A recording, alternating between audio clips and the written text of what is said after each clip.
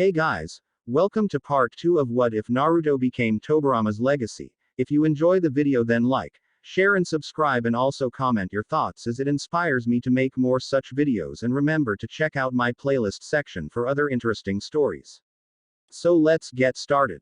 Chapter 7 Wave Mission Part 1. After Naruto was dismissed by Asuma, he went straight home to read more of the scroll containing wind manipulation.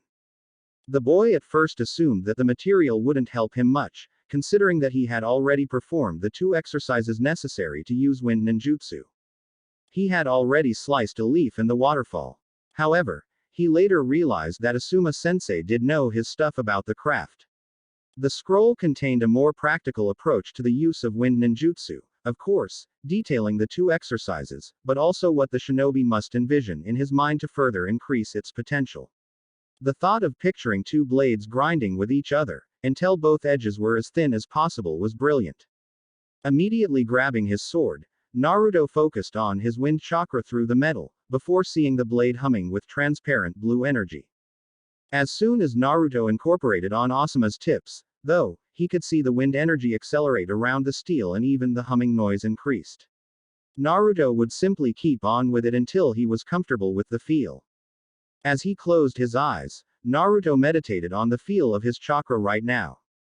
It was imperative according to Tobirama-sensei that Naruto would use the exact amount of chakra needed for each technique.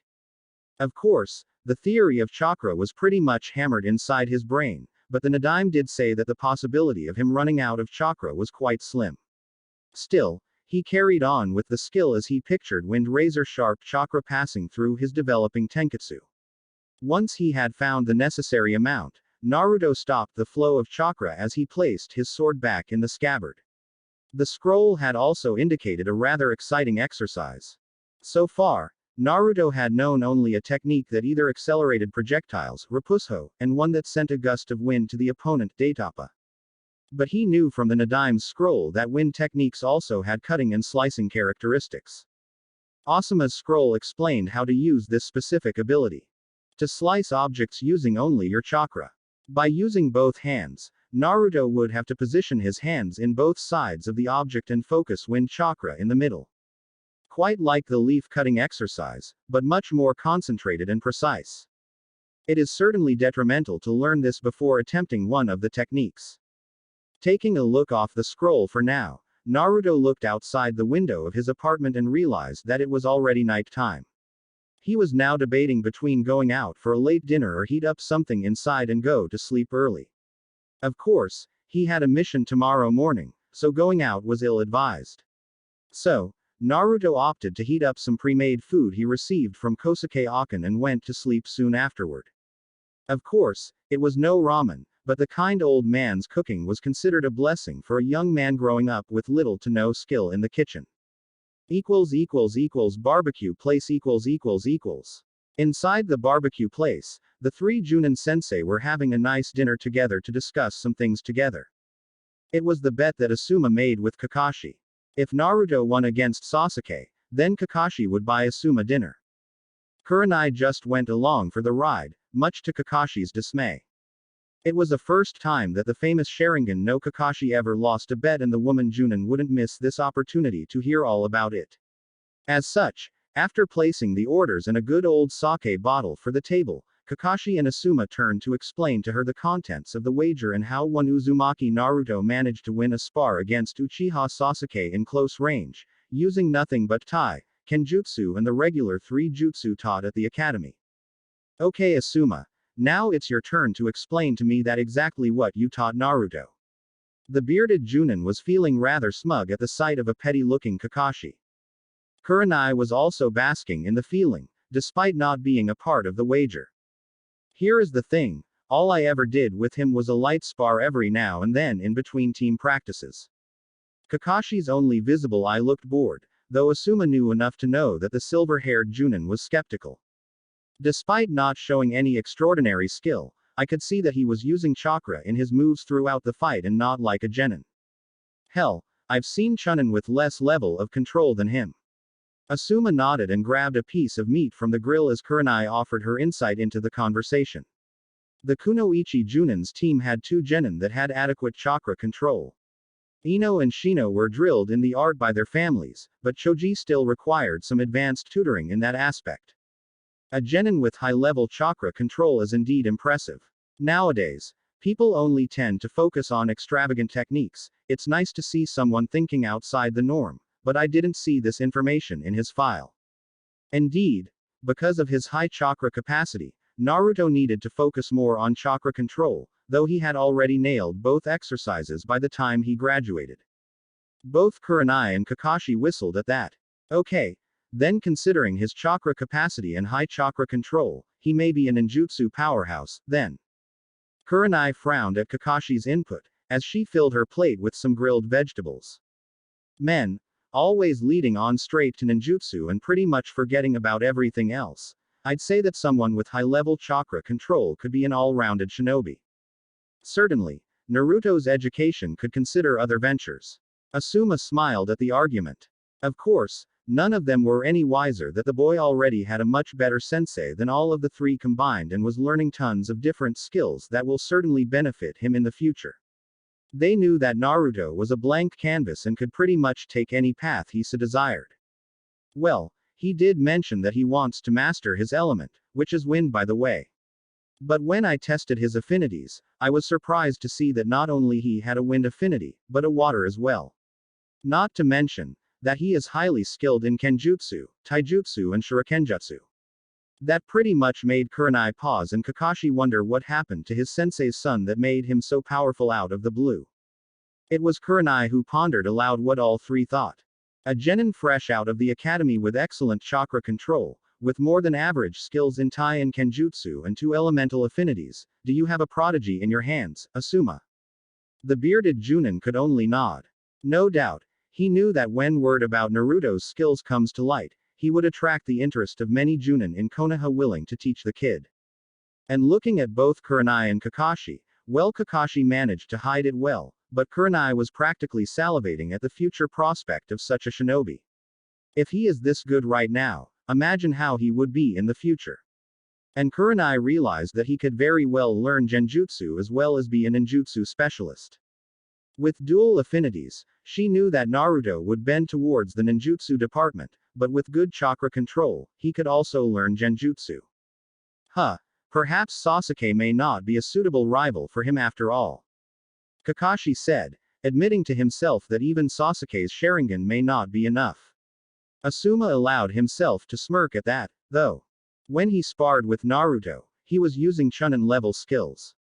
The rest of the dinner then resumed with the three Jounin talking about other mundane things, before all three went to their respective homes as Kakashi and Asuma both had a joint mission tomorrow. Next day . When Naruto awakened the next day, he realized he still had quite some time before he was due to present himself at the gates. Usually, he would take this opportunity for some training and he decided to do just that. This happens to be the first time he would be leaving the village and it was quite exciting. He would venture into wave country. As such, it would be prudent to get into some training regarding Suidan manipulation.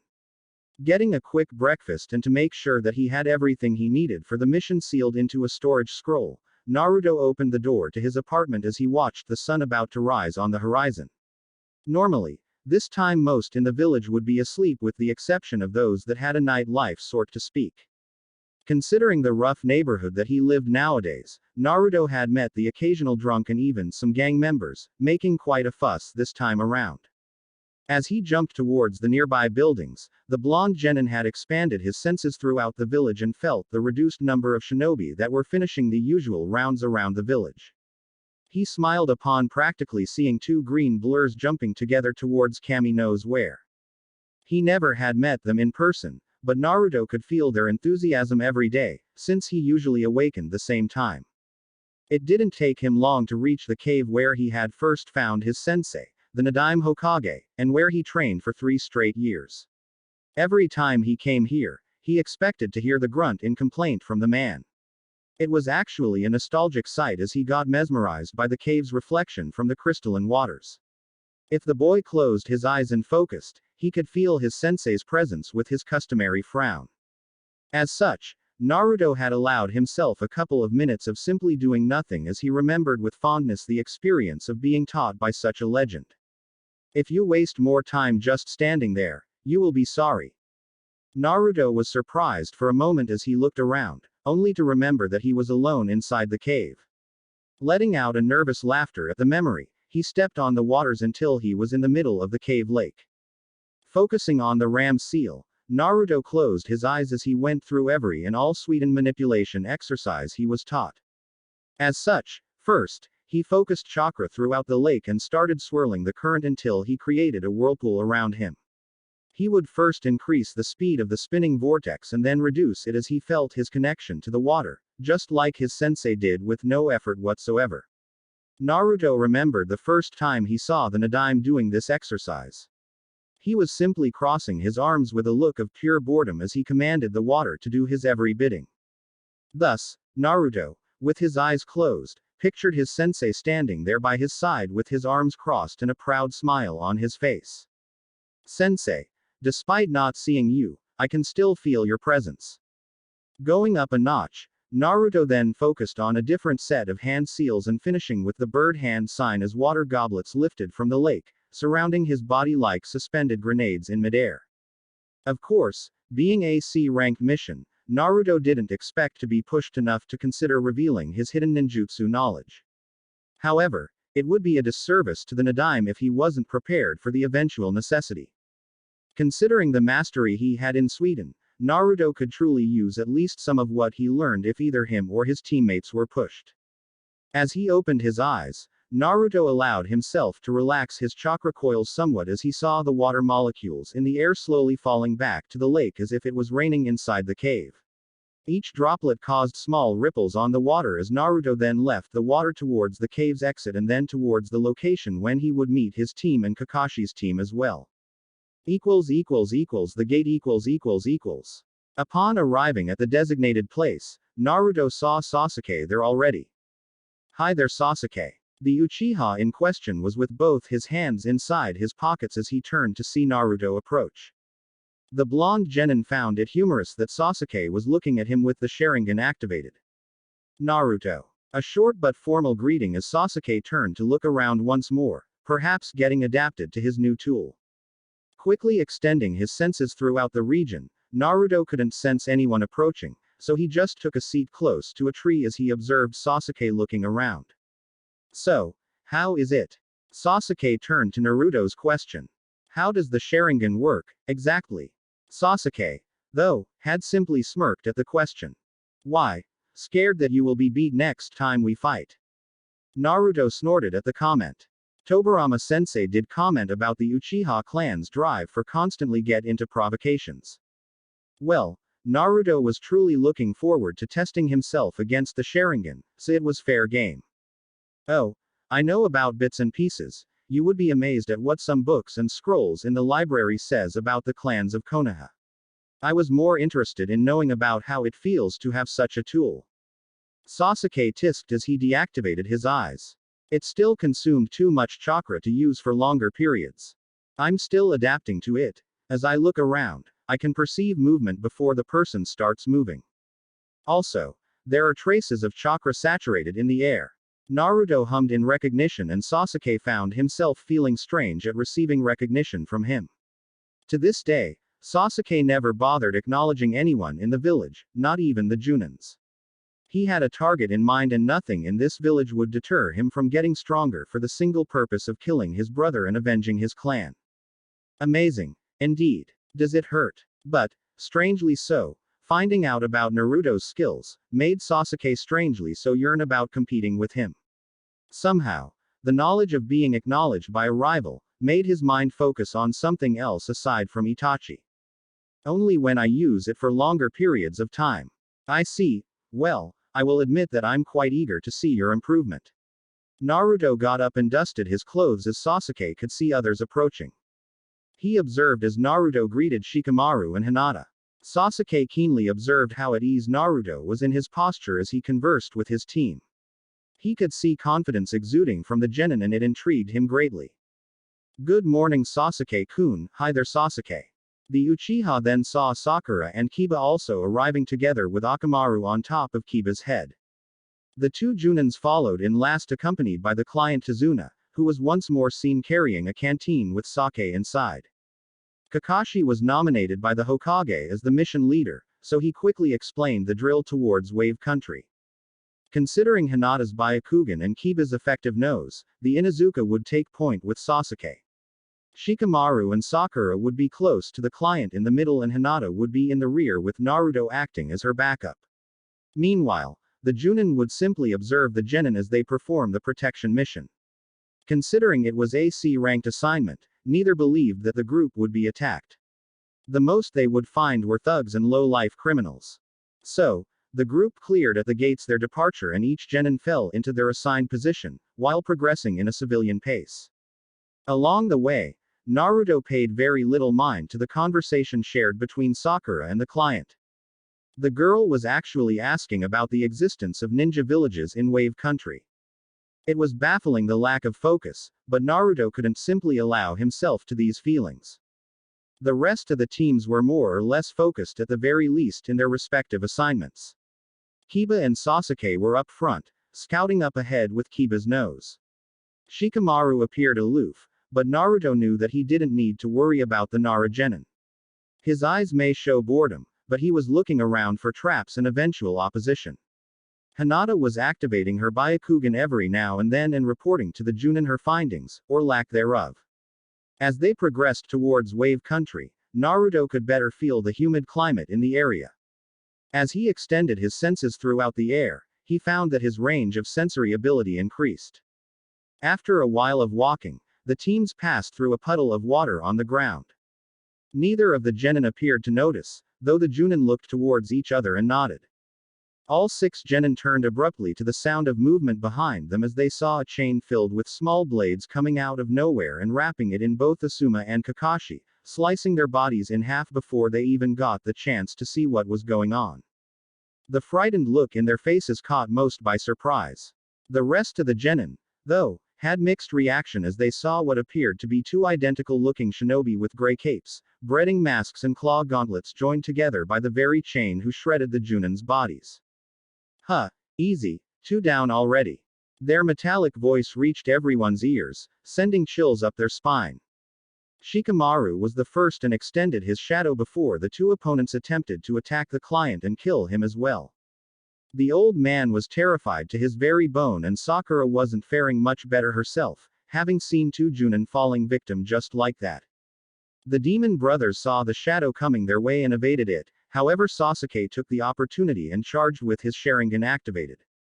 Naruto noticed that the Uchiha's speed increased as Sasuke managed to slice the chain in half with his kunai. Kiba and Akamaru went straight to the one on the right, who after being separated by Sasuke's attack, managed to dodge the Inuzuka's attack and overpower Kiba's taijutsu with his own gauntlet. Akamaru came to his partner's aid and kept the demon brother occupied, before Sasuke came in and joined the fray. Let's go Hinata, we'll take the one on the left. Naruto was already moving with extreme agility with his sword drawn. Hi. Hinata followed right behind Naruto with her Byakugan activated.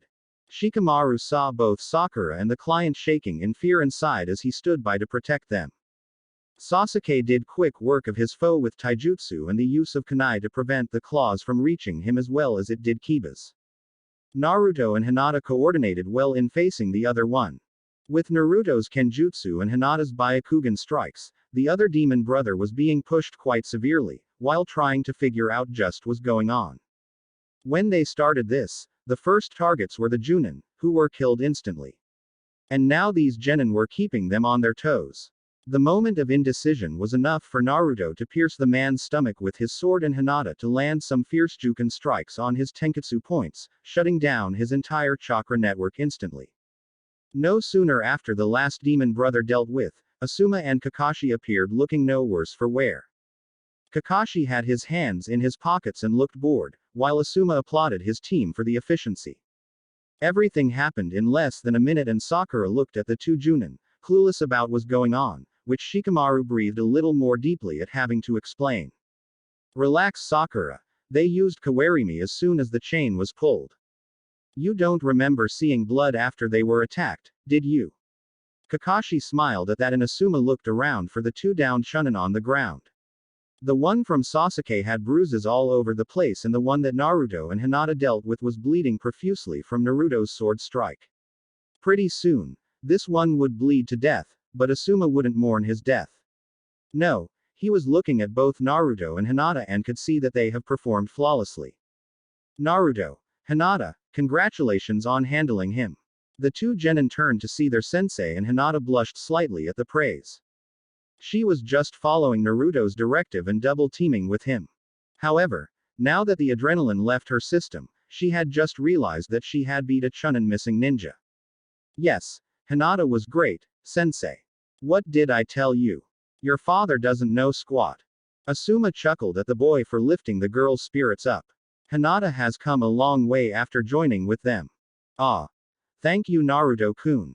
Despite no longer seeing the same Naruto from before anymore, Hinata still felt safe around him and the blonde had always lifted her spirits. Shikamaru soon approached them as well.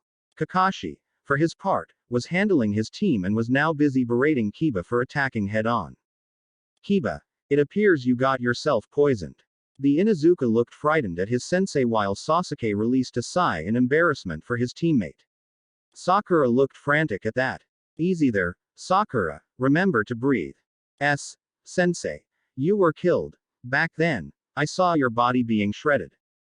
Kakashi now realized that perhaps his actions may have scarred a fresh out of the Academy Genin, but the others seemed fine, though. Don't worry Sakura, it would take a lot more than mere Chunnin to defeat us. Now Kiba, come here and we'll take care of the poison, a bit of heads up, though. It will hurt a bit, so bear it with me. The Inuzuka, though, was attempting to show some bravado, but failing miserably. I can take some pain, sensei. Ah, that hurts. Why didn't you warn me? Kiba started boasting about his pain tolerance, but then flinched once Kakashi used a kunai in key places on Kiba's hand to release the accumulated blood with the poison, before it could spread to his body. Kakashi found it humorous the look of pain and jumping eye sockets from the Inuzuka, while Akamaru was whimpering on the ground, possibly in embarrassment for his partner just like Sasuke. After ridding the poison, Kakashi asked Sakura to close his wound and wrap it up while he would join Asuma in checking the enemies' bodies. The bearded Jounin, for his part, had Naruto and Hinata's help to close the rest to their tenketsus and strap them in the trees. You're good here, Asuma. Asuma nodded as he looked back at the Chunnin. Both of them are unconscious right now, but you can question Tazuna about it. The old man was silent so far, simply busy enough to try and slow his own beating heart, when the two Jounin looked at him, accusingly. What? Do you want to question me? Kakashi snorted and turned to the enemy Chunnin as he talked to Tazuna. We did what we did, because we wanted to see just who they were after. It wouldn't be any of the Genin, since they are fresh out of the academy. Then, it became clear that they were after you. You must thank Hokage-sama for adding a second team to this mission or else I fear the consequences would be more severe than one of our Genin getting poisoned. Tazuna flinched as he sensed the silver-haired Jounin now looking at him. The old man was feeling his heart beat faster as he felt his life in this man's hands, but Kakashi was not finished in roasting Tazuna. You deliberately withheld information from Konoha by asking for a C-ranked protection assignment. Said action alone allows me ground to simply abandon you right here. The rest of the Genin all stood by as they heard Kakashi grill the client. Naruto, though, couldn't help but notice that Asuma-sensei had a slight smirk on his face, despite also assuming the role of a pissed Jounin at the client lying about the mission. For him, though, all that counted as replaying the fight he had just now. This was actually his first fight outside of training. Of course, Tobirama-sensei would always fight him using extreme killing intent, but it was not the same. This time, Naruto faced an enemy in battle and felt the rush of battle firsthand. He was focused in his movements, though. The Chunnin he battled against, with Hinata's help, didn't even have Sasuke's level of agility. Also, Naruto managed to target the precise points that Tobirama-sensei instructed him to go for that would instantly debilitate his opponent. He didn't hesitate even for a second, which counted as a big win in his book. Naruto, No matter how much you train, no matter how much strong you become, at the end of the day, a simple kunai can still kill you. Never drop your guard on a mission and never underestimate the enemy. The words of his sensei still echoed in his brain, now more than ever. I'm sorry. He then turned to Tazuna as he turned to explain the truth to Kakashi. My country is poor. We are struggling just to get by. They are counting on me to build a bridge that will finally link our country to the mainland. And Gedu has killed everyone that amounted something of an opposition to his plans. I'm the only one left to save my country. I need protection. I can't come home alone or else I will be killed for sure. My grandson will be without a grandfather. My daughter, oh my daughter, Kami, what's going to happen to her? Please, Shinobi, I know that I lied about the mission, but I don't have enough money for a higher ranked mission. Kakashi and Asuma heard the man's plea with a tough enough face, but on the inside, they were struggling to keep it together as neither could see deceit in Tazuna's voice. Gedu. You mean, Gedu of Gedu Industries, the shipping magnate? Tazuna nodded at Kakashi's question with a downed visage. Yes, he had killed my son-in-law, the man who first dared to oppose Gedu's plans. He will certainly kill me for sure. Tazuna briefly looked upward as he heard Kakashi's sigh. Excuse us for a second, will ya? The old man nodded as he saw the two grown-up shinobi walking away to discuss. The genin, in the meantime, were busy tending to Kiba's wounds. Sakura had done a fine job patching his hand, but the wound from the kunai was extensive in order to fully remove the poison. Sakura and Hinata were the ones that inspected the wound. Sakura had some knowledge on first aid kits and Hinata was using her Byakugan to inspect Kiba's chakra system for some poison remains. Shikamaru, Naruto and Sasuke were simply content in waiting for the Jounin's decision to either return to the village or proceed with the mission, though Naruto could venture a guess that his lazy teammate wouldn't mind going back home. Kakashi and Asuma . What do you think, Asuma? The bearded Jounin took out a cigarette and lighted up before considering his comrade in action. Man sure has placed us in tough spot, with the guilt trip. Kakashi nodded with a sigh. Certainly, news about Konoha abandoning a client in the middle of a mission wouldn't bode well for the village, but the Jounin were responsible for the genin under their supervision. As such, they had many plausible reasons to simply walk away and let the Hokage deal with the consequences. That was even more truth, considering that in this mission, they had 4 heirs of Konoha's main shinobi clans and 2 of them were the most prestigious, Uchiha and Hyuga clan. Neither Kakashi nor Asuma would be blamed for taking the safe round and return to the village. However, neither of them felt alright abandoning the old man right now. For sure, if we proceed, this mission would be at least A-ranked. Gedu wouldn't settle for a couple of Chunnin to kill Tazuna. Obviously, there is at least a Jounin waiting. That was quite obvious conclusion and Asuma grunted. One Jounin would be wishful thinking. Gedu has deep pockets. For sure, he wouldn't save money on something like this. Kakashi's eyes were focused on Tazuna's tense disposition as well as the genin teams.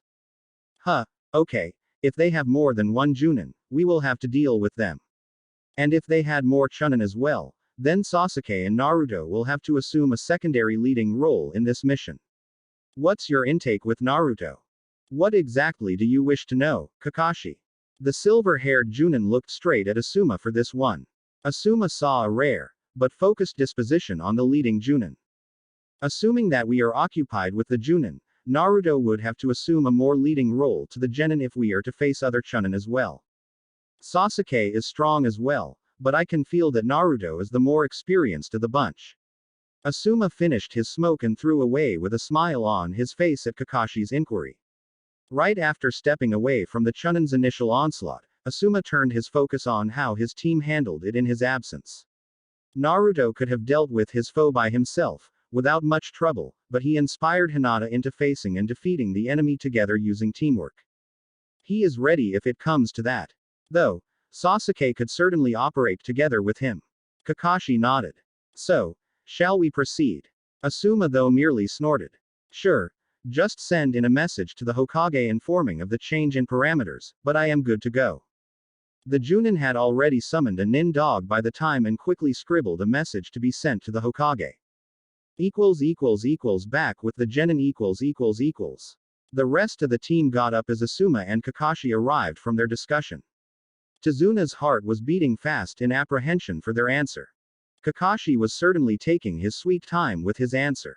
Despite already deciding to go ahead, he for sure would make the man sweat for a while.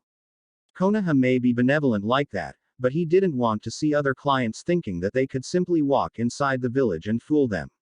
If Tazuna decides to do the same thing again, he could very well get a comrade killed. Tazuna, we shall proceed for now.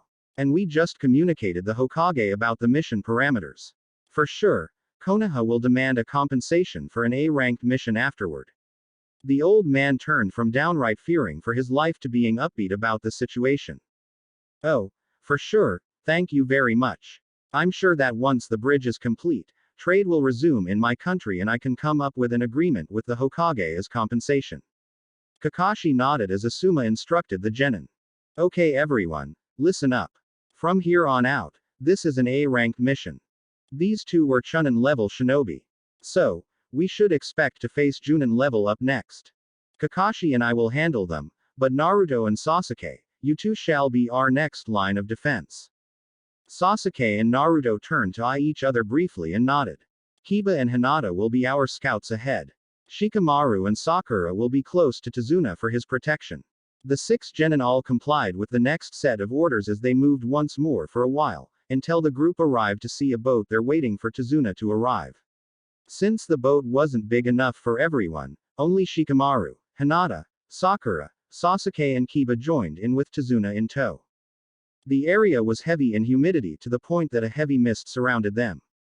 Naruto could practically perform all kinds of Suiten jutsu without much concentration. Despite opting to keep his secret for now, Naruto could use the high humidity in his favor to increase his sensing ability. Then, much to everyone but Hinata and Shikamaru's surprise, Naruto walked on top of the sea by Kakashi and Asuma's side. Sasuke was looking at his blonde rival in hidden awe at the skill. Oi!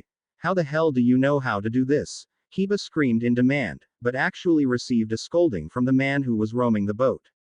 Hey! Keep your voice down. You want to get us all killed. Kiba had the decency to look apologetic, but he was still looking at Naruto and remembering the one he knew from the academy. Chapter 8 Wave Mission Part 2. The boat kept on navigating throughout the sea waters amidst the heavy mist all around them. Neither of the shinobi could very much rely on their physical senses as sight, taste, smell and hearing were impaired in many ways. In fact, only the man that guided the small boat appeared to have any knowledge of direction. Naruto, Asuma and Kakashi were each busy expanding their own senses so as to catch sight of an attack.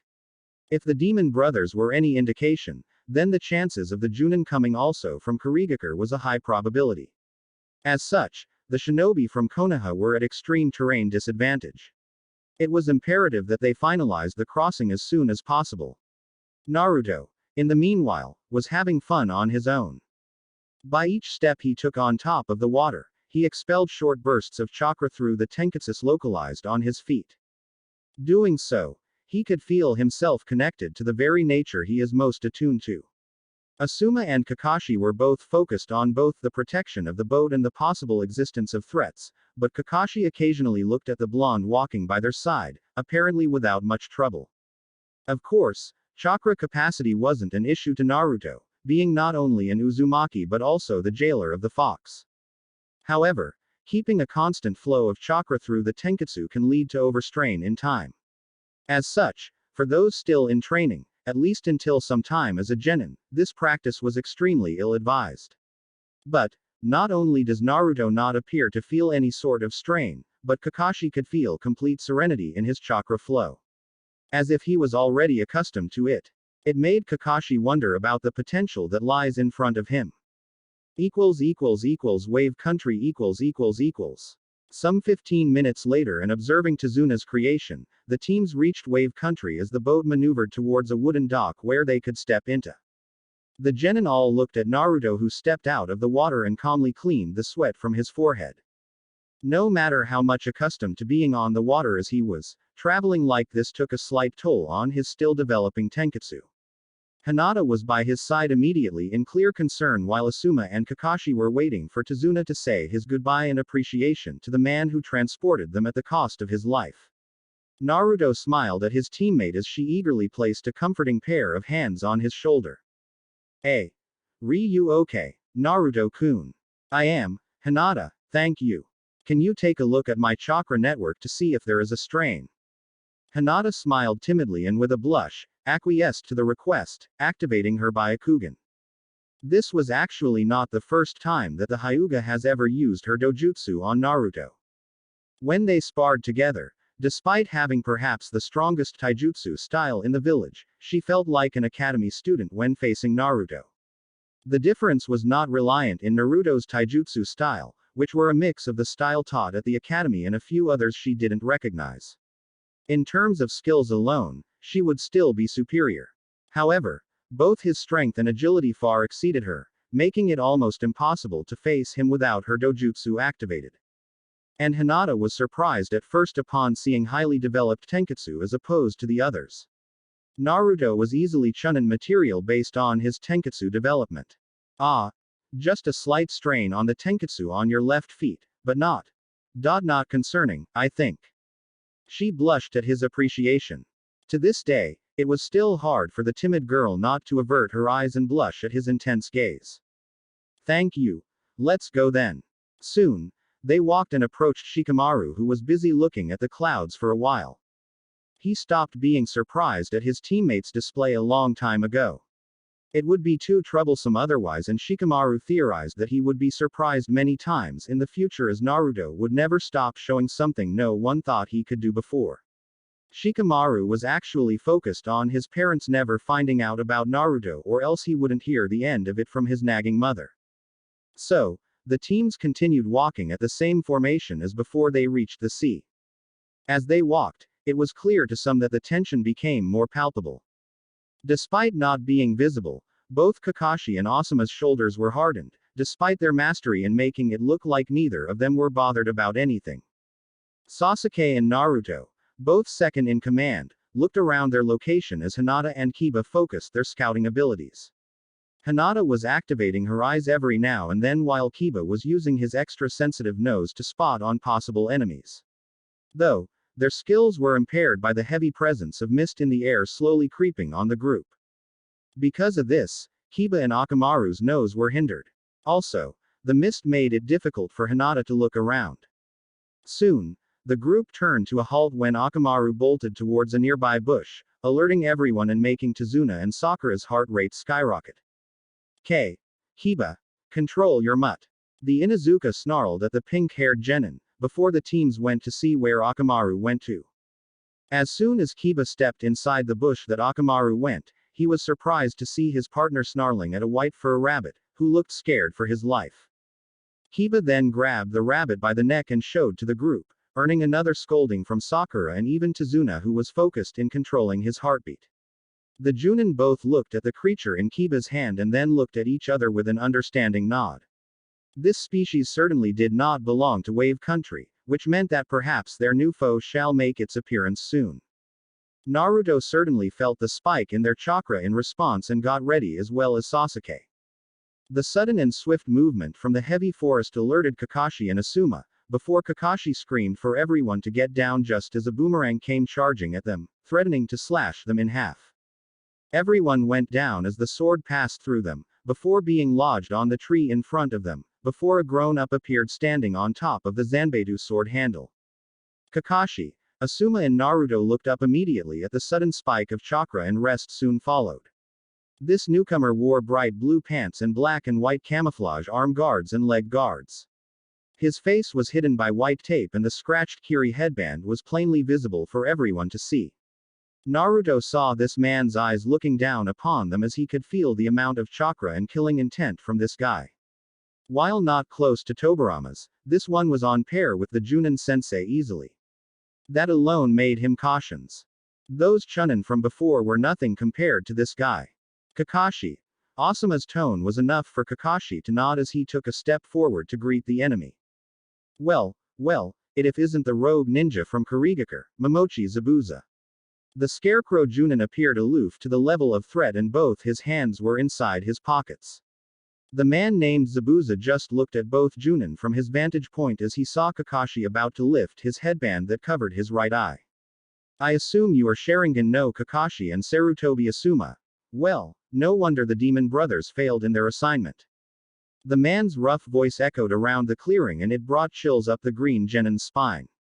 Certainly, Sasuke was appalled at the nickname he heard from his sensei and looked at Kakashi for clarification. Meanwhile, Zabuza was more interested in focusing on the Jounin as he finished talking. Sorry, but I'll have you hand over the old man. If you do, then I promise not to kill any of your precious little Genin. If you don't comply, though, well, their lives will be forfeit. Asuma and Kakashi stood in front of the Genin as they stared at the level of threat. Facing a member of the Seven Swordsmen of the Mist certainly wasn't what they expected at all. Everyone, form a perimeter around the client. None of you shall fight him. This one is above your league. The Genin were alerted by Asuma's orders as Kakashi focused his entire attention on Zabuza. Well, I'm honored to be meeting the famous Sharingan so soon. The Genin and the Jounin looked around as the mist began to envelop the clearing even more. Zabuza noticed as the Genin all circled the client to protect him. He then focused on Asuma and Kakashi, before vanishing from his position and landing on top of the small river by their side, before focusing on the ram seal. Everyone could sense the spike in Zabuza's chakra as the man began his assault. Ninpu Kurigakure no Jutsu, ninja art, hidden mist technique. Whereas the mist was already thick around them, now it became almost impossible to even see a thing. Asuma by this point had both his trench knives on his hands and Kakashi stood in front of the group as they tried to see where Zabuza was. The heavy mist made it impossible for they to see past a couple meters. Hinata used her Byakugan and relied the information that Zabuza was no longer on top of the river, but she couldn't tell where he was. His chakra was all over the place. Momochi Zabuza, the expert in silent killing, indeed. The Genin looked at Kakashi. As the name suggests, it's a killing skill that's implemented in an instant in silence. By the time you realize it, you are dead. The Genin flinched at being in the presence of such a foe, though Naruto quickly expanded his senses, taking advantage of the high humidity in the air. As he closed his eyes, he extended his senses past his position. Before he could pinpoint Zabuza's location, the group was surprised to hear his voice echoing once more. 8 spots: larynx, the spine, lungs, liver, the jugular and the subclavian veins, the kidney and ultimately, the heart. Now, which vulnerable spot would be good? The casual way in which he spoke sent shivers up Tazuna's throat at perhaps feeling himself being stabbed in each and every one of these spots in his body. Certainly, the amount of killing intent spiked in the area, making most of the Genin tremble in slight fear. Sasuke and Naruto were better off as Sasuke had his Sharingan activated. Still, his one-tomo Sharingan was more useless than Hinata's Byakugan. The most that Sasuke could count on right now was slight better reflex, but only helped him if he could actually see the enemy. Asuma, try clearing the mist. The old Sarutobi nodded as he quickly made some hand seals and ushered a heavy gust all around him. Kakashi did a similar with his own chakra, spiking it to review his own killing intent so as to match Zabuza's. The end result was that the mist cleared for a while, but because they were surrounded by the ocean, Zabuza's mist easily enveloped them once again. Also, the area now became even more saturated with killing intent, not only from Zabuza, but from Asuma and Kakashi as well. Sasuke felt it immediately and it made him remember the bad events of his life at the hands of his brother Itachi. The pressure in the air was unbearable and it made the Uchiha gag, having trouble breathing. Sasuke's troubled mind didn't even register when a kunai appeared in his own hand. The Uchiha was about to take the easy way out when he sensed a hand on his shoulder. Sasuke, use your chakra and ease your mind. The Uchiha turned to Naruto who was narrowing his eyes at him. Wah! Naruto. This is killing intent, they are spiking up their chakra to match Zabuza's. Flare up your chakra to regulate your breathing. It may have been a tip for Sasuke, but the rest of the Genin all suffered more or less the same thing and did what Naruto instructed. Kakashi and Asuma smiled at the kid from their position. Well said, kid, though it's time for you all to die. The sudden voice alerted everyone, and Naruto could now pinpoint Zabuza's position as being actually inside their own circle of protection. Still, even before he began moving to take Tazuna away from Zabuza's swing, Kakashi had already looked straight at Zabuza's eyes and charged with a kunai, piercing Zabuza's stomach. Still, the fact that from the wound, it leaked water instead of blood alerted Naruto to the usage of a Mizu Bunshin, before he saw another Zabuza surge behind Kakashi and slash his body in half. Though, just like it happened with Zabuza, water erupted from Kakashi's body.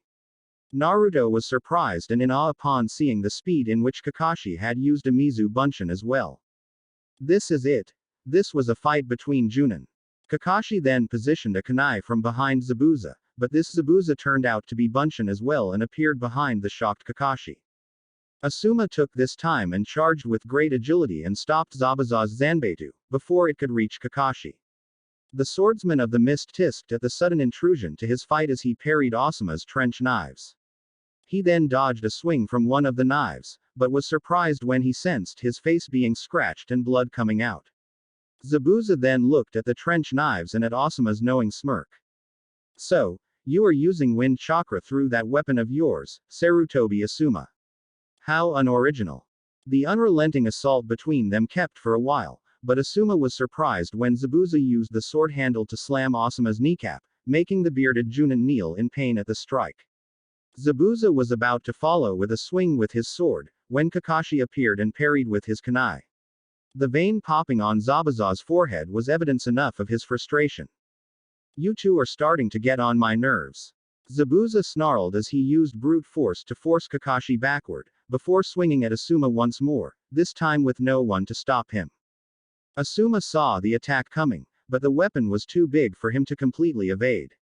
Zabuza's swing ended up hitting Asuma's leg, causing a deep gash at the bearded Jounin's left thigh, earning a scream in pain. Zabuza suddenly had to evade a continuous assault as he saw a great load of shuriken charging at him and not from Kakashi's position. When he looked, he could see the blonde kid with the hand-throwing motion. Zabuza snarled at the genin, before Kakashi came in once more, this time, in short-range fighting. Only once more. The swordsman used the Mizu Bunshin exchange once Kakashi managed to break Zabuza's guard. The real Zabuza appeared behind Kakashi and tried to kill him with the Zanbeitu, but he had to evade because of Asuma's knife flying towards him carried by wind chakra. Still, Zabuza was unrelented as slammed his sword on the ground and used the handle to propel his body, before aiming a strong kick at Kakashi's chest that sent him flying towards the lake. Kakashi was disoriented because of the blow and sank below water immediately, instead of using water walking to skid on top of the water.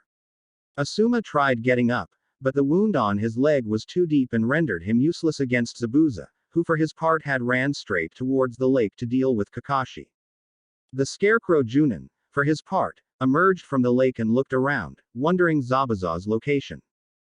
He realized a second too late the sudden increase in chakra around the lake as Zabuza appeared behind Kakashi. Ha! Fool! Suiten Suoro no Jutsu, water release. Water prison technique. Kakashi looked backwards at the smirking Zabuza as he was suddenly enveloped by a dome of water. The scarecrow Jounin cursed his carelessness as he should have climbed on top of the water immediately. With Zabuza, he couldn't allow himself to get captured. As he noticed, then, the mission had suddenly went against them. Before, they were two Jounin against Zabuza and now Asuma was gravely injured and Kakashi was trapped. I guess I will have to deal with you later, Kakashi. I have an old man to kill to finish my mission and perhaps even kill Sarutobi Asuma, his bounty will serve me plenty. The silver-haired Jounin looked at Zabuza with dread, not at all expecting this level of skill from him. Asuma didn't even need to hear the conversation to know that Zabuza would come to them next. It was times like these that he cursed not knowing Iryu ninjutsu to at least stop the bleeding from his leg. The bearded Jounin turned his eyes back to the lake and saw that Zabuza had just summoned two Mizu Bunshins, no doubt, to deal with the genin and the client. Turning to the genins, Asuma needed to formulate a suitable strategy to not only rid of the Bunshin but also free Kakashi. Right now, only he can deal with Zabuza head-on. Listen up everyone. Hinata and Sakura.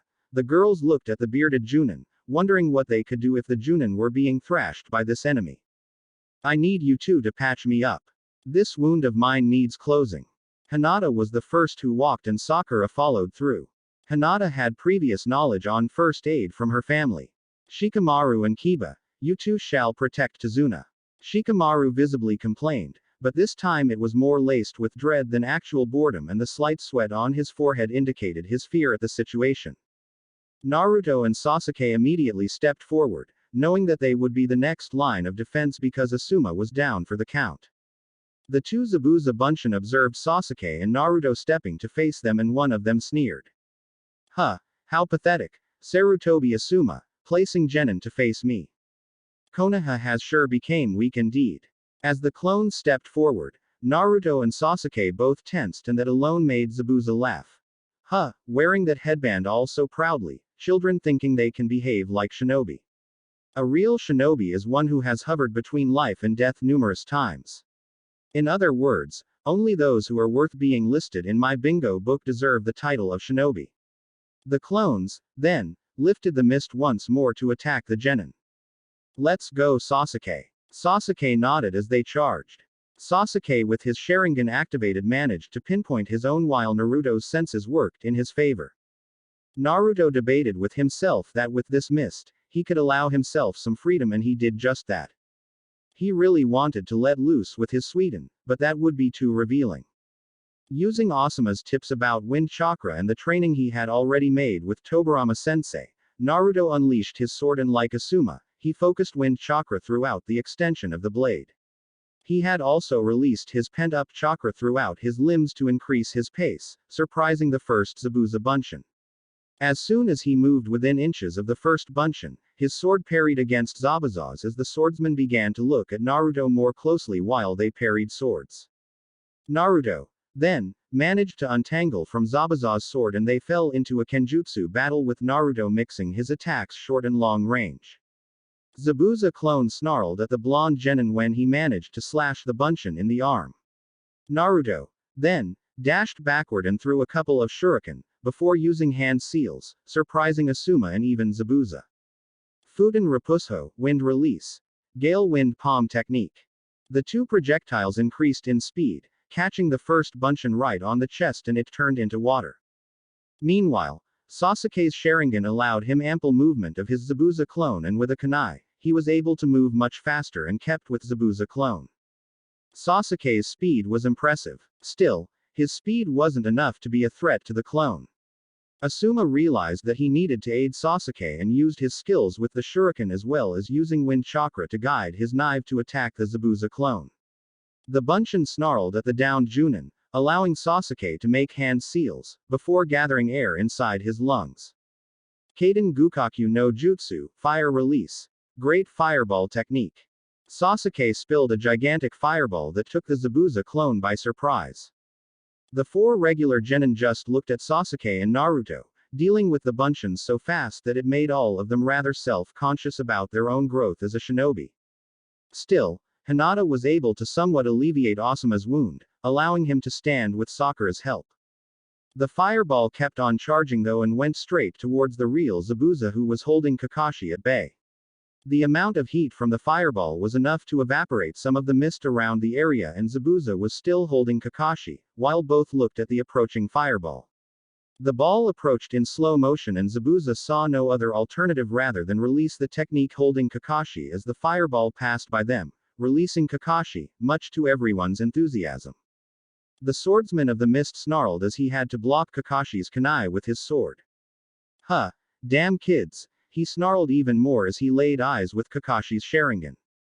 Just the look in the scarecrow Jounin made Zabuza shiver slightly. Both then jumped away from each other as Sasuke and Naruto observed the battle shift. Sasuke noticed Kakashi's fully matured Sharingan in play, while Naruto noticed as both shinobi performed a long series of hand seals for a technique that he had only began to read about in Tobirama'S scroll of Suiden ninjutsu.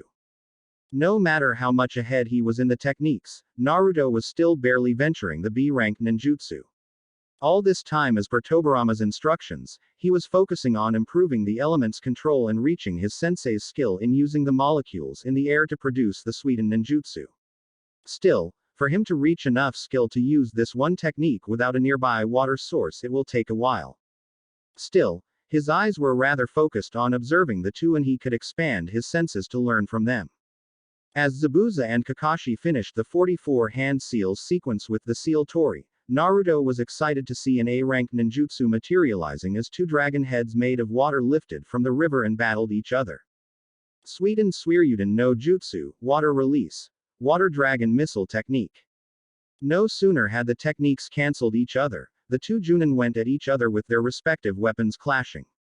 Still, as the two battled for supremacy, Zabuza couldn't help but look at the Sharingan and wonder about what happened just now. As far as he knew, the Sharingan was a tool capable of copying ninjutsu.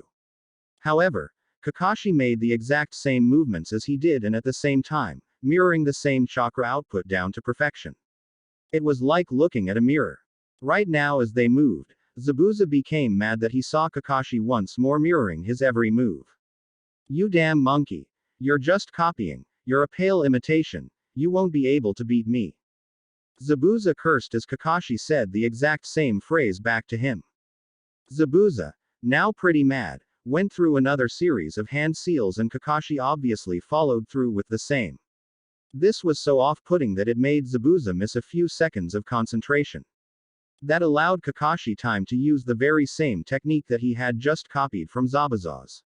The water below Kakashi started spinning like a swirling typhoon, before growing towards the irate-looking swordsman, hitting him square on. Suiden Daibafuku no Jutsu, water release. Water vortex technique. Zabuza cursed Kakashi's existence as the swordsman was dragged away from the river. A part of Naruto was practically salivating at the prospect of doing these types of jutsu in the future. Then, he remembered the narrowed look from Tobirama-sensei and frowned. The man always said that being a shinobi isn't just about using flashy techniques like the ones he had just witnessed. The Nadaime Hokage would have just obliterated Zabuza with half the necessary chakra wasted by Kakashi just now and in half the time. Back to Zabuza. He was dragged by Kakashi's jutsu until his body was slammed on a thick tree. He cursed in pain as many ribs were broken and he was practically out of chakra. Still, Kakashi wasn't about to let the enemy time and finished the fight with 4 kunai in each of Zabuza's limbs. Kakashi had one more kunai on his hand for the final hit to end Zabuza's life when he saw 2 Senbon hitting Zabuza in the neck, surprising everyone. The man's eyes widened to impossible proportions, before dropping dead on the ground like a sack of potatoes. The scarecrow Jounin looked surprised and then turned to the source of the projectiles. Naruto narrowed his eyebrows at the newcomer, taken aback that he didn't sense this person, before he appeared and attacked Zabuza, and that scared the genin. To see someone sneaking up on everyone like that and no one being any wiser, made Naruto wary. Kakashi jumped from where he stood and he landed near Zabuza's body as Asuma and the rest approached him as well. The scarecrow Jounin placed 2 fingers on Zabuza's neck and found no pulse. Well, he's definitely dead. Kakashi then saw the newcomer closer. Long silk black hair gathered in a white bun holder, the outfit consisted of the standard Kurigakure pinstriped outfit which stopped at his knees. Over this he wore a green haori with white trimmings and around his waist a brown sash with a fringe trail wrapped around his waist twice. He also wore light brown platoon sandals with straps in the same color as the kimono. The Hunter-nin mask was a dead giveaway for Kakashi as he somewhat recognized this person's assignment. The Hunter-nin bowed in respect towards Kakashi. "I thank you. I have been waiting for the chance to kill Zabuza." Kakashi narrowed his eyes at the intel. "By your mask, I presume you're a hunter ninja from Kurigakure." The nin in question merely nodded as he eyed Kakashi warily. "If you don't mind, I shall take his body now. I must get rid of his body, because it contains many secrets." Kakashi and Asuma nodded as the Kiri nin lifted Zabuza's body and shunshined away from there. With Zabuza gone, then the atmosphere in the area lessened considerably as the genin breathed easily. Even Tazuna now carried a much healthier disposition with his heart rate in more adequate levels. Asuma was still being carried by Sakura while Shikamaru and Kiba followed them. Naruto and Sasuke were closer to Kakashi as the scarecrow Jounin covered his Sharingan eye, before returning his hands inside his pants pockets as if the fight just moments ago never happened. "Okay. Then, this mission isn't over yet. We still have to take Tazuna to his house. The old man let out a heart-filled laughter. Yes, thank you all for saving me, you can all rest in my house. As such, the group started walking once more. However, as soon as Kakashi took a step forward, his entire body had frozen and he simply fell on the ground. Some of the genin went to him immediately in concern while Asuma chuckled at the situation. It appears to be the case of chakra exhaustion. Naruto and Kiba, would you two be so kind and carry him? Sasuke, you and Hinata shall walk together up front in case we are under attack once more. The genin did as instructed as Sasuke and Hinata followed up front with Tazuna, since he knew the direction better. Meanwhile, Naruto and Kiba lifted Kakashi and carried him. Asuma and Sakura were next to them. Shikamaru for his part stood close to Naruto as he pondered on the situation. Naruto, what can you tell me about the Hunter Ninja? The blonde genin was carrying Kakashi's shoulder and looked at Shikamaru who was busy contemplating the events. It's strange that he managed to hide his presence like that, neither Hinata nor Asuma-sensei could feel him nearby. Shikamaru let out a thinking sound with his throat as Naruto continued. Plus, even now, I could barely feel his chakra. Such level of control is unheard of. Aside from that, nothing much. Why do you ask? The Nara genin stopped looking down and looked at his genin companion as they could see a wooden cottage up ahead. Asuma was content to hear the conversation. Not sure. The weapon of choice seemed strange. I never knew Senbon could be used for killing. Plus, I remember my dad saying that Hunter Ninja dispose of the body right away, but this one merely left with Zabuza. Naruto now began to ponder about what Shikamaru had said. Nara Shikaku is Konoha's Jounin commander and one of the Hokage's most trusted advisors. One thing I can say that the Hunter-nin appeared to be not much older than us. Asuma's chuckle made Naruto and Shikamaru turn to him. Age alone isn't guarantee of anything, Naruto. In our world, there are shinobi and kunoichi out there perhaps younger than you and stronger than me or Kakashi. Though, I believe that Shikamaru's doubt has merit. I have some doubts of my own, but it's best to wait until Kakashi awakens. With that, the talking ended as Tazuna opened the door to his house and announced his jovial return to his daughter. Tazuna's house Tsunami soon appeared to greet the teams and quickly ushered them all to a room where she had fixed 2 futons for Asuma and Kakashi. The scarecrow Jounin was still down for the count and Asuma's leg was still due to be fully healed, however he was still conscious and thus second in command. We appreciate the hospitality, Tsunami-san. The blue-haired woman blushed at the gaze from the bearded Jounin and bowed in respect. Think nothing of it, you guys saved my father. This is the least I could do. I will be preparing dinner for everyone, so please get some rest, Shinobi-san. The woman soon left the room, while the genin awaited for Asuma's orders. Well, not much we can do aside from staying here for a while at least until Kakashi awakens. Naruto and Shikamaru, lay some traps around the house perimeter and then come back. Naruto nodded at the order and sighed once he heard Shikamaru complaining, much to Hinata's giggle and Asuma's chuckle. If there was one thing he wished more than anything right now was for his Suiton ability to come public, then he could use some water whips on his comrade every time he heard the word, troublesome, from Shikamaru. Once outside, Naruto and Shikamaru turned to work on some physical traps placed in strategic locations around the perimeter. Naruto, while seeing Shikamaru placing the traps, quickly chose 4 spots around the house and gathered 4 fuinjutsu tags of his making inside his kunai holster. Aside from storage scrolls, Naruto had learned from Tobirama'S scroll how to draw these tags that once applied in a specific formation, can be activated by the user. If any intruder passed through these tags, then Naruto would be alerted immediately. Naruto learned that aside from ninjutsu, he had found himself rather drawn to the subject of fuinjutsu. The only problem was that he needed to henge into someone else to buy the necessary supplies for the craft. A situation that so far still baffled him when he went inside one shinobi tool shop and was practically denied service by the store owner. Then, when Naruto hanged to appear like a random genin, it was like a flip of the switch. Since that day, Naruto used the same skill in every shop he went and got what he needed. He at first considered going to the Hokage and register a complaint, but then he would only be increasing the animosity. Plus, Naruto wasn't certain that the Hokage would even believe him. To this day, the old man had yet to tell him about his status as a Jinchuriki. So, going to him and openly stating that people refused to take his money because of him being a Jinchuriki of the Kyuubi no Yoko would certainly follow, with the Sandaime questioning Naruto as to how he was made aware of the fox.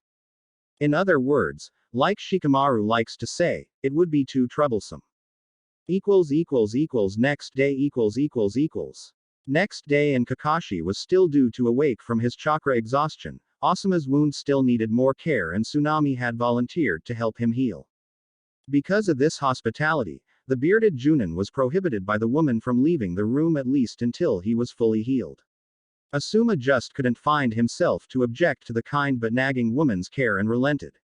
Still, because the mission technically was still underway at least until Kakashi awakened, Asuma was left with 6 genin with nothing to do.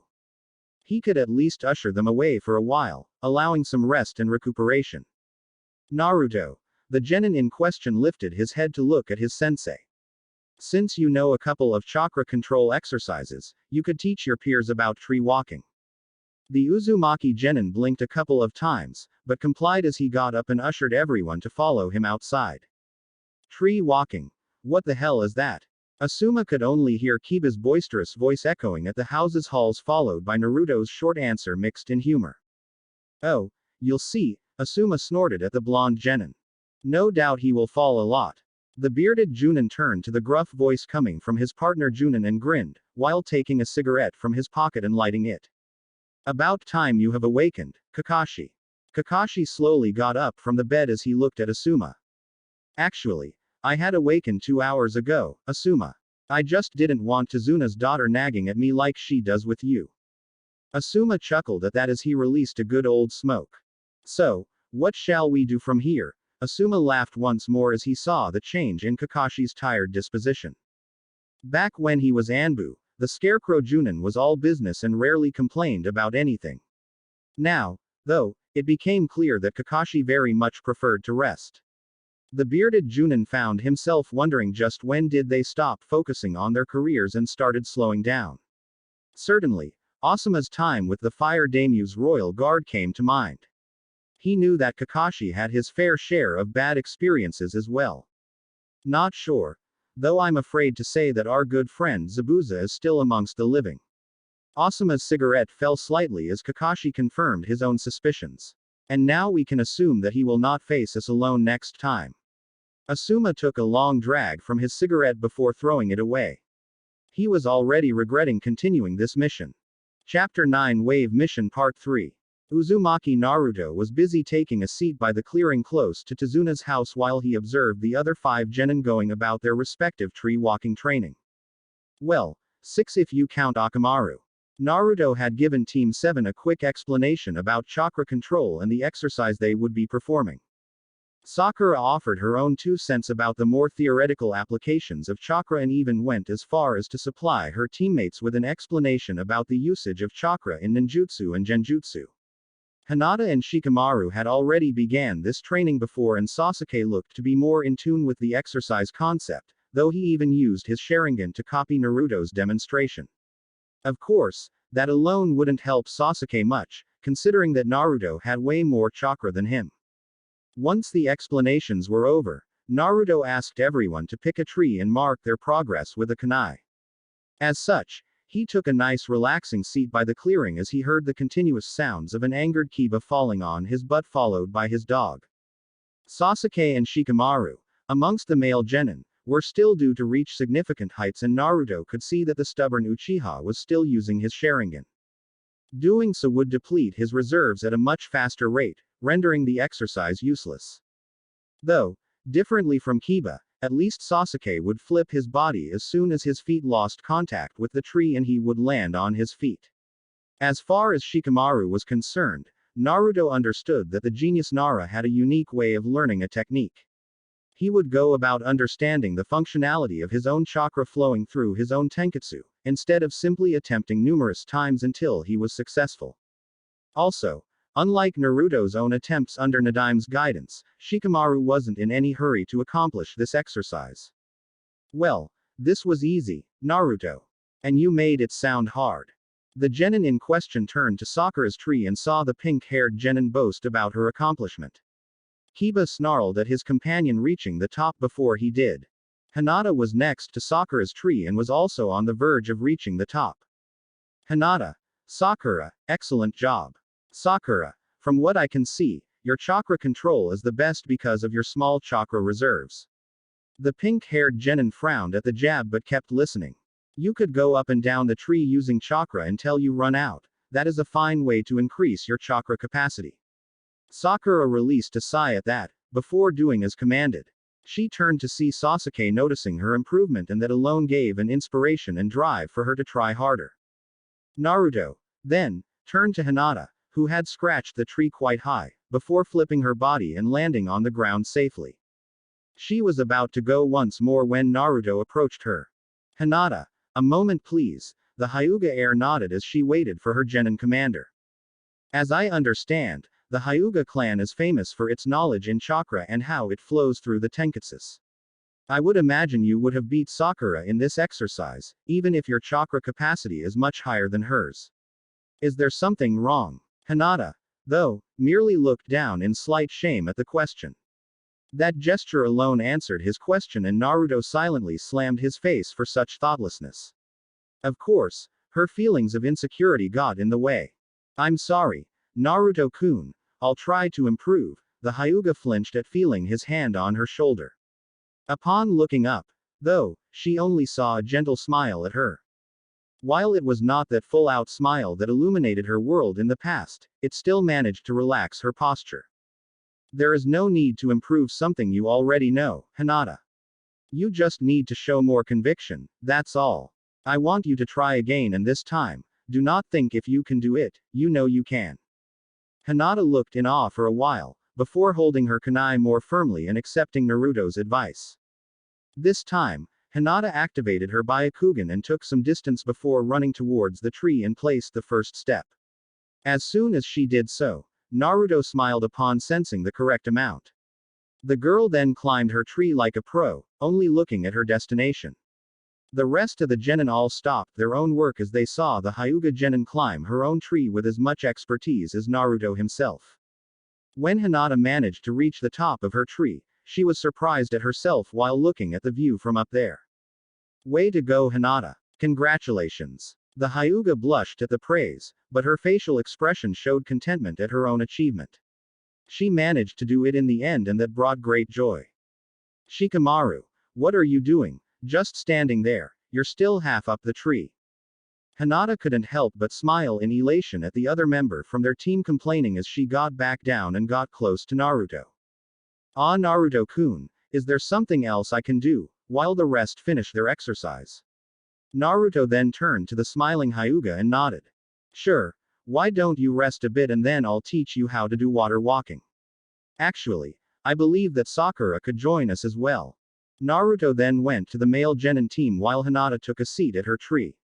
Sasuke was still struggling somewhat. Kiba was barely doing so, and Shikamaru had called it quits for today, much to Naruto's complaint. Well, Shikamaru would learn at his own pace, and if he wanted help, he could ask either Naruto or Asuma. Naruto, then, turned to Sasuke as the Uchiha kept on looking at the tree, almost like he was looking at Itachi. It was quite visible what his problem is. Huh, you can't be angry like this, Sasuke. The Uchiha turned to Naruto. You need to focus on the exercise, focus on your chakra and feel how it flows through your tenketsu. You will tire up if you keep like this, you too, Kiba. Oi, who do you think you are? Naruto sighed and then turned to Sasuke with a smile. Well, you can look at your teammate and do the opposite. The blonde then turned to Hinata and Sakura. Hinata, Sakura, I think I saw a small lake nearby. The next step of chakra control is water walking, and you two are more advanced in that regard. Follow me. The two girls nodded and followed the blonde genin, leaving the male genin alone in the clearing, with Shikamaru on the ground taking a nap, while Kiba and Sasuke used their stamina to finish the exercise. Back in Tazuna's house. It was already nighttime when the teams gathered at the table for dinner. Tazuna, Asuma, Kakashi, Naruto and Shikamaru were gathered at the table, while Tsunami had the help of Hinata and Sakura. The woman was enjoying herself, preparing dinner while talking with the two teenage kunoichi. It made her remember the times when she was Hinata and Sakura's age in Wave Country. She would smile upon seeing Sakura swoon over the boy called Sasuke.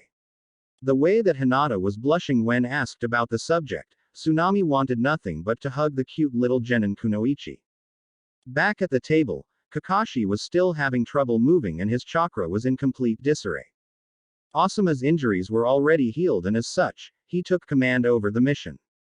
Naruto, where is Sasuke and Kiba? The Jounin looked at Kakashi in annoyance. Still outside trying to finish the exercise. Sakura tried talking to them, but they are quite stubborn, though I don't know if each one is trying to outdo the other at this point. Kakashi released a sigh at that and scratched his head.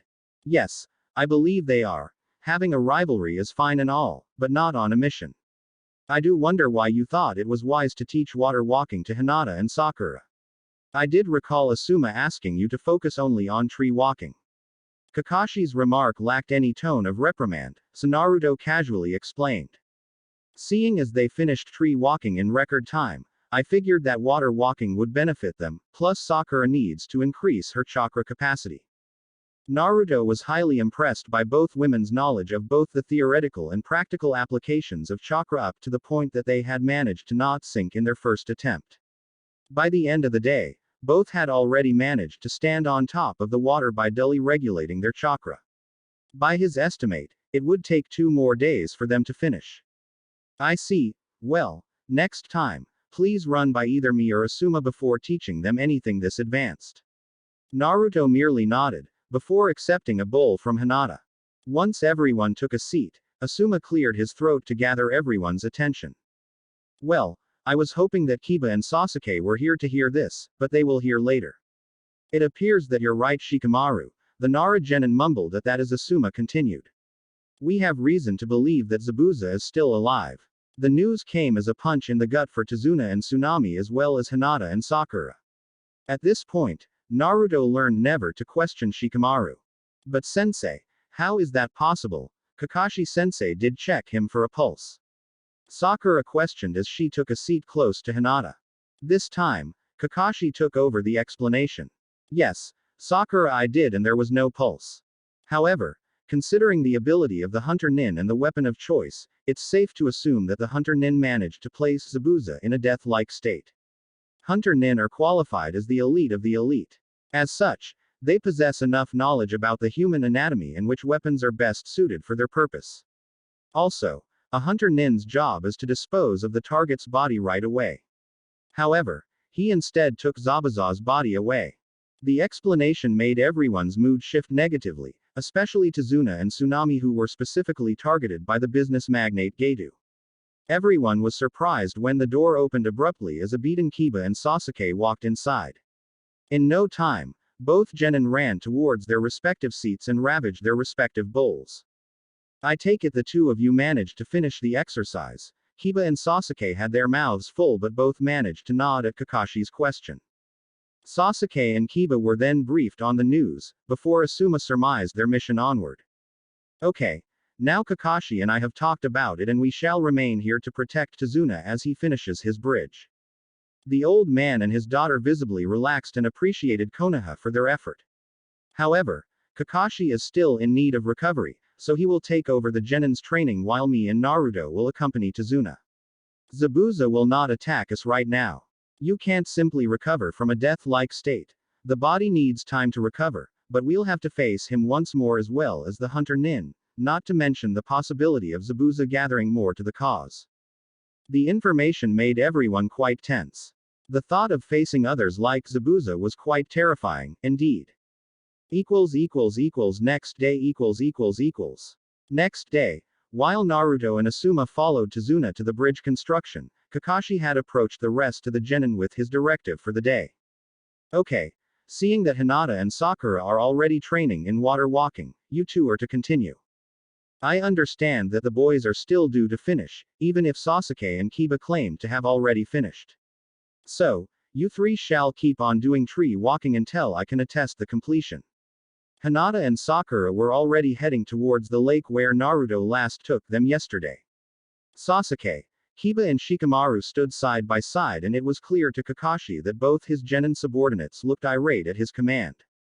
Hey sensei, we already finished yesterday.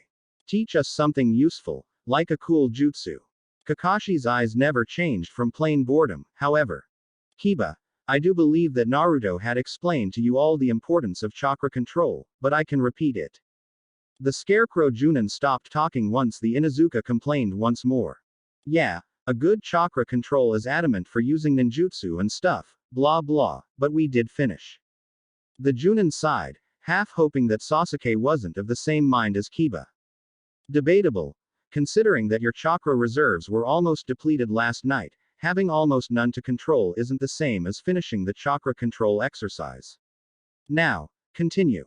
True to Kakashi's theory, Kiba attempted to show off and run towards one of the trees and then go all the way towards the top, until his feet slipped and the Inuzuka at least managed to flip in midair and land on his feet. Sasuke for his part cursed having to perform this kami-forsaken exercise one more day. Shikamaru, for his part, looked at his tree with both hands inside his pocket, before he began his own climb, placing one foot after the other, only this time he was able to walk all the way to the top. Kakashi couldn't help but sweat drop at the lazy display. The kid could really put more effort into it, but then Shikamaru wouldn't be called a Nara. Well, nice job Shikamaru, it looks like you mastered it. Feel free to practice your family's ninjutsu if you wish. I also understand from Asuma that you're studying genjutsu. If you want any help, please ask. The Nara genius nodded and took a seat by the tree, before picking up the genjutsu scroll that Asuma gave him. With Naruto . While the genin were training, Asuma and Naruto were at the construction site, while they observed Tazuna and his crew at work.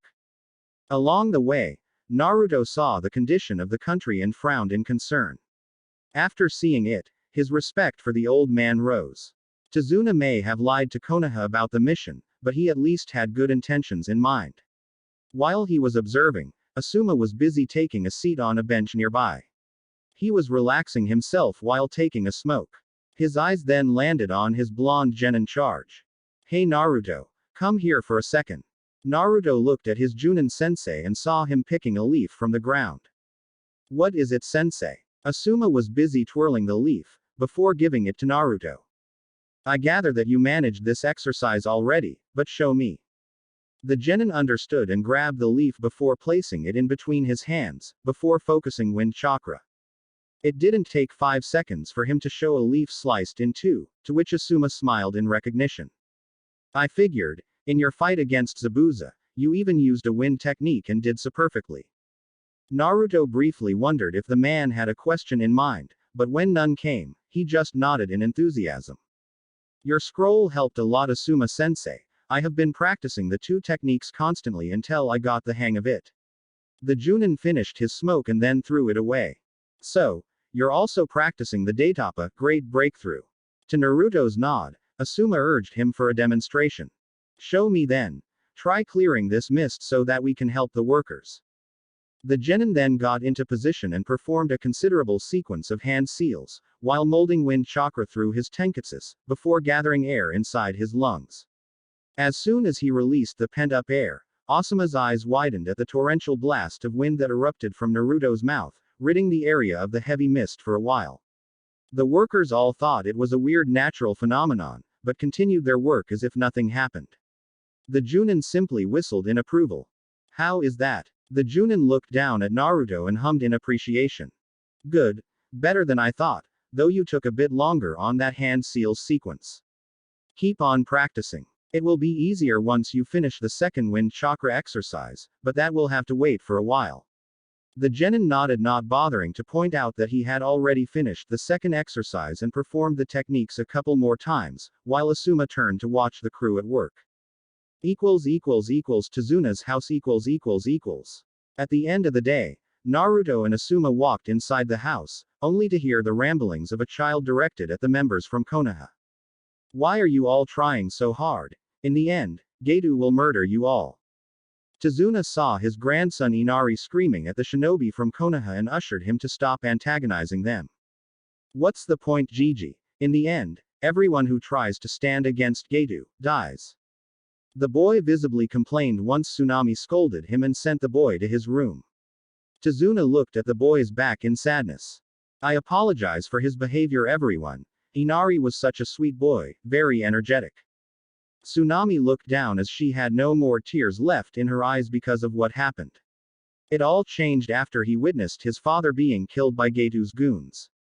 The bridge I am building represents the hope of Wave Country. Without it, our county has no connection to the mainland. And Geto controls the ports and harbor in the area, not to mention connections in the Water Lord's office. This bridge is our only chance to save this country. After that, no word offering was needed and Tsunami went back into the kitchen to fix dinner. Naruto was then seen walking through the house corridor, before he heard the noise of a child crying. He looked inside the door to see the kid Inari sitting on a table and crying his heart out while looking at the picture of a man. Excuse me, can I come inside? The kid Inari grabbed the picture and held it close to his chest as he looked towards Naruto in anger. The genin showed his hands up in peace. Sorry to intrude, I just wanted to talk, if that's okay. Inari then wiped the tears from his face and turned into a cold exterior. I have nothing more to say. Naruto smiled in sadness as Inari diverted his eyes to the ground. The genin took a seat by his side as he looked at the ocean from Inari's room window. This picture is from your father, right? Tazuna told us about what happened to him. Inari flinched for a second, as tears threatened to come back, but he held it in. Like I tried telling you all, Tu-san also tried standing against Geto. He was killed right in front of me. Tu-san was stupid like you all are.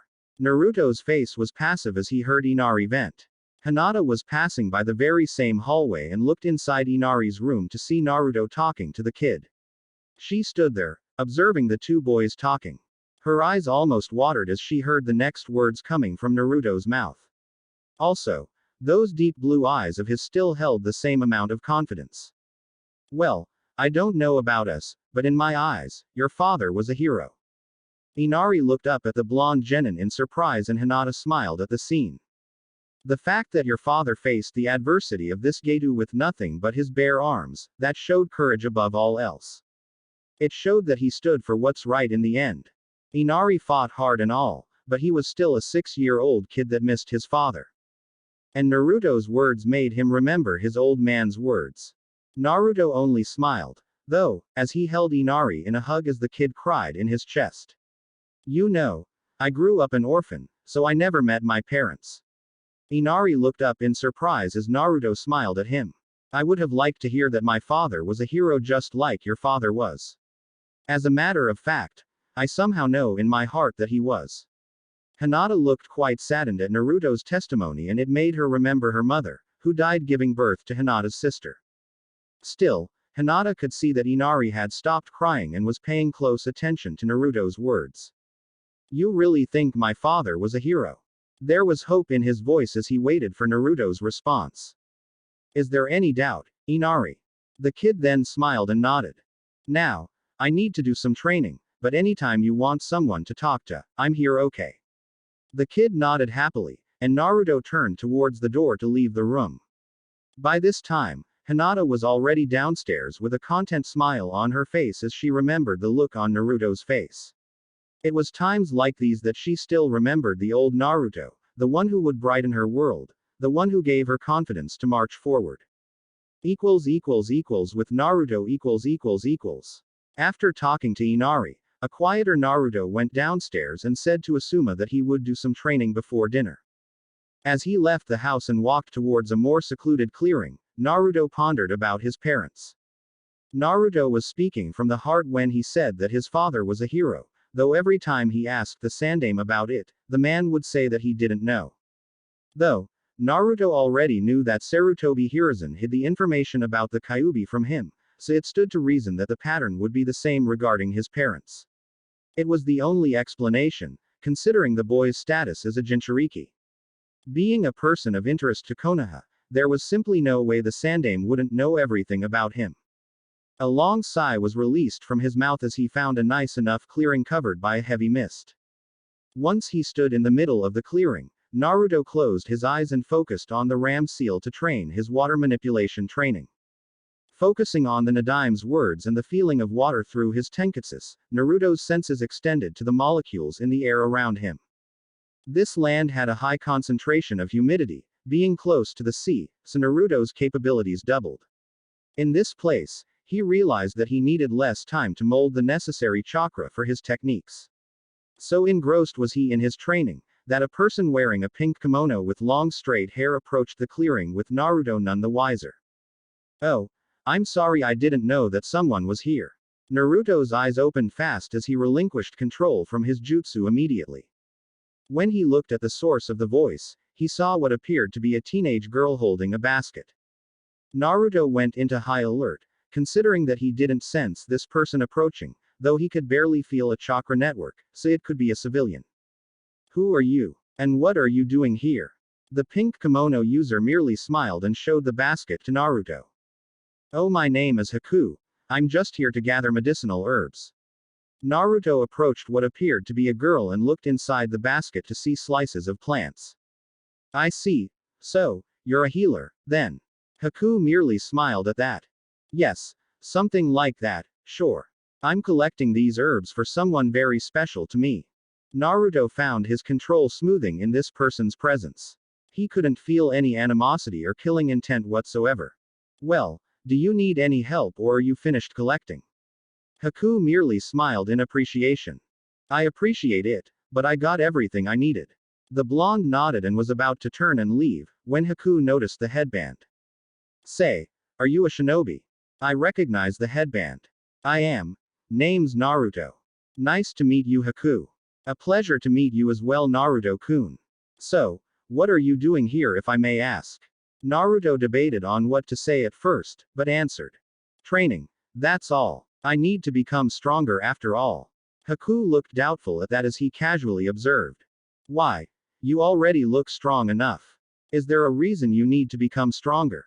The Konoha Genin looked startled at the question, never once debating with himself the reason for it.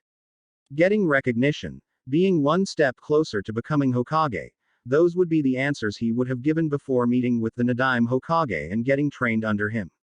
The man was ruthless in all the lessons he passed on to Naruto, but one of them really stuck to the Genin, which actually was the last words he had spoken, before vanishing. "Naruto, use the skills I taught you and the ones you will learn to protect Konohagakure." The Genin then looked at Haku with enough confidence to state the same thing. "I need to be stronger in order to protect my village and everyone in it."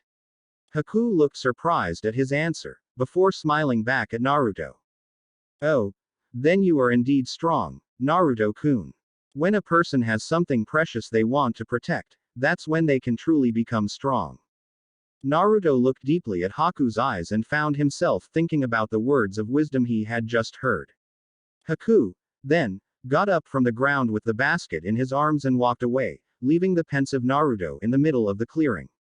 Naruto then turned to see Haku leaving and couldn't help but smile deeply at those words that were now recorded in his mind.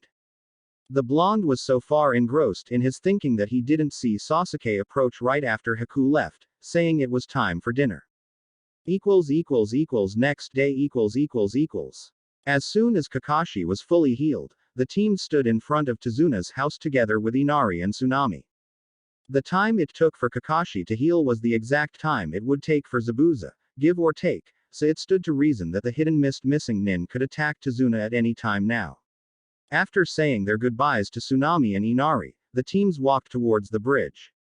Inari looked much better than before, thanks to the talk he had with Naruto yesterday. And Tsunami and Tazuna were thrilled to see the livelier look coming from the kid. Once the teams from Konoha left, Inari even offered to help his mother with some chores, earning a deep smile from Tsunami. Inari then went inside the house to go to the bathroom. The kid was on the tip of his feet washing his hands, when he heard the frantic scream from his mother. Quickly running to check what happened, Inari fell on the floor in pure fright as he saw his mother on the ground panicking and two men standing there with swords, one with an eye patch and tattoos all over his body and the other wearing a blue jacket. Both were looking at his mother, while their hands reached for their swords' hilts. Ka-san. Tsunami's heart clenched as she heard her son scream as Getu's goons both turned their swords to the little kid. So, what do we have here, huh? The man with the eye patch approached the frantic boy, who couldn't stop shaking. Getu only ordered us to capture one hostage, so I can test my blade on you, kid. The other goon simply huffed as he was watching the mother's terrified look at the threat made upon her son. Stop. If you dare to even touch him, I'll bite my tongue and kill myself. You want a hostage, don't you? The one with the blue jacket simply smirked at that and then turned to the crying Inari. Thank your mom, kid. She had just saved your life. As such, Inari could only whimper on the ground as he saw his mother being tied by a rope and then taken away as a hostage. He just stood there crying and he couldn't help it. He was powerless to stop and couldn't protect his mother from these goons. He just stood there doing nothing. Inari felt like he had disappointed everyone. He was just a little boy and couldn't do anything about it. His body was shaking, and tears were freely falling from his eyes. The boy then looked up when he remembered the words. For the things I truly hold dear to myself, I will protect them until the end with both these arms, even if it looks like I might lose my life. Tu-chan. The fact that your father faced the adversity of this Getu with nothing but his bare arms, that showed courage above all else. It showed that he stood for what's right in the end. Naruto-nichan. You really think my dad was a hero? Is there any doubt, Inari? Backquote. As the kid wiped the tears from his face, he looked up and wondered if he could be strong like his father. Outside the house, the two goons were escorting a fuming Tsunami as she heard the one with the tattoos pass his hand over her skin, threatening to give her some cuts from his sword. Wait. You can't take my mother away. Inari suddenly appeared from behind them, much to Tsunami's protest, begging him to go back home. She would have screamed even further, but she received a slap on her neck and was unconscious. The kid saw red at this point and charged at them with reckless abandon as the goons stood ready to skewer him with their swords. Despite the odds against him, the kid was beyond driven at this point to save his mother. When it became apparent that the kid would be slashed in half by these goons, they were surprised at the sudden noise of a projectile rain of shuriken and kunai stucking on their backs. Inari's eyes widened as he saw the shocked looks on their faces, before both had fallen on the ground, dead. Inari was surprised for a while and then he looked at the end of the dock that led to his house. There, Naruto stood with his hands in a throwing motion, indicating that he was responsible for the projectiles. Naruto-nichan. The genin smiled at his name being addressed and approached Inari and the downed Tsunami. A couple minutes ago, the real Naruto had received the information from the tags he had placed around the house, that intruders had breached the perimeter and quickly sent a cage bunshin to come back and deal with them. Good job, Inari. Your father would be proud of you. Naruto said as he caressed the kid's hair for a while and then moved to check on Tsunami. Quickly passing some chakra through her to awaken her, Naruto saw as the woman slowly opened her eyes to see what happened. When her eyes jerked open in surprise to see what happened to her son, her heart and shoulders were relaxed as she saw Inari there safe and sound with Naruto next to him, smiling down at her. Naruto, but I thought you had left. Did something happen to Tu-san? Nothing happened. I had just placed a security measure to warn me in case of someone trying to invade. Thanks to Inari here who stalled those goons, I was able to take care of them. Tsunami then saw Inari's happy face and quickly embraced her son for dear life. Thank you, Naruto-kun. Naruto merely nodded and then stood up. No need to thank me. Now, L don't know if more will come. Is there anywhere you two can hide? Tsunami got up with Inari's help and then turned to the genin. Yes, I have a friend in town who will provide us shelter. We'll go there right away. Naruto then acknowledged it and gave Inari a thumbs up, before vanishing in a puff of smoke, leaving mom and son alone wondering where he went all of a sudden. Let's go, Inari. At the bridge . As the teams approached the place where the bridge was being constructed, the original Naruto received the news from the cage bunshin and reported to Asuma and the others. Tazuna no doubt got spooked that Getu targeted his family once more, but relaxed when he heard that they were okay now. The real thing though, was that Naruto had to review something that neither Jounin knew he knew about it. Both the Kage Bunshin and the rudimentary use of Fuinjutsu tags. He had no choice as Tsunami and Inari would no doubt tell them what happened.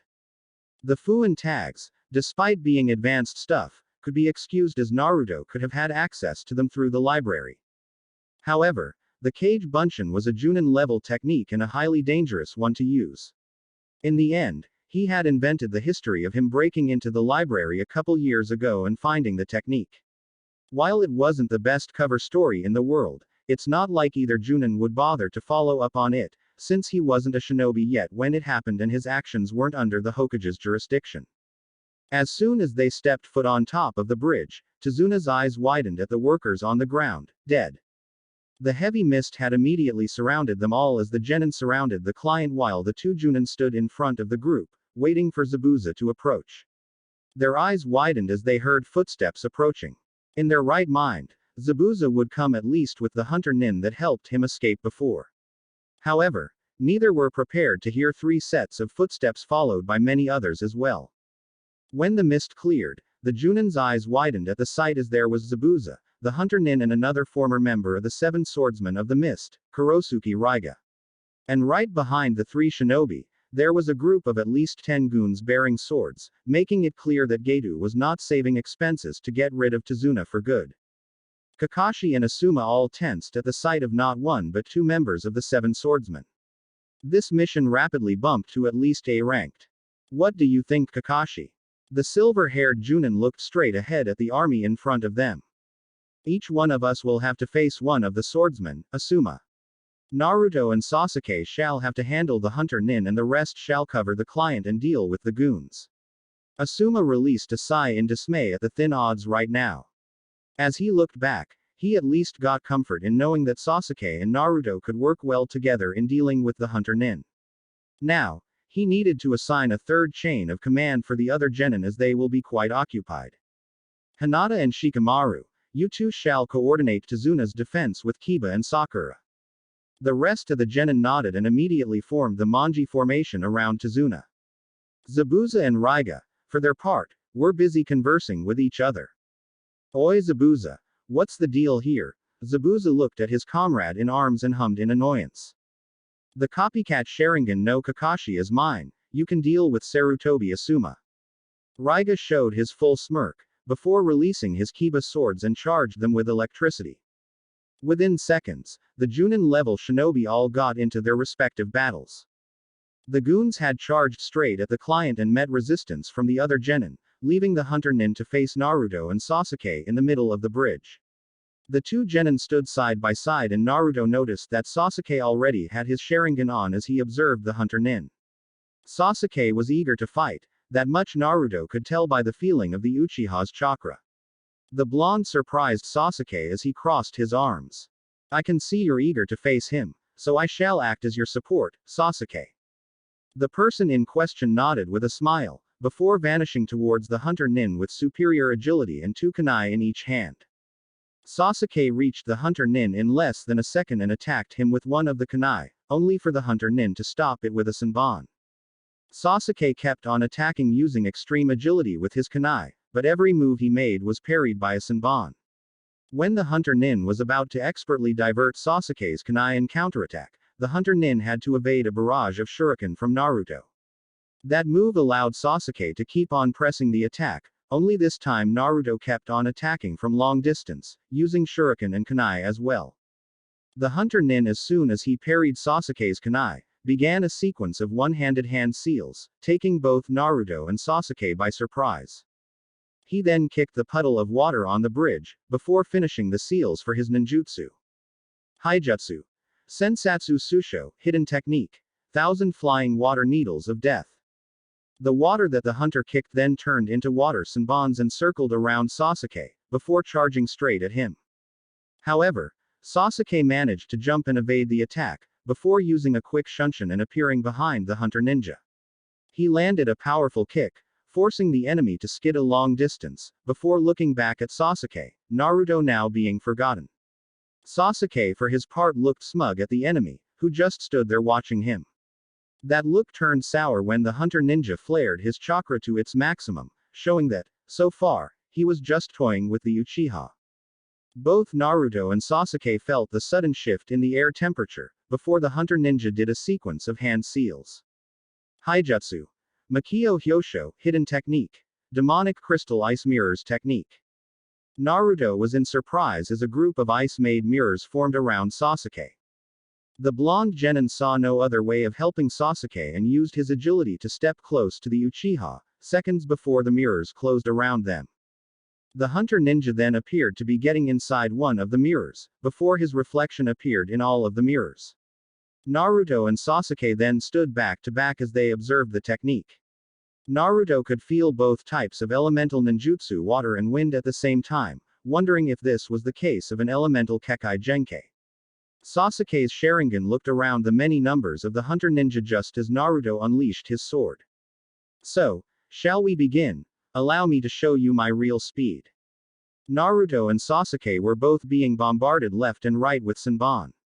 Though, their agility and Sasuke's Sharingan allowed them to either block or dodge.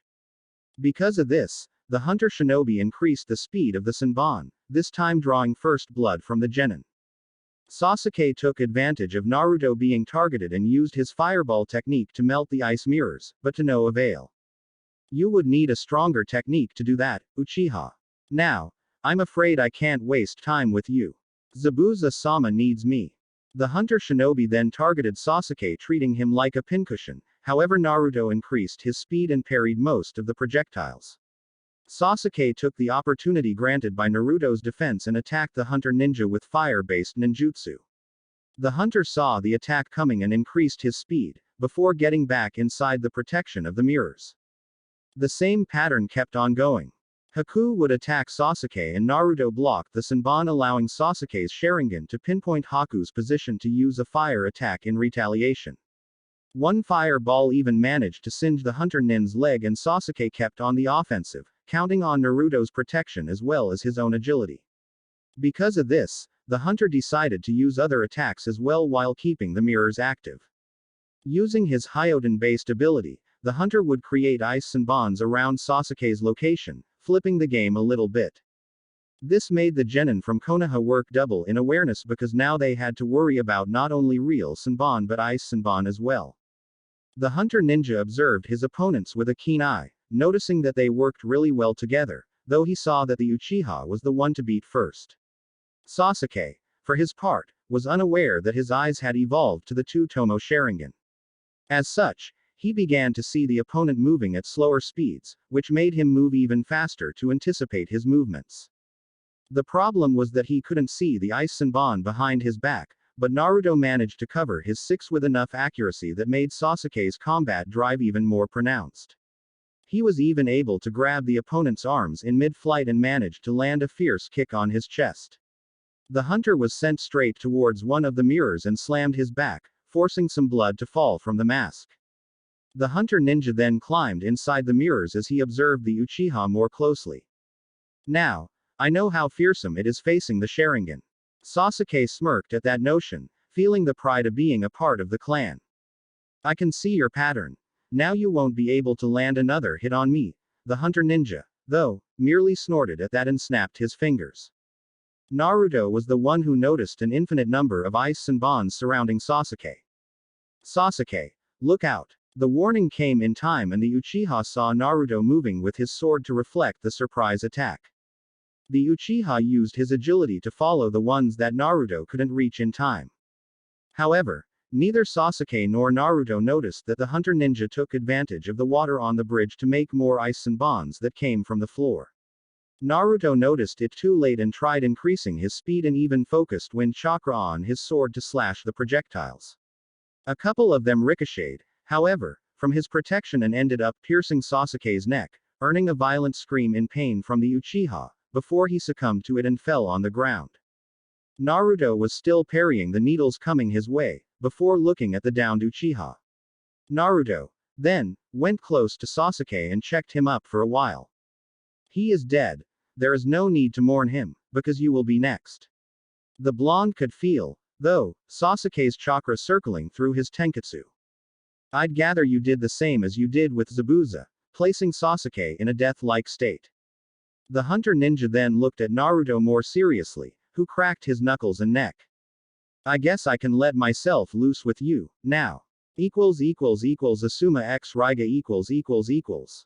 Kakashi and Zabuza both met in the middle with Zabuza's sword and Kakashi's kunai battling for dominance. The Sharingan made it impossible for Zabuza to focus on ninjutsu, so he battled against Kakashi in close range.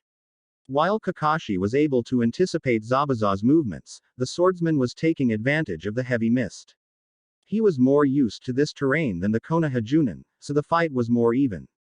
Also, Asuma and Raiga danced with each other as Asuma's wind chakra knives battled against Raiga's lightning kiba swords in a show of sparks. When Zabuza told me about facing you, Asuma Sarutobi, I was quite eager. The bearded Jounin grunted as he managed to get behind Raiga's guard and swing his right hand knife laced with wind chakra, but Raiga evaded. When I kill you, I will receive a suitable bounty and then I shall give you a proper burial. Raiga said, before lifting both swords above his shoulder and crossed them, before focusing lightning chakra and gathering a ball of lightning to be hurled at the Jounin. Asuma, though, merely evaded the attack and charged, keeping the fight in close range. The two Jounin shinobi clashed weapons once more, but Asuma had the superior element and negated Raiga's lightning kiba, before landing a fierce kick at Raiga's stomach, sending the swordsman skidding backwards. Asuma wasted no time and made hand seals, while his twin knives spinned in front of him. Kaden Hisekisho, fire release. Ash pile burning technique. Asuma then unleashed from his mouth a cloud of smoke towards Raiga. As soon as the ash smoke enveloped the enemy, Asuma clicked his teeth, igniting the smoke, which then turned into a torrential blast. Raiga, however, used a simple water barrier around his body and emerged from the blast to attack Asuma. The bearded Jounin was surprised when Raiga used lightning jutsu and enveloped himself in the energy. Asuma, then, focused more wind chakra and his knives extended to become close to a sword's length in wind chakra to block Raiga's attack. Once more, the element 1 and Asuma managed to nullify Raiga's lightning armor. As a result, Raiga received a couple of slashes on his arms and torso. You can't win this fight with lightning, Raiga. The swordsman cursed and used Kurigakure no Jutsu to use the mist in his favor. Asuma frowned as Raiga vanished just like Zabuza. I guess you're right, Sarutobi Asuma. Then, I shall change strategy. His voice echoed in the clearing and Asuma stood with his knives laced in wind chakra waiting for an attack. He extended his chakra in order to feel where the attack would come, when the bearded Jounin's eyes widened. He looked backwards at the genin facing Getu's goons while protecting Tazuna and saw Raiga appear behind the client. Working fast, Asuma placed his knives inside the kunai holster and made a sequence of hand seals, before placing both hands close to his mouth horizontally.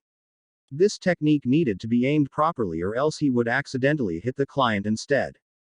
Fuden Fujin no Jutsu, wind release. Dust cloud technique. From Asuma's mouth, a high-velocity wind surged, containing dust particles.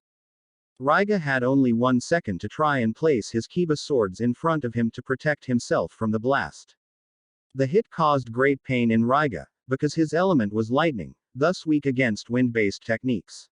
Asuma kept on the offensive, taking the opportunity and picked up his knives once more and laced it with wind chakra, before piercing Raiga's chest. Asuma looked at the enemy bleeding from his mouth and it appeared to be the killing blow, before Raiga smiled and turned into water. Asuma cursed seeing that he must have replaced himself with a water buncheon at the last moment. Asuma, then, blocked Raiga's kiba swords that came from his back. Yes, indeed, you don't disappoint Sarutobi Asuma. I shall give you my strongest technique now. Asuma cursed and once more slashed Raiga's body who was another water buncheon. He then felt a strong surge of chakra close to him and saw Raiga lift his kiba swords up in the sky and received lightning from the dark clouds, before his body once more was enveloped in a lightning armor. Raiga then began to spin his body fast. The element began to grow in a vortex of wind upward. Asuma's eyes widened as he saw the vortex of wind shift into a dragon's head, heading straight to the bearded Jounin. The result was like Asuma was hit by a lightning bolt that came from the sky. Raiga then approached the place where the Jounin was hit and he smirked upon seeing the downed Jounin on the ground. Raiga was sure to finish the bearded Jounin when he flinched and looked down to see a wind chakra sword piercing his back and emerging at his chest. Raiga had barely enough time in his life to turn and see Asuma behind him, while the one on the ground vanished in a cloud of smoke. Quote. Cage Bunshin. Asuma just smirked with a nod at Raiga's guess. That was a rather nasty technique. If I was hit by that, it would hurt like hell. Raiga then fell on the ground, dead. Naruto x Haku . So, you were waiting for your partner to get taken care of, before showing your true skills. Haku was still inside the mirrors as he eyed the genin. For a minute, the hunter ninja actually thought that he had seen a kindred spirit in Naruto. Naruto stood with a fighting pose. Though, his thoughts actually drifted towards what the hunter ninja was implying. No, actually, seeing the pattern of your Senbon, I was protecting it from reaching his vitals. Sasuke here is actually quite stubborn and would be a pain in the ass if he saw me taking the initiative. Now, I can feel this technique of yours taking a lot of chakra from you. I bet it takes too much chakra to maintain, doesn't it? The hunter said nothing in reply and used his superior agility to attack Naruto from presumably all over the place. The hunter was surprised when Naruto's speed doubled, allowing him to block all the Senbon from reaching him. I see that you're indeed faster than before, but it won't be enough to stop me. Naruto flinched as his eyes followed the hunter leaving one mirror and landing on the other using speeds even superior to his own. The Senbon had even increased in speed, making it difficult to block them all. He needed to use his own agility, to avoid the projectiles. For a while, then, it became a game of cat and mouse as the hunter shinobi used his agility and Senbon to attack and Naruto to block and evade. It soon became clear to the blonde shinobi that there was a pattern in the movements being unleashed at him, though he couldn't shift from defensive to offensive. These were the times when he remembered the teachings from the Nadaime Hokage. No matter the overwhelming odds he had right now against him, all it took was one carefully applied move to shift the game in Naruto's favor. That being said, when Naruto landed in the middle of the ice field, he saw Senbons, normal and ice-made, charging at him from all possible directions. He couldn't escape them nor could he block them all. Then, molding water chakra inside his tenketsu, Naruto made a small sequence of hand seals, gathering water from the area. Suiten Sujinheki, water release. Water encampment wall technique. The hunter became surprised when a typhoon of water surged around Naruto, just as his Senbons were about to pierce his body from head to toe. Naruto's attack wasn't finished as he made more hand seals. Suiten Hahenryu, water release. Tearing torrent technique. The typhoon of water that circled Naruto shifted and turned to target all of the Hunter-nin's mirrors at the same time, hitting the Hunter-nin dead on. Still, the attack while managing to take him away from the mirrors wasn't enough to seriously injure him, so the hunter moved fast to climb inside the mirrors once more. However, he had to dodge as soon as Naruto appeared in front of him with his sword surrounded by wind chakra. Naruto swung the sword close to the Hunter-nin's face and cut the mask in half. The attack was enough to not only carve a great dent at the hunter's face as well as his right bicep, earning a scream of pain from the enemy. Naruto was about to finish the enemy off with a second sword slash when the mask fell off and he took a look at the downed enemy he had encountered before. Haku. Chapter 10 Wave Mission Final Part. Naruto just stood there staring at the downed Hunter-nin on the ground. His sword was still held in a way that if Haku tried something, Naruto would be ready for it. Though, now, Naruto realized that the drop of blood that hailed from the steel he held was from the very same boy that he had met just the other day. The very same boy who had instilled in him a lifetime lesson. However, that was before the very same boy revealed to be the enemy that aided Zabuza in escaping. Why? Haku never kept his eyes away from Naruto, before hearing that simple word in question. While it was simple, it allowed a great many sets of memories in Haku's mind as he stood up with great difficulty. Why indeed, Naruto-kun, the bloodline that fell from his mouth did little to stop the smile on his face, but Naruto instinctively knew the emptiness it portrayed. The eyes did so as well. Why are you siding with a man like Zabuza? After that nonsense you spoke about being strong and protecting, Haku stood silent as Naruto vented. The number of people he had murdered, the atrocities he had committed. Haku looked like he couldn't care less, however. Aren't you going to kill me, Naruto-kun? I am after all the enemy, right? Why bother talking about it? Naruto snarled and then used a shunshin right in front of Haku, surprising the hunter ninja at the speed of it, before he saw Naruto's fist slam at his side cheek, sending Haku towards the ground in even more pain now than before. Haku could certainly feel the boy's anger in that punch and he realized that he had indeed struck a nerve. The Konoha Genin, for his part, was indeed furious at this point. But then he calmed himself, remembering the Nadime's teaching about letting out emotion in the middle of a mission no less. Haku was busy massaging his jaw, wondering if Naruto had broken it, based on the pain. You would need more than that to kill me, Naruto-kun, or is it possible you're feeling pity for me, or is it possible that you have yet to kill someone? No, he had taken a life before when he saved Inari, but his hesitation to finish the mission was more in terms of getting to know the reason than him freezing up at the doing the final deed. Learning to breathe easily, Naruto then lowers his sword, an act that seems to invite Haku to strike him, but the constant flaring of his chakra dared Haku not to move an inch or else Naruto would indeed finish him. That alone displayed to the hunter ninja that he was completely wrong in his assumption of the Konoha Genin. I have killed before, Haku. Rest assured that I won't hesitate in doing so to finish the mission. I still wonder why. Why would you of all people associate with someone like Zabuza? That's easy. I owe him my life.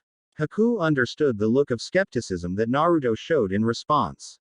Do you know how it feels, Naruto, to not be needed by anyone? To live day to day without a dream, the pain of it all. What's that got to do with anything? Naruto couldn't hide it from Haku, though. I can see in your eyes that you do understand what I'm saying, Naruto-kun, you can't hide it from me. Naruto snarled, but looked down briefly. The memories of his ill treatment from the village and how ignored he was by everyone as if he didn't even exist in the first place. If it weren't for the Nadime Hokage deciding to at least give some of the answers he sought, he would remain oblivious to the reason to this day. Nowadays, Naruto has a drive to follow in the Nadime's legacy, to protect Konoha and its citizens, whether everyone acknowledges him or not. I do remember you saying how strong you are when you have someone to protect. But why him? He can't be the only one special in your life to protect. A long time ago, I had other people special to me, my parents. Naruto's glare softened at the mention and his mind couldn't help but draw parallels with Haku's life, except that whereas Haku had his parents, Naruto was born without his. Still, as he looked in Haku's eyes, Naruto could see deep pain in them, despite Haku's facial expression appearing stoic. I was born in the land of water, in a village constantly punished by snow. My parents worked on a small farm. We didn't have much, but my parents seemed to be satisfied with it, a simple life. I was really happy at the time to have such loving parents. Naruto tisked at the mention of having loving parents, but he couldn't help himself. I'm glad one of us got to meet them, at least. Haku looked up and crossed eyes with the blonde for a while, already understanding a bit of Naruto's sob story, through his tone alone. Everyone had one, after all. Yes, but it all changed once I got old enough to understand some things. This time, Naruto looked at something else he didn't recognize in Haku's eyes. He saw hollow eyes looking back at him. Undeterred, the hunter ninja continued. My blood, I realized, is both a gift and a curse in the land I was born. After the bloody civil war that happened in Karigakure, those with Kekkei Genkai became feared. My mother had the same ability as I do, but fearing for her own life as well as mine, she hid her own abilities. One time, I managed to awaken mine and I showed it to her. I was so happy back then, but my mother wasn't. She tried to hide it from others, especially my father, but he ended up seeing it. What did he do? It was a question that Naruto dreaded the answer to, but he said it before he even realized it. My father killed my mother, and he tried to kill me as well. Naruto's eyes widened at that as Haku remembered the scene quite vividly in his mind, well, not all of it at the time, but afterward.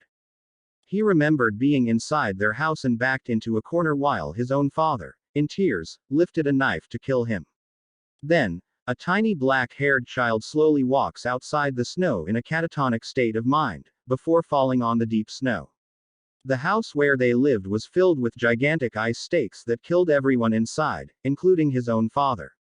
He described it just as he remembered to Naruto, who stood there transfixed, not able to mutter a single word in reply. When I came to, I realized that I had killed my own father. It was right there that I realized the most painful thing, that my existence didn't matter to anyone else in the world. Naruto's chest clenched right there at the familiar feeling of being forgotten in his home village. Zabuza-sama was the one who gave me a purpose, even if he only needed me to be a weapon for his ambitions. This time, Naruto was even more unsettled by the sudden smile in Haku's face. And so, I became a weapon for him. It gave me a purpose, a reason to live. But all changed once more. Naruto-kun, because of you, I can no longer become a weapon for Zabuza-sama. You have rid me of my purpose, Naruto-kun, so all there is left is for you to kill me. Naruto tensed as Haku walked towards him as he positioned his sword in preparation for the final deed. Naruto moved in for the kill and Haku would have let him do it, if not for the feeling he felt that his master needed his last drop of chakra right now. With Kakashi and Zabuza . Hatake Kakashi had yet to land a hit on the elusive swordsman shinobi and right now, he was staring at the bloody mist that managed to hide Zabuza's location and quite frankly, he was getting sick of the hit and run tactic. Because of the heavy mist, he couldn't see if his students were okay. Asuma could very well be battling Raiga and Sasuke and Naruto were busy with the Hunter Ninja. Kakashi was under the clock right now and the thought of losing one of his teammates made him tremble inside.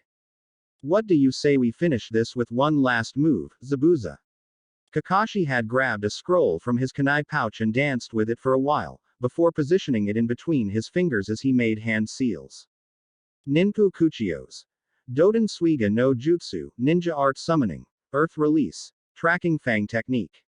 When he slammed the scroll on the ground, various streams of kanji letters came out from the scroll towards the bridge floor, but nothing else happened.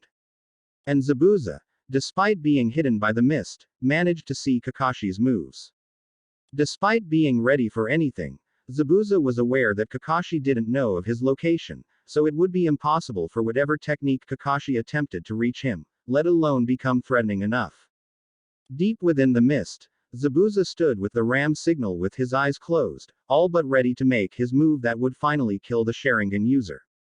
Zabuza, though, was surprised when he felt the bridge floor tremble, before a bunch of ninkin emerged and sank their teeth on him in many parts of his body, entrapping him. Kakashi then walked towards the location of his dogs, before seeing Zabuza held at bay by his dogs. This is the summoning jutsu specialized for pursuit. I deliberately shed my own blood to stop your attacks for this. Your weapon has a thick scent of my blood on them, so my ninkin took care of the rest. Despite being trapped, Zabuza kept the bluff going. I have had enough of your bluffs, Kakashi. You can stop acting tough, you are trapped right now. I don't know why you wrongly believed that I only got by because of the Sharingan. So, I shall kill you with a jutsu of my own creation. Doing a short sequence of hand seals, Kakashi then focused both on chakra shape manipulation and chakra element manipulation. As he positioned his right hand upward, Zabuza's eyes widened at the sudden dance of lightning chakra around the Sharingan warrior. He couldn't believe his eyes as he could see Kakashi's hand overflowing with chakra. It was such a daunting image of Kakashi controlling pure lightning with his hand. Still, Zabuza stood proudly, despite knowing he was about to get skewered by that assassination technique. You are too dangerous to be left alive, Zabuza. Your future is death. Kakashi then charged with his lightning-infused hand and stopped inches from Zabuza's position as he attacked the man, only for his eyes to widen. Kakashi was surprised when the Hunter Ninja appeared in front of Zabuza, taking the brunt of his Raikiri. The look of pure shock from the Hunter Ninja was forever memorized in Kakashi's mind because of the Sharingan, just like the image of what happened to his teammate a long time ago. It was so similar that Kakashi froze in time, while the Ninkin released Zabuza. Kakashi's eyes were trembling at the trauma of his past, while Zabuza smirked in triumph at Haku from protecting him. He was about to finish Kakashi with his sword when Asuma approached and cut Zabuza's arm off with his wind chakra knife. Asuma saw everything, just as the mist subsided somewhat. The bearded Jounin managed to reach Kakashi's position in time, after sealing the body of Raiga and the Kiba blades. Kakashi was awakened from his nightmare as soon as he heard Zabuza screaming in pain at losing his arm off. Haku by this point just fell on the ground, dead, after being pierced by Kakashi's technique. When the mist subsided, the consequences of the battles were clear to the Jounin as he looked to see Naruto look at their direction with a snarl on his face and Sasuke on the ground looking like a pincushion. However, Naruto didn't appear to be concerned about Sasuke, so it could mean that the Uchiha was only unconscious. Kakashi then looked at Asuma who was facing the irate Zabuza. At this point, Zabuza couldn't hope to become much a threat now with one arm and without Kubikirobocho. Still, he still stood there, flaring his chakra while Asuma and Kakashi eyed his every move. With Sakura and the others . The rest of the genin had managed to beat the thugs and then tied them up so that none of them could offer a threat anymore. When the mist finally subsided, the tension also subsided as Shikamaru and Kiba looked around for the other fights. Hinata and Sakura both looked at Sasuke and Naruto's direction and Sakura gasped at seeing the Uchiha on the ground, filled with Senbon all over his body. Sakura right there and then abandoned the mission as she ran towards the downed Sasuke, before Hinata could stop her. Go with her, Hinata, we can protect Tazuna. She turned to Shikamaru and nodded, before following the pink-haired genin. The bridge builder could only release a sigh in relaxation as he could feel his heart beating once more. He really wondered if he would die of a heart attack before any of Gedo's goons managed to kill him. Naruto was eyeing the downed Haku on the ground, before turning to see Sakura tending Sasuke on the ground, which made him turn at attention to see about the unconscious Uchiha. Naruto. What happened to him? Is he? He offered a resigned smile at Sakura just as Hinata arrived after her. Relax Sakura, he is only unconscious. The news was met with happiness by the pink-haired genin as she stood next to the Uchiha, waiting for him to wake up. Naruto then turned to focus on Haku with a far-off look on his face. Hinata then approached him and placed a comforting pair of hands on his bleeding arm, making Naruto turn to her now, remembering that Haku's metal and ice Senbon managed to draw blood from him as well. Offering a smile at the Hyuga in reassurance, the timid girl was glad that he was alright, though something else was amiss, as Naruto was still eyeing the downed hunter ninja with a far-off look on his face. The look unsettled her greatly. Naruto was her son, and to see him saddened with a lost look in his eyes, she couldn't help but ask, trying to reach out to him, just like he would do for her. Are you alright, Naruto-kun? The blonde genin merely glanced at Hinata, before looking at Haku once more. Hinata found the lack of answer troubling until Naruto turned his attention solely to her. No, I'm not alright, Hinata, but I will be, thank you. He may no longer have the same smile on his face, but she stood at ease, knowing that whatever is going through his mind right now, he will be able to overcome it. It is what he is best at and it only serves to inspire her even more. Back with the Jounin and Zabuza, the Kurenia was already considering his plans to escape. With Haku now dead and facing two Jounin with only one arm, his odds were less than zero of surviving. Plus, he needed to close the wound right away or else he would bleed to death. Even now, he could barely hold his own consciousness at the great pain inflicted by a clean cut of wind chakra. As such, Zabuza was about to use the heavy mist for his escape when he heard the all-too-familiar cane echoing throughout the bridge floor. Well, so it seems you failed yet again, Zabuza. Looking to the side, a rather short bald guy with glasses wearing a black business suit appeared in front of a group of mercenaries as his bodyguards. Even when you asked me for more money to hire yet another missing nin, you still failed. Pitiful, quite pitiful indeed. Gedo. The owner of Gedo Industries only smirked at the look he was receiving from Zabuza at this point. It got worse as the midget was standing close to Haku's body and the businessman remembered the pain he felt when Haku broke his arm. Zabuza couldn't help but snarl as Gedo started kicking the dead Hunter-nin, in a pitiful attempt of revenge. If Zabuza wasn't facing two Jounin at the moment, he would simply murder Gedo right there for his actions. Everyone got surprised when a kunai traveled fast and precisely towards Gedo's shoulder, earning a scream of pain from the midget businessman. Zabuza as well as Asuma and Kakashi turned to see who threw it, only to see Naruto with his arm extended and with a complete deranged look on his face. Gedo, despite the heavy pain, got up haphazardly from the ground, snarling bloody murder at the blonde genin for his actions. The mist nin, though, kept looking at Naruto for longer than the both Jounin. Zabuza could see in Naruto's eyes a similarity to the kid that offered himself to be his tool a long time ago. And Zabuza remembered that this genin and the Uchiha fought against Haku. In his right mind, Zabuza started looking at Naruto more seriously as he could see the battle wounds on his body, as well as the wounds from Haku's. So this brat managed to beat Haku in battle. I don't know who the hell you are, but kick him one more time and the next kunai will be lodged in your forehead. Who the hell do you think you are, you punk, huh? Naruto took a step forward and even took out his sword in preparation for a second battle. The thugs from behind Gedo all prepared to fight as well. I said it before and I will say it again, kick him again and I will kill you. Haku may have been my enemy, but he has fought me to the very end, holding on to his beliefs. Naruto didn't care that everyone was looking at his back right now as he remembered the hunter ninja both when they fought and when they met before, as Naruto helped him collect some herbs for Zabuza. Even if the bastard Zabuza didn't deserve it, Haku fought for him. He gave his life for a purpose and that's to be respected. Hinata, being close to him, could see his arms trembling, could see his teeth grinding in complete anger at the unfairness of what happened to Haku. Her chest clenched at the feeling of Naruto's despair. Naruto, for his part, knew about the Nadime's teachings at this point to control his emotions while on a mission. But, right now, he whispered a silent apology to his mentor for not following up with his teachings temporarily, as he remembered Haku's suffering and the injustice of what happened to him. In the end, he threw his life away, but he did so because he believed he was doing the right thing.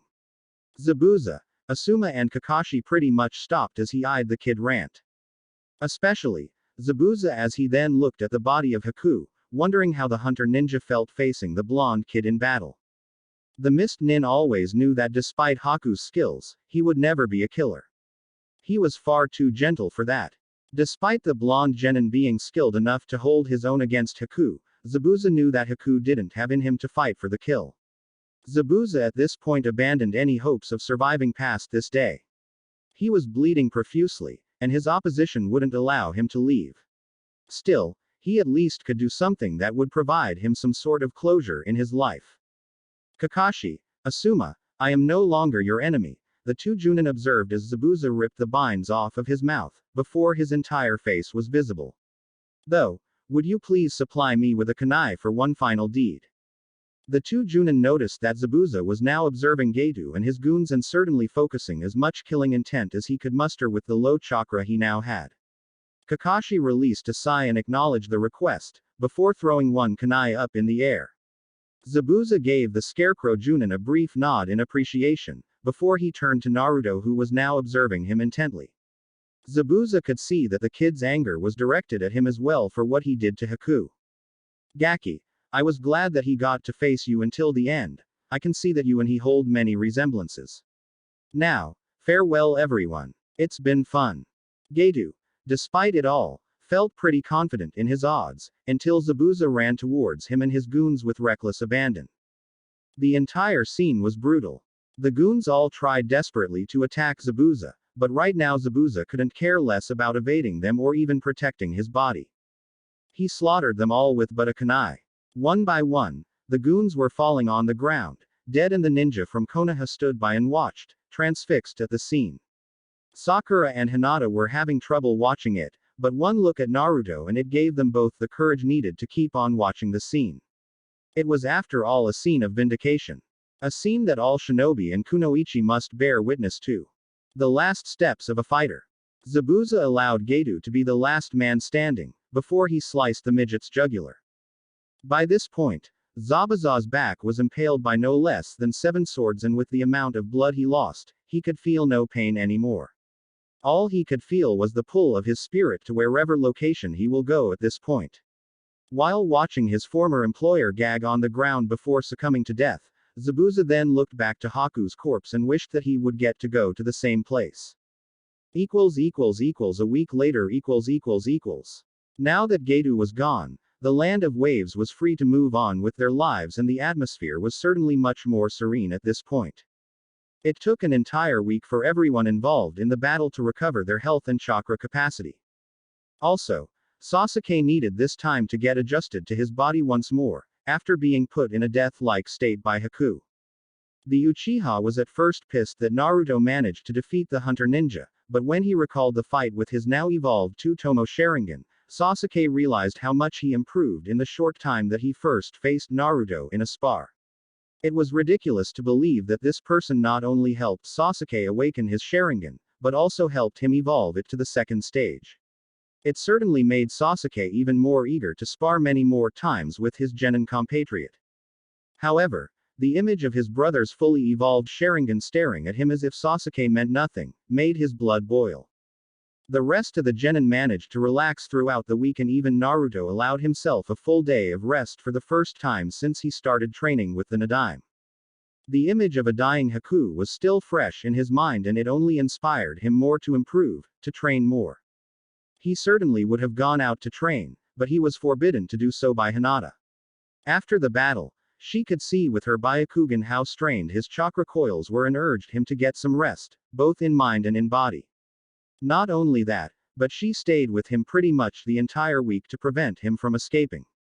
Naruto tried to call for help, but the mere look of Hinata's fierce Byakugan daring them to contradict her convinced everyone to pick her side instantly. Asuma and Kakashi saw it with enough humor and, needless to say, both sided with Hinata in this manner. When the bridge was finished, it was time for them to part, and as such, Tazuna, Inari, Tsunami and a group of villagers bid them goodbye and a safe trip back home. Naruto and Inari crossed eyes for a moment, before Naruto extended his fist for Inari with a broad smile on his face. Inari then met with Naruto's fist with the same smile, before Naruto caressed Inari's hair playfully. The villagers all saw how different Inari became, and it filled Tsunami and Tazuna's heart with joy seeing that he managed to surpass his father's death. After all, Kaiza may be long gone, but his name will always be in their hearts and in their memories as they step on the very bridge that now has his name on it. The idea was from Inari himself after he remembered the words from both Kaiza in his will to protect everyone with his own arms and Naruto's praising Kaiza for his acts of heroism. In Konoha 2 months flew in a flash for Naruto after the wave assignment. After that, his team participated in many D-ranked missions, 5 C-ranked and 1 B-rank even, together with Kakashi's team.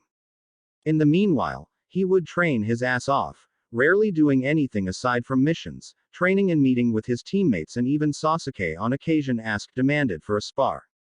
He would abuse his Kage Bunshin training and actually urge the clones to perform all the chakra control exercises he knew, including the elemental ones.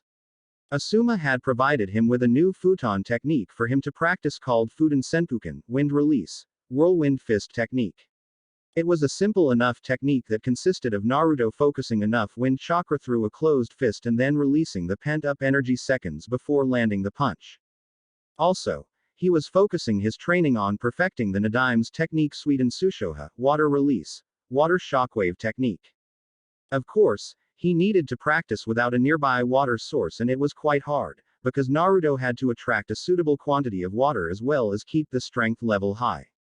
The technique by itself started as defensive, by gathering water in a defensive barrier around him, before the accumulated geyser turned into a maddening wave towards the target. It was quite chakra intensive, but he wasn't much worried about it. Aside from the ninjutsu department, Naruto focused on his fuinjutsu skills and space-time ninjutsu theory, studying the Nadaime's scroll as well as some scrolls in the library that Genin could pick it up. The rest of the areas of focus, taijutsu, kenjutsu and genjutsu, Naruto chose to spar with Asuma and Sasuke for that.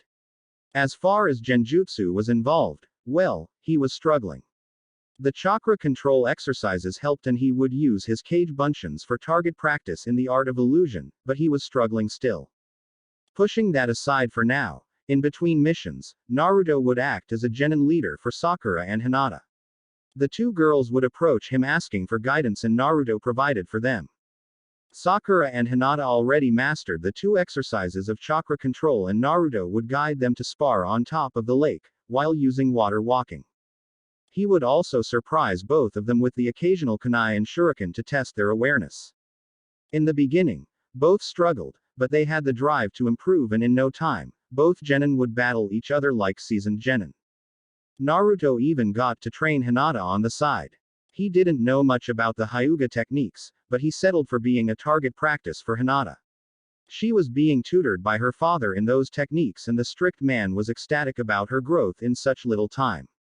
So much so, that Naruto even decided to teach her about the third chakra control exercise, so long as she didn't tell anyone about learning it from him. He didn't want to receive another earful from Asuma-sensei about teaching advanced stuff to them without his consent. But as the Hyugas were quite knowledgeable on the use of chakra, it made sense that the clan heir learned as much of it as possible. Today, Team Asuma did a couple of teamwork drills and light sparring, before Asuma released everyone for the day. The bearded Jounin had already informed his team that he would be away for a couple of weeks for a personal mission at Fire Capital. So, he had advised his team to keep on training. Shikamaru had also informed that he would leave on a family training trip with the Yamanaka and the Akamichi clans, so only Naruto and Hinata would remain inside the village. Naruto saw as Hinata and Shikamaru said their goodbyes for the day, so he was left alone in the clearing with Asuma-sensei. Sensei. Asuma turned to his student and leisurely lit up a smoke. Yes, Naruto. If history served him right, Naruto would only ever approach him for one subject: new skills to learn. The brat was indeed relentless. As his Jounin sensei, Asuma was also responsible for tutoring his genin about the life as a shinobi. At first, he figured that he would have to be more present with Naruto, considering that he is an orphan, but the kid had never approached with anything. The wave assignment was the one time he had ever seen the kid giving in to his emotions, to his inexperience in life. He and Kakashi had advised Naruto back then about what it meant to be a shinobi in service for the village and the hardened view that Zabuza had concerning the profession. After that, however, they had been in plenty of missions and Naruto behaved as professional as a seasoned Chunnin throughout it all. Asuma-sensei, do you know who I can talk to regarding genjutsu? The bearded Jounin honestly wondered why Naruto would be interested in the subject, considering his predilection and pestering for ninjutsu. Genjutsu. Now, that's surprising. Naruto just blinked, asking why, and Asuma merely chuckled. Well, I really need to stop being surprised by you, don't I? I happen to know a specialist in the field. Kurenai sensei happens to be a specialist in the field. I know she will be thrilled for the prospect of passing on her knowledge about the subject. In fact, I believe she is at Training Ground 3 at this time teaching her own team. If you hurry, you could go there and ask for her assistance. Oh, thank you, Asuma-sensei. Well, see you in a couple weeks then, bye. Asuma responded to the wave and tucked his hands inside his pockets as he observed his genin's back. In 2 weeks' time, Asuma would have to make a decision concerning his team, but he had faith that they were ready for it. Training ground number 3 == Yuhi Kurenai stood by with her arms crossed and a proud smile on her face as she observed her genin training. It was already close to sunset and she was proud to say that all three of them, Choji, Ino and Shino, managed to finish the second stage of chakra control, water walking. At first, this team was supposed to be for reconnaissance assignments, at least it was the directive given by the Sandaime when he asked her to be a Jounin sensei to this new crop of genin. Both Ino and Shino managed to fit the criteria easy enough with their clan abilities, and Choji was the team's bodyguard in case of trouble. At least, this was the theory that Iruka brought to the Hokage for approval. Kurenai was at first skeptical of what she could teach the chubby genin, but she learned that Choji was a sweet kid and quite eager to please everyone. As such, the missions progressed nicely and Choji had even learned a great deal of what these types of missions entail. One sad part, though, is that with clan heirs, Kurenai wouldn't be able to impart to any of them her knowledge in genjutsu. Ino proved to be quite adept in chakra control and learned quickly enough in how to at least dispel the illusions. Shino, she already knew, was almost impervious to the techniques, since they relied on their Kikaichu bugs. Choji had too much chakra to be able to control and thus was quite weak to the illusions. In this manner, Kurenai had instructed his teammates to help him in disrupting it. Still, The fact remained that none of them were ever going to be using genjutsu like she did. Okay team, that's enough for today. Kurenai instructed everyone, before turning to the right just as the blonde genin arrived. Oh, hi there Naruto. Choji waved to Naruto, quite eager to meet his academy friend again. Naruto waved to him back and approached the chubby genin to salute him. Hi there Choji, looking good there. The Akamichi smiled broadly. The rest of the team, Ino and Shino, observed the sudden arrival. It was no surprise that Naruto would greet Choji first, since they along with Shikamaru would play together at the academy. Naruto then saluted both Ino and Shino, albeit neither of them admitted ever hanging out much with Naruto at the academy, though Ino heard bits and pieces from Sakura that Naruto was helping her a lot. Kurenai smiled at the interaction and stood on the sideline, waiting for them to finish talking. So, what are you doing here, Naruto? I thought you would be training with Asuma-sensei. Oh, I actually came to ask Kurenai-sensei for some help. Naruto then turned to the surprised sensei and she approached them, still with her arms crossed. She remembered the conversation she had with Asuma and Kakashi about Naruto's prowess in many subjects and even was privy to some of his missions from Asuma when the Jounin peers got together for drinks on occasion. She remembered Asuma and even Kakashi giving Naruto high praises regarding not only his skills but also his behavior on missions. Though, she now became curious as to what he could want her help with. Naruto, then, remembered that her team was still training. Sorry if I'm interrupting your training, sensei. Kurenai shook her head and smiled at him, noticing his surprising manners. It's okay Naruto-kun, we are about finished with today's training. Just wait until I address them, so you can tell me what you need my help for. Naruto nodded and took a seat close to the trees while Kurenai said her goodbyes to her team, before approaching him. So, what is it that you need my help for? The sun was about to set for good and the few lights in the area came to life. The moon was also about rising and it aided with area's brightness. Asuma-sensei said that you are an expert in the art of illusions, and I wanted your help, Kurenai-sensei. Her interest was piqued at the mention and she placed both hands by each side of her hips. Oh, you're interested in genjutsu. From what I heard about you from Asuma, though, you were gearing towards ninjutsu and kenjutsu. Naruto stood up from the ground he was sitting and the Jounin noticed that he was quite tall, almost reaching her shoulder. Asuma-sensei talked about me. She nodded and found herself smiling in response to his eager smile at being praised. Yes, he did. He has very high praise for you, Naruto-kun. Even Kakashi commended you when he is not focused on his reading. Though, don't mention to them that I said that. Naruto laughed at that, remembering how much Kakashi enjoyed burying his head on his little orange book, though he wondered what could be so interesting about it. So, what aspect of genjutsu do you want my help with? Oh, yeah, I can already perform a few C-ranked illusions techniques. Kurenai heard in surprise, never before hearing that Naruto was practicing genjutsu techniques. Certainly, Asuma never mentioned that, though she kept on hearing him. However, I couldn't maintain the technique for long. At first, I wondered if I lacked enough chakra control for this, but I have been doing chakra control exercises every day and am still struggling. Ah, I see. If I may ask, why are you interested in being a genjutsu user, Naruto-kun? This was just too surprising to hear and Kurenai thought about pinching herself at the prospect of imparting her knowledge to the next generation. Kurenai firmly believed in the will of fire and adored the prospect of teaching, especially when it comes to genjutsu.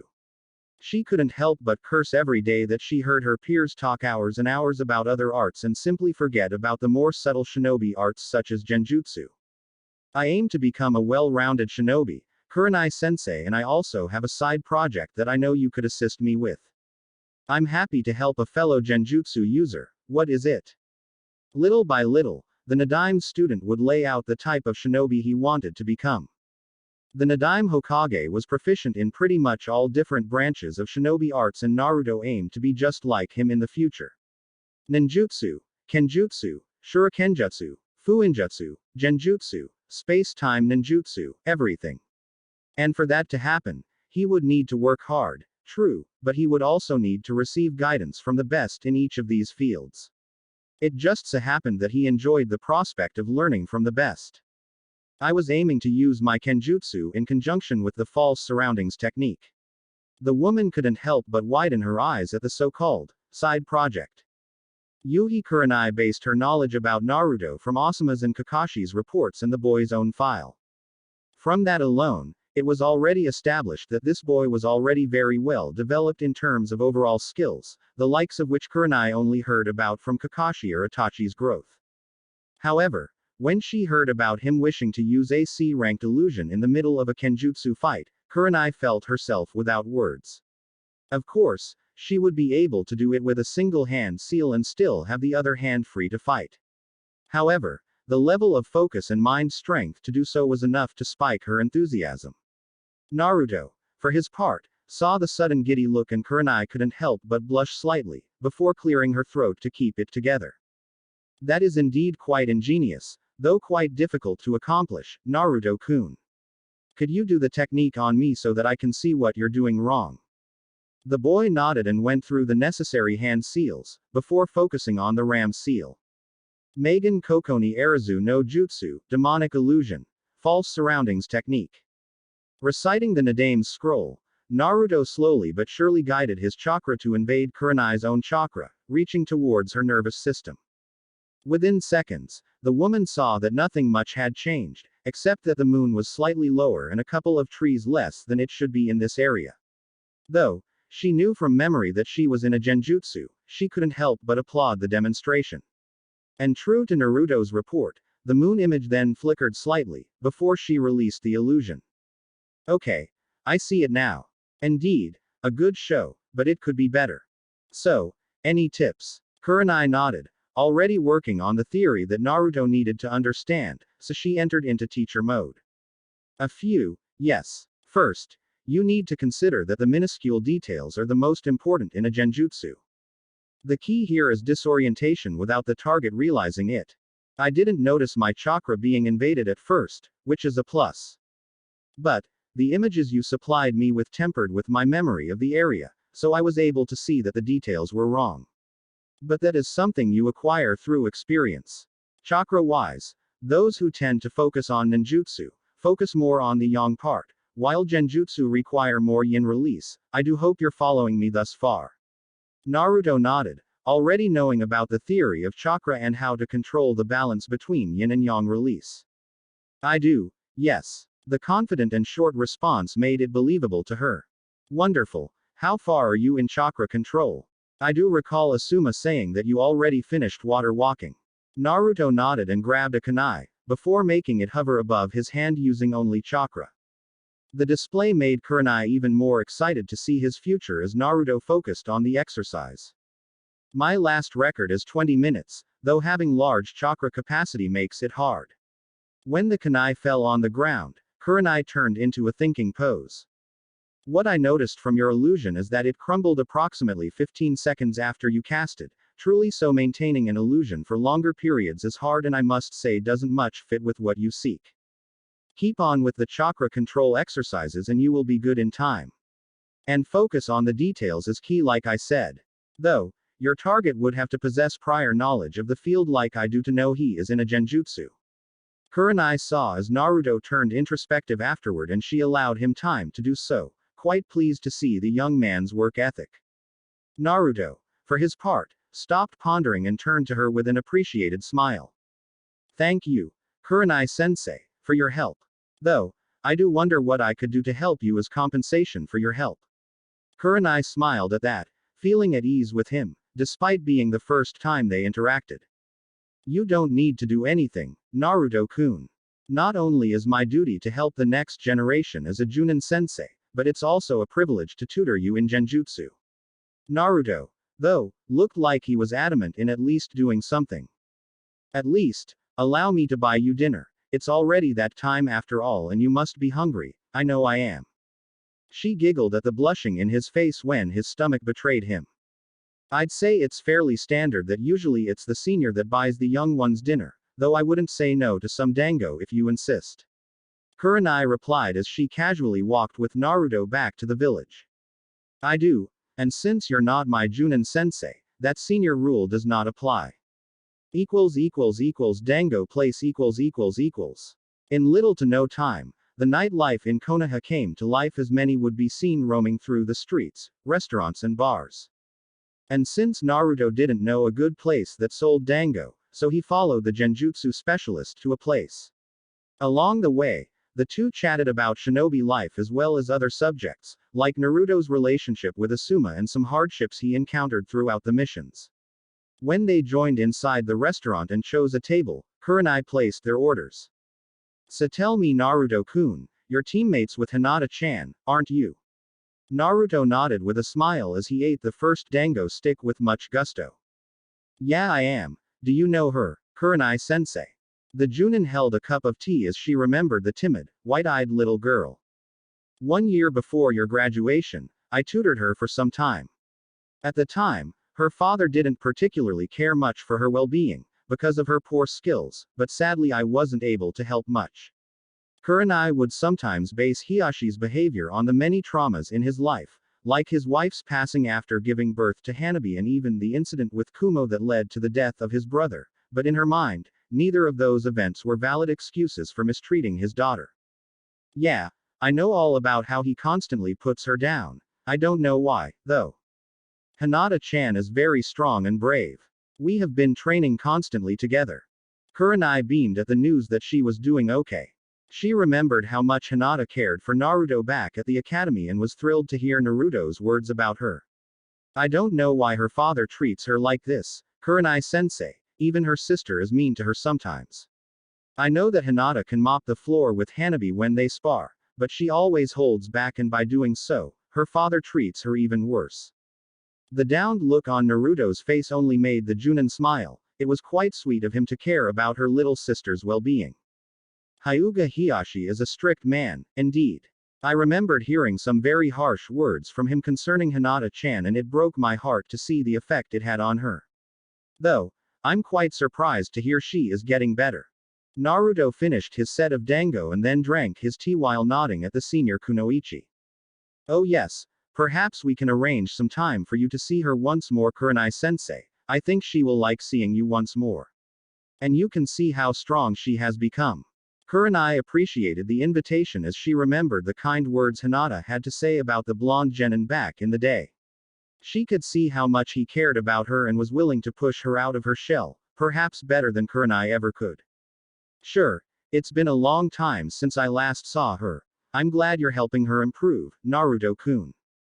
Dinner went on after that as Naruto offered a refill since he was getting one as well. After talking about Hinata, they chatted about hobbies and like every fresh genin out there, Naruto told her that he trained a lot, though he had a special predilection for eating ramen on occasion. Kurenai then told him about how much she enjoyed hanging out with her Jounin peers for drinks and chatting. While Naruto had yet to understand the concept, he came to know about a couple of other names that she mentioned as her friends. It turned out that one of said friend had walked inside the dango place at that precise minute and saw Kurenai there talking to Naruto. Mitarashi Anko was considered her friends, though she was a few years younger than the brunette Jounin. Oh hi there, Kurenai-chan. Funny seeing you here. Kurenai heard Anko's voice and smiled with a wave at the woman. Hi there Anko-chan. Naruto-kun here was just treating me to some dango. Naruto. This is Mitarashi Anko. The woman named Anko saw the Kyuubi kid sitting next to her friend and saw him nod at her in greeting. So what happened? Got tired of your genin and decided to steal Asuma's. Kurenai only smiled at that though while Naruto just observed the conversation. Nothing like that, Anko. Naruto-kun here asked for some tips in genjutsu and he invited me here as compensation, that's all. You're welcome to join us, if you'd like. Nah. I'm good thank you both. I was just grabbing some dango and then going back to work. Ibiki has some batch of people to interrogate and needs my help. I will just let you guys resume your little date. Kurenai sighed at that and ignored her choice of humor, while turning back to Naruto who was looking at Anko's back with a smile. She certainly reminded him of how he used to be before meeting up with the Nadaime. Don't mind her. What she got you can't fix. Naruto laughed at that and shrugged his shoulders. I believed I saw her once when I used to escape from the Anbu pursuit back in the academy. She is the one who uses snakes, isn't she? Yeah, she is, but please refrain from saying that to her face. Though she uses snakes in her fighting, the mere association irks her to no end, just a tip. Naruto was curious about the comment, but not enough to ask about it. Okay. I will keep that in mind. Is there? Naruto was about to continue the conversation when both Jounin and Genin turned to see and Anbu Shunshin to their table. Kurenai Yuhi and Uzumaki Naruto, Hokage-sama requests your presence right away. The Jounin stood rigid right away and nodded to the messenger before seeing the Anbu vanish. Before she could usher the Genin to follow her, he was already paying the bill and standing beside her. She nodded at him as they used Shunshin to reach the Hokage's office right away. Hokage's office. The old man Sandame Hokage was smoking his pipe while reading a report from the Anbu and medical shinobi team. Time was of the essence right now and he had very few shinobi he could spare to aid Kurenai in this mission that only she could perform. The Chunnin exams is on the rise and his forces were stretched thin with the many preparations and precautions necessary for Konoha to house such an event. Not to mention the sudden tension that is on the rise in the elemental nations. Despite the 5 villages having a path of neutrality, Sarutobi Hiruzen knew never to take things for granted. As such, he would send scouts to all possible locations, disguised as missions to bring him reports. The Hokage was alerted for about less than a second, once he sensed Kurenai's and Naruto presence manifest inside his office. Hiruzen allowed himself a fond smile at seeing the blonde Genin next to the Jounin. If there was one Genin in this generation that showed the most promise was him. Ever since the wave assignment, when Asuma told him that Naruto not only learned about the Kage Bunshin, but also was able to use low-level Fuinjutsu, the Hokage was quite surprised. The surprise only increased as Naruto also displayed skill in ninjutsu and kenjutsu in the following missions. He had no doubt in his mind of this kid's drive and he couldn't be prouder. You called for us, Hokage-sama. Hiruzen nodded, being serious as he addressed the Jounin in front of him. Kurenai. It's about Karama Yakumo. Naruto saw with concern as Kurenai's eyes widened to impossible proportions and her hands were trembling. Chapter 11 Yakumo. Uzumaki Naruto and Yuhi Kurenai listened calmly as the Hokage gave them the summary of what happened. Kurenai. I had received a report from the team responsible for Yakumo's safety in Satomi Hill that Yakumo has been quite unstable for some time now. Usually, when that happens, they would handle it with sleeping agents, but even that has proven to be useless. Knowing about your mission, I had ordered the Anbu team back and called for you here. I'm sure that your expertise in this manner would be able to handle it, plus based on your previous assignment, you'd know how best to handle her case, I assume. One of the Anbu reports even singled that the Karama clan might be involved in this. That moment, a silent conversation continued between the Hokage and Kurenai that Naruto was clueless about. All he could see and perceive was Kurenai's tense shoulders, narrow lips and narrow eyebrows.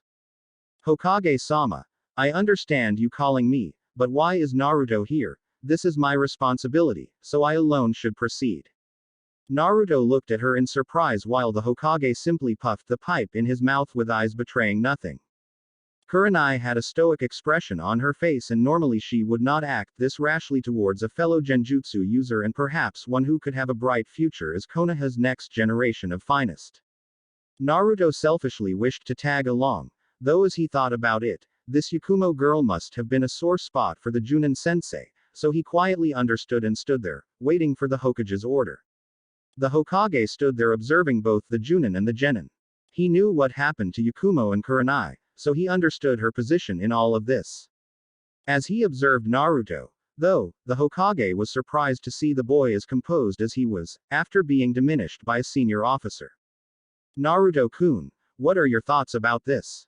If he was surprised to even have a say in this manner, Naruto wasn't showing it. Hiruzen chuckled as Naruto's eyes went from Hiruzen to Kurenai and then to Hiruzen once more. Well, I guess Kurenai-sensei knows better and if she believes that I would get in her way, then I guess it's best if I don't go. The Jounin couldn't help but flinch in slight shame at his response, but it lasted less than a second. Though, I would want to help if I could. Hiruzen smirked at that, before Naruto bowed to Kurenai. He flinched slightly at the harsh glare she was directing his way, but he at least tried to explain. I could see how tense you became as Hokage-sama explained the situation, and you've been quite helpful to me. The least I could do is help you in return. Kurenai looked stern at the blonde genin for a good while and then she sighed in dismay. Naruto's shoulders relaxed as he saw a content smile on her face. I didn't know you're so stubborn, Naruto-kun. Naruto simply nodded at the sensei's claim, remembering the same comment from the Nadaime Hokage when Naruto sometimes trained past exhaustion. Hiruzen allowed a smile as he observed the scenery. Okay then, you can tag along, though if Sandaime Hokage is certain, then our enemies are members of the Karama clan, not to mention Yakumo herself. They are experts in using genjutsu as their main weapon. I promise I won't let you down, sensei. Kurenai just smiled at the confidence exuding from the genin. She, then, turned to the Hokage who puffed some smoke, before addressing the duo. Then, Yuhi Kurenai and Uzumaki Naruto, I'm issuing you 2AB ranked mission with the objective of subduing Karama Yakumo using all means necessary. Top of the Hokage's building . Naruto and Kurenai had shunshined outside the Hokage's office and appeared on the building's rooftop. It was a night of full moon tonight as their hair danced to the gentle wind of fall. Kurenai, Naruto could tell, was silent as she looked towards the location of the Satomi Hill mansion. He observed as her mangled brunette hair dangled freely, while her eyes remained its steel-like quality of a professional. Right there, Naruto could see the quality of a Jounin. He had seen it in Kakashi and Asuma a couple of times and it made his chest tingle in excitement to be able to witness it firsthand. He yearned to participate in more assignments like these in the future with prominent shinobi and kunoichi just like Kurenai-sensei. Still, Naruto couldn't help but notice with a dread how Kurenai's hand clenched every now and then. That tension that he had seen in the Hokage's office came full force and he couldn't help but worry. Kurenai-sensei. Is there something wrong? The Jounin turned to her genin subordinate for this mission in slight surprise, not realizing that she was telegraphing her tension. I guess that's no harm in telling you, since you are tagging along Naruto, though this is considered a top priority secret known only to me and the Hokage, understood? She then turned to him and placed her right hand on her waist. You remember me saying that this is my responsibility, right? He nodded and she continued. A couple years ago, the Sandaime Hokage had entrusted Karama Yakumo to me as her tutor in the shinobi arts. Being a member of the Karama clan, it was a given that she would be at least proficient in the art. However, I later realized that she was too good, far too good to be considered a prodigy. So I one time checked to see deep within her mind. Once inside, it's when I saw it. A demonic creature with Oni mask and a female dress, a sensitive and malicious creature born from Yakumo's mind, due to her story. Naruto choked at that as Kurenai continued. The image of the Kyuubi no Yoko instantly appeared in the genin's mind. In the end, it fell onto me to stop that creature from manifesting and Sandaime ordered me to seal it permanently, or so I thought. Suddenly, the floor looked quite a sight as Kurenai found herself doubting herself. So you think that this demon is trying to take over once more? Kurenai just answered that with a yes, and Naruto continued. What happened to her, sensei? Kurenai released a sad sigh but held nothing from her mission partner. Although she was considered a prodigy in the art, Yakumo was born with a frail composition. She was incapable of performing the other physical aspects of a shinobi life. So, her father at the time requested the Hokage for a special tutor, so the Hokage assigned me. I remembered that she so desperately wanted to become a kunoichi despite her shortcomings, hoping to focus only in her genjutsu ability. I tried to dissuade her from the ninja way of life. At the time, she just couldn't perform to at least the standard levels, so I refused to train her. At the time, I thought my decision was right, but looking at today, I found that I could have at least tried more. Yakumo, though, persisted despite her depression at the high expectations her family had put her through. Then, the incident occurred. What happened? One day the members of the Karama clan ran to check on an incident at the clan's main residence, only to see the building burning and Yakumo just standing outside the house, petrified. Later, we found out that my sealing was ineffective and that this monster inside her caused the fire. So, the Sandaime had no other choice other than that intern her in a facility and assigned a team to watch her, monitor her mental health. Of course, Yakumo has no knowledge of what happened as she went catatonic after the event. Naruto could see how saddened Kurenai became and noticed how much she cared about Yakumo to go to such lengths to even blame herself for this. I see. Well, why do you blame yourself for this, sensei? Sounds like you did everything you could do. True, that Naruto would push forward just as Yakumo did if someone said he couldn't do something, but Kurenai taking responsibility for this was wrong. Sandaime gave me a mission and I failed. But more than that, I failed with Yakumo. It took me quite some time to get over what happened. Still today, I don't know why Hokage-sama entrusted me with a Genin team. Now, that gave Naruto pause as he wondered the reason behind such negativity. The Genin wasn't experienced enough to empathize with her plight. He heard from both Asuma and Kakashi that not all missions will end on a positive note. There would be times when the team arrived too late, there would be times when the shinobi moved too slow to stop someone from dying, there would be times when the client withheld key information that proved the difference between living and dying. As such, simplistically and naively stating that she was wrong would be the same as not acknowledging the possibility of failure and regrets. I guess there's time then for us to remedy whatever you feel you failed, right, Kurenai-sensei? The Jounin looked at the Genin for a while, before nodding in content. Despite the short amount of time she had interacted with him, Naruto managed to impress her, not only with his surprising well-rounded shinobi ability, but also with his maturity. Yeah, I guess we do. Satomi Hill Forest . It took some time for Kurenai and Naruto to cross the village and then embark through the forest that would lead them towards the Satomi Hill safehouse where their target was currently located. The eerie night and gentle wind did little to ease the duo. To a genjutsu user, such as the enemies they would face in no time, this settlement was less like a quiet forest and more like a bear trap waiting to be activated. Despite the members of the Karama clan being composed of Chunnin mostly, none of them could be underestimated. Both Kurenai and Naruto flared their chakra constantly so as to not be caught underhanded. They were also on the lookout for hidden traps that were more easily hidden at night. Kurenai could certainly attest to the Genin's experience, as she rarely needed to do anything to help him. Though, she would be remiss if she didn't converse something important beforehand about fighting against genjutsu. Naruto, please hold on for a moment.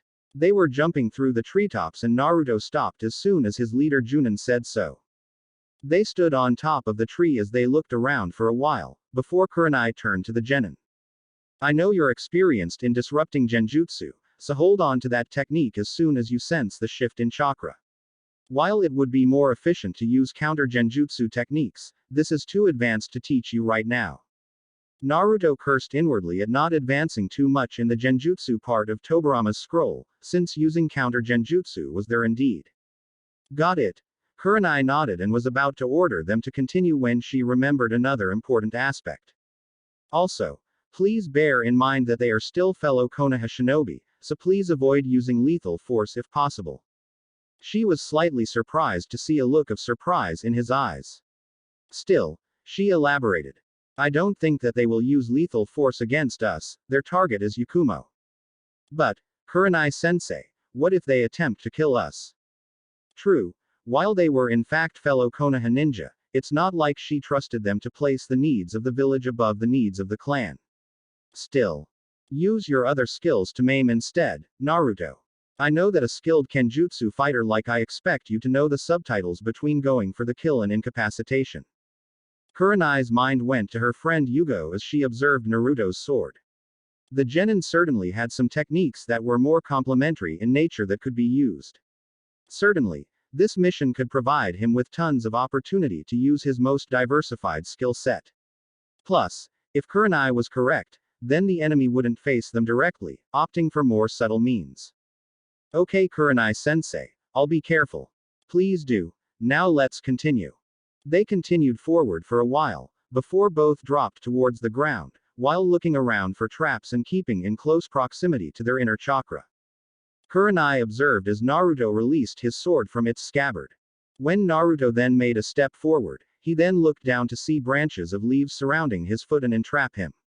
Kurenai's feet suffered the same fate, but unlike the Jounin, Naruto felt the sudden invasion of his chakra system.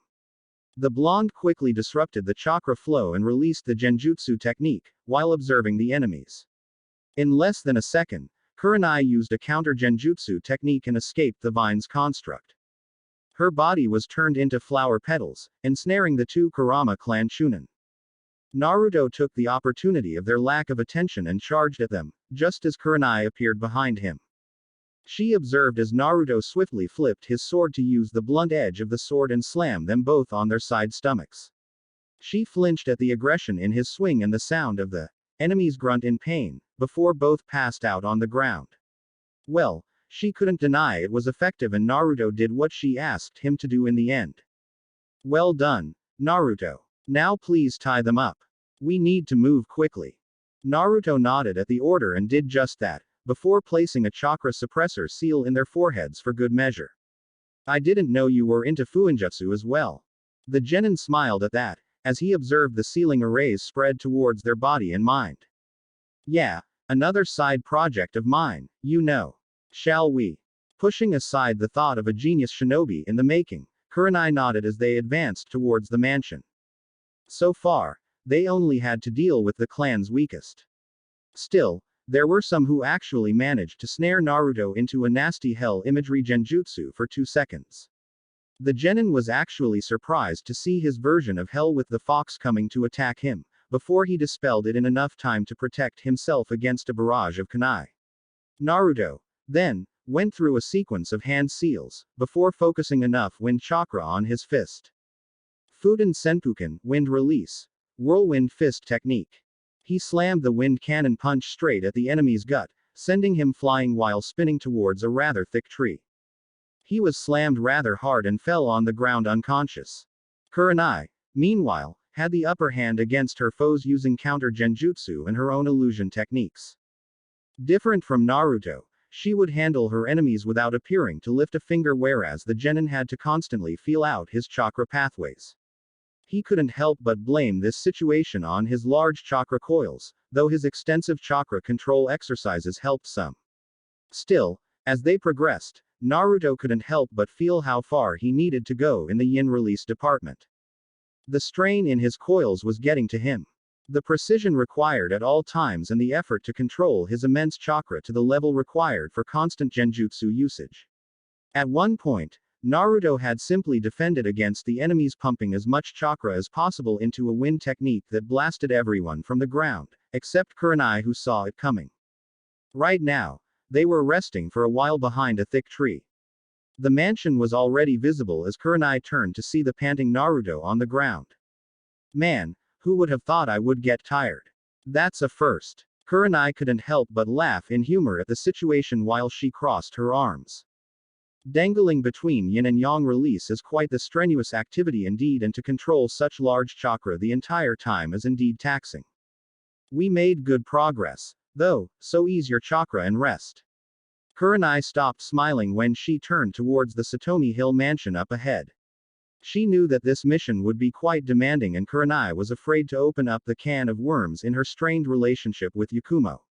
She wondered what they would find once inside. The sweet but frail girl or the furious beast that she met once before the attempted sealing. So, seeing that we have some time, how can I use counter genjutsu? Kurenai snorted in derision at the question. Leave it to Naruto to consider learning something now right in the middle of a mission. I'm afraid it's too advanced for you right now, but the theory is quite simple. In essence, you must dispel the technique your enemy casted and perform a genjutsu of your own almost at the same time. It depends on the level of the technique, though. B and A rank genjutsu techniques are quite hard to dispel, not to mention perform a counter genjutsu immediately after. In fact, even I would have difficulty using counters against an A-ranked illusion. Kurenai then saw the look of introspection in the genin's face and grunted. She wouldn't be surprised if he managed to do it in a couple of years, based on the rate he was progressing. How are you feeling? Naruto looked up from his sitting position and got up, while dusting the smear from his pants. With the theory of counter genjutsu in his mind, he closed his eyes and focused on molding chakra throughout every tenketsu inside his body, thus easing the strain. Bit better now, thank you. The two then charged towards the Satomi Hill mansion, before stopping as a giant tree emerged in their path. Both Naruto and Kurenai paused, knowing that it was a genjutsu, but the amount of chakra invading them felt way stronger than the others combined. The two then got caught in strong vines that entrapped their bodies and forbade them from using hand seals.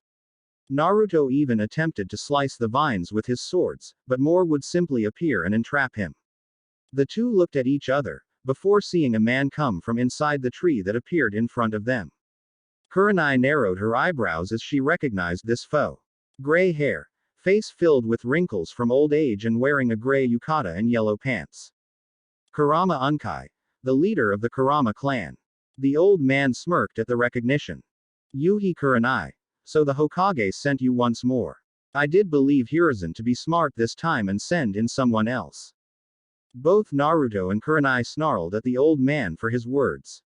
Both appeared to use brute force to escape from the binds, but failed.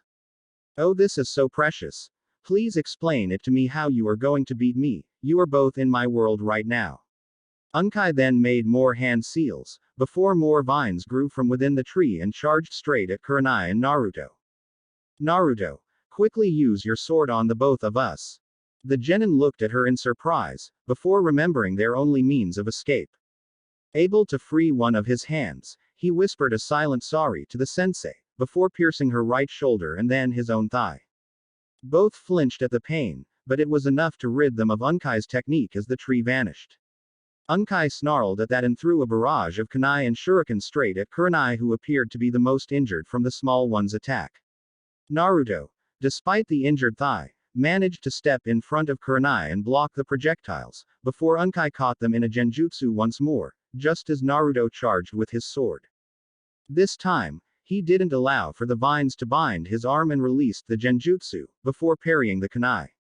Unkai then quickly evaded a barrage of shuriken from Kurenai. Naruto took the opportunity and went through a sequence of hand seals as he saw Unkai in midair. Fuden Daitapa, wind release. Great breakthrough technique. Unkai saw the blast of wind about to skewer him and he vanished using genjutsu. Naruto, keep on the attack, he is hidden behind that boulder to your right. The blonde genin used a quick shunshin and focused wind on his fist to destroy the boulder, forcing Unkai to escape from his hidden location. The leader of the Karama clan stood menacingly at Kurenai, before Naruto stopped in front of her once more. Why are you doing this, Unkai? The old man was still in strike position with a kunai, before standing up and dropping his arms. Yakumo is a disgrace and a menace to the clan, Kurenai. You know that more than most. Naruto and Kurenai were surprised when Unkai vanished once more and Naruto closed his eyes, focusing first on disrupting the subtle genjutsu and then pinpoint the enemy's position.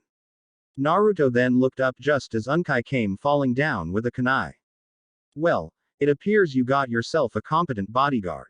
Naruto didn't stop and focused wind chakra through his sword and charged with speeds that surprised Unkai. He tried to block using kunai, but his weapon got sliced in half like it was nothing.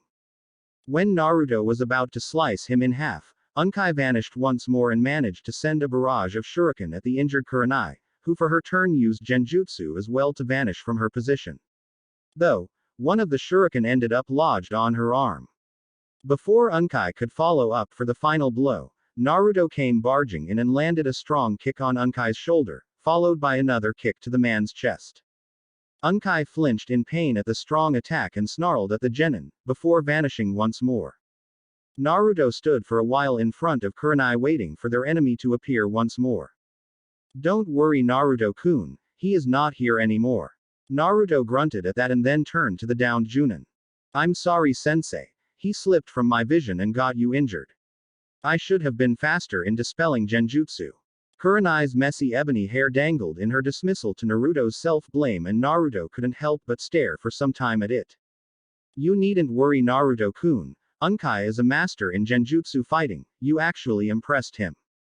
Now, could you do me a favor and close these wounds for me? The blonde sighed and got the first aid from his kunai holster. The Jounin released the sleeve from her injured shoulder as Naruto cleaned up the injury and then passed some bandage over the wound to close. Muttering an apology at Kurenai's subtle complaint, Naruto then made a tight knot to hold it steady. He did the same with Kurenai's arm as well. Thank you. though your patching needs more work. The woman Jounin giggled at the sudden look of concern from the blonde Genin, wondering if he had made a mistake. Huh, you worry too much, Naruto, I was only jesting. This is the first time I did this, I was worried that I squeezed too tight. It's okay. I can handle the pain. Now, it appears the path is cleared towards the mission, so let us proceed. Satomi Hill Mansion ===. As soon as they stopped in front of the house, both Naruto and Kurenai were surprised when the door slowly opened up for them to enter. Naruto then looked to Kurenai and frowned at the worried stare in her eyes. Naruto, I'm sure we are about to enter the demon's lair, but we have no choice but to enter. The Genin nodded and followed the Jounin inside. As soon as they did so, the door behind them closed and the mansion all but vanished. As soon as they stepped inside the house, Naruto and Kurenai were immediately oppressed by the strong energy that invaded their bodies. Naruto found himself lost for words as he couldn't feel his chakra for the first time in his life. No doubt about it, we are in Yakumo's world right now. What now, sensei? I can't feel my chakra. Kurenai nodded at the Genin's words. This is Yakumo's ultimate genjutsu, Naruto. Right now, we are inside her world and she rules everything, even our own ability to use chakra. Our only hope right now is for us to reach her and deal with whatever is happening to her right now. Oh sensei. So nice of you to visit me again. The two suddenly tensed at the sudden haunted girly voice echoing throughout the corridors. And you brought company as well. I was hoping for us to talk alone, actually. Shame that you two will not leave this place. With nothing left in terms of defense, Naruto unleashed his sword and Kurenai alone kunai as the two wandered the dark hallways together. Considering that any room in this mansion could be a trap waiting to kill them, splitting up would be ill-advised, very ill-advised indeed, based on Kurenai's information just now. Naruto, please be careful. Yakumo's genjutsu prowess is so powerful that it could kill you. Huh. How's that possible? Genjutsu affects the mind and the senses into believing in something that isn't there. How can genjutsu be strong enough to kill? True. Illusion targets the mind and the senses. However, Yakumo's genjutsu is so powerful that the brain is led to believe that you're in a life or death situation and react accordingly. Since we lack the usage of chakra, our mind is all we got. The news was quite startling indeed. So this is why the Hokage wanted you to deal with her, sensei. Because her power is dangerous. Yes. The Hokage wanted me dead, right, Kurenai sensei? Again the voice echoed throughout the haunted hallways and it appeared to come from the door to their right. When Naruto pushed it open, he was surprised to see that he was one step away from falling down into a pool of lava. And he would have, had Kurenai not held his shoulder at the last possible second. The unbearable heat crawled on their skin. The lava lake was so hot that bubbles appeared on the surface and even skeletons were floating freely. They knew that this was a genjutsu, but the feeling was so real it scared Naruto. He was scared to realize the sheer potency of a strong genjutsu user, and the possible damage done to his mind. Kurenai pushed Naruto back from the door and back to the hallways. Come on Kurenai sensei, what's taking you two so long to get here? I'm getting really bored waiting. This time, the hollow voice shifted to a more urgent tone.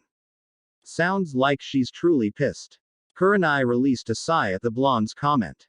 Of course she is, and your comments are not helping, Naruto. The Genin backed off at the sensei's tone and quickly apologized. Forgive me for snapping at you, just to realize that she hears everything, so avoid upsetting her until we find her. Okay. Who is he, sensei? Another life for you to ruin. Naruto didn't enjoy the hollow laughter that followed after the jab. And Kurenai wasn't much interested in playing this game for long. Yakumo, you know you can make us walk for hours on end without finding you, so let's cut the chase and show us where you are. Well, that is true, sensei. Though, I wonder if I am done playing with you too. Yeah, you're right. You two please step inside the double door in front of you and let us have an interesting chat. True to her guiding, the brown double door surged out of nowhere and one of the doors opened. As soon as the two entered inside, the door was then shut, before vanishing. What they saw was breathtaking. It was like they were in outer space and a lone girl stood on some hovering platform in the middle of the room surrounded by paintings. Naruto now could take a look at Yakumo's appearance. Long brown hair and light brown eyes. Her hair is straight on one side and braided on the other side. She wore a pink kimono held closed by a pink sash with 2 pockets on the front. The hovering paintings were also quite disturbing. One had Konoha burned to the ground. Other was the Hokage's tower being bombarded by lightning from the sky, but all the rest were of Kurenai suffering painful deaths. Do you like it, sensei? When I think of you, I get so creative, you know. I can think of many ways to deal with you right now, and then Konoha shall be next. Naruto took a step forward but stopped when Kurenai ushered him to stop. Why involve the village, Yakumo? I alone should be enough for your revenge. Yakumo, though, merely frowned at the comment as a painting from a shocked Kurenai in full body appeared in front of her. She then took a brush from her kit and painted Kurenai's feet up to her knee. The result was instantaneous as Kurenai looked down to see her feet up to her knees vanishing. Yakumo just kept her stoic face as she observed the painting as if neither Kurenai nor Naruto was there in the room with her. I have complete control over your life or death, Kurenai-sensei. Kurenai appeared frantic as she focused on her now missing feet. Why are you doing this, Yakumo? The girl giggled at the question, but still kept on facing the picture. You know, I was really counting on the Hokage sending you to deal with me, sensei. And now you're here with me, so now I can get the truth from you. Naruto tensed as Yakumo turned aggressively at them. I want the truth, sensei. I deserve to know the truth. The Sandaime ordered the death of my parents, right? He wanted the annihilation of the Karama clan, didn't he? Naruto wondered about what the girl was saying, but he had kept his mouth shut. It was clear that something was not right, based on Kurenai's story when they started. The Jounin looked briefly at the Genin and nodded in appreciation at him allowing her to conduct the conversation. No, Yakumo, the Sandaime Hokage had not ordered such a thing. Please stop lying, sensei. You'll vanish if you continue. To prove her point, Yakumo repeated the brush on Kurenai's knees and thighs, and like before, Kurenai was now only visible from the waist up. Kurenai-sensei. The beautiful ebony-haired Jounin looked at Naruto briefly and negated, before turning to Yakumo. She knew that some buttons needed to be pushed for Yakumo to truly see what was going on here. Though, at the same time, this was quite emotional for the Jounin-sensei. Kurenai had too many traumas in her life growing up. Something happened without her being able to do anything about it, but the worst ones were the ones where she could have done something about it, but didn't, and Yakumo was clearly in the top 3. Dear sad child, if killing me will settle your suffering, then by all means go right ahead. Your hate will vanish together with your suffering. Naruto's chest clenched as the woman tried to appear strong, but couldn't hold back the tears from falling. Yakumo, though, merely observed the show, and cursed her once more. What are those tears for, sensei? Well, let us continue. This time, Kurenai saw as her stomach vanished, leaving only half of her arms, chest area and her head. Naruto was finding hard to continue observing only and took a step forward. Stop. Naruto. The Genin then crossed eyes with the stern-looking red eyes. He was at a loss right now in how to solve this matter. Please, Yakumo, speak everything you have held inside your heart, focus your hatred on me. Both Naruto and Kurenai could see the brush on Yakumo's hand tremble. I heard you and the Hokage talking, sensei. How you tried to kill the Karama clan. Kurenai now looked solemn as she really wanted to approach the sad child and hold her. No, Yakumo, you got it all wrong.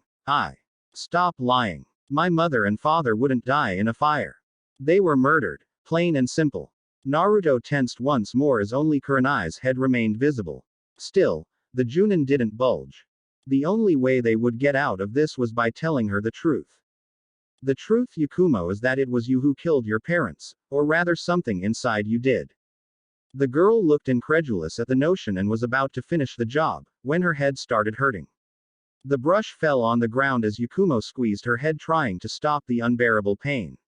The sudden image of her house burning to the ground and Yakumo standing outside crying non-stop at her parents' demise. The memory was repressed, but now it came bearing down at her like a broken dam. Keep a strong mind, Yakumo, you have to keep it under control. Keep what under control? I don't understand. Yakumo began to tremble until a painting fell on the ground next to her. It was completely dark, looking like dark mud, until it started to melt. Yakumo then looked at the image in the painting and froze in fear at the image of the beast dressed in the same clothes as her. Then the repressed memory of what happened appeared in her mind. She remembered it clearly now. Her parents were talking to her inside her bedroom. They wished for her to stop pressuring herself into becoming a shinobi. But she felt that they were looking down on her, that they were really disappointed at her. Then, this creature appeared and turned to attack her parents. The fire. The fire was caused by this creature and it was all her fault. Kurenai sensei was right. She killed her parents.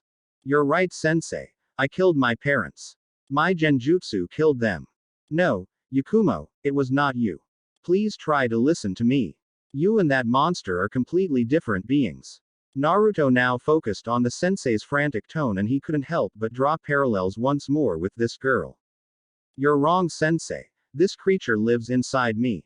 I know now what must be done. Sorry Kurenai sensei for causing you so much trouble.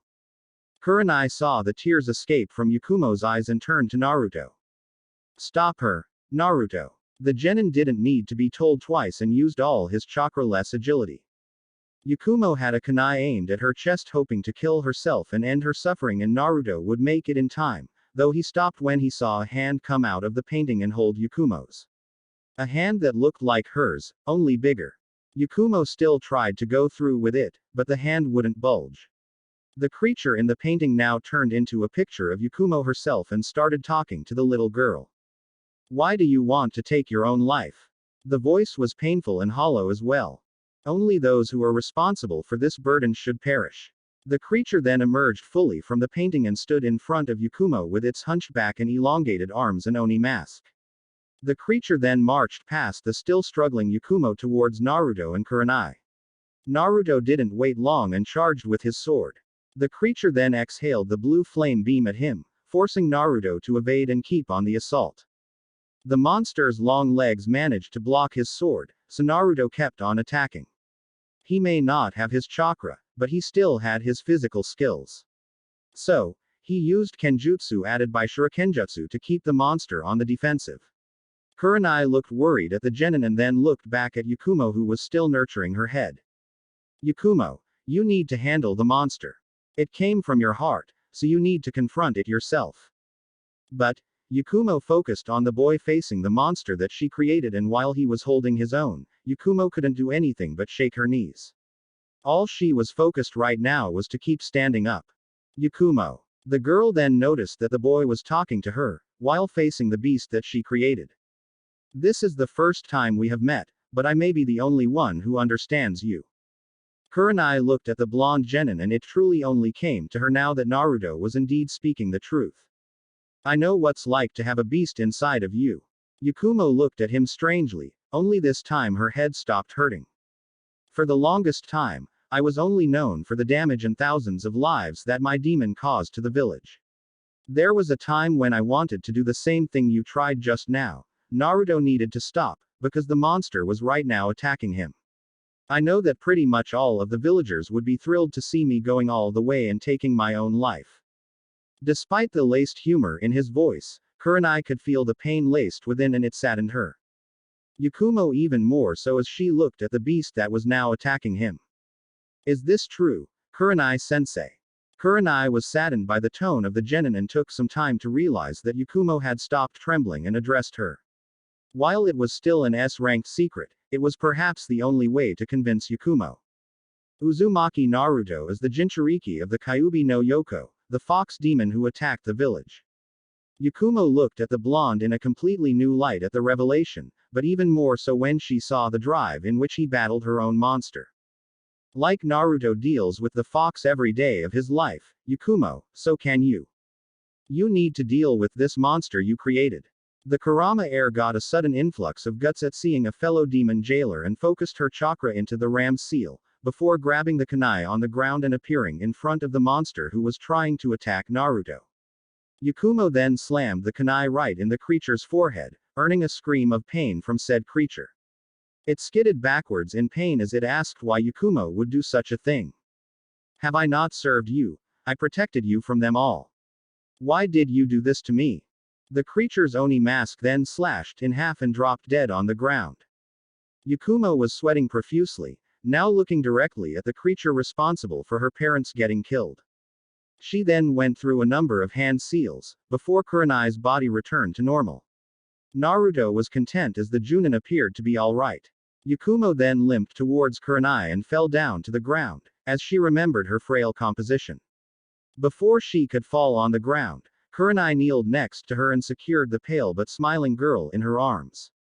Kurenai was looking down at Yakumo with a beautiful smile and the girl was looking up in admiration.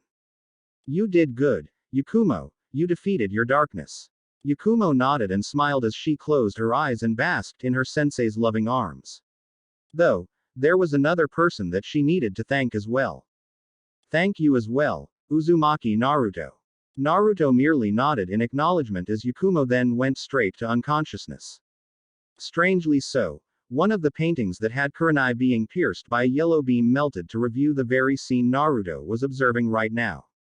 The other paintings all fell on the ground and the room curtains opened to review the blessing light of the moon outside. Last but not least, Naruto welcomed the sudden influx of his own chakra passing through his tenketsu once more.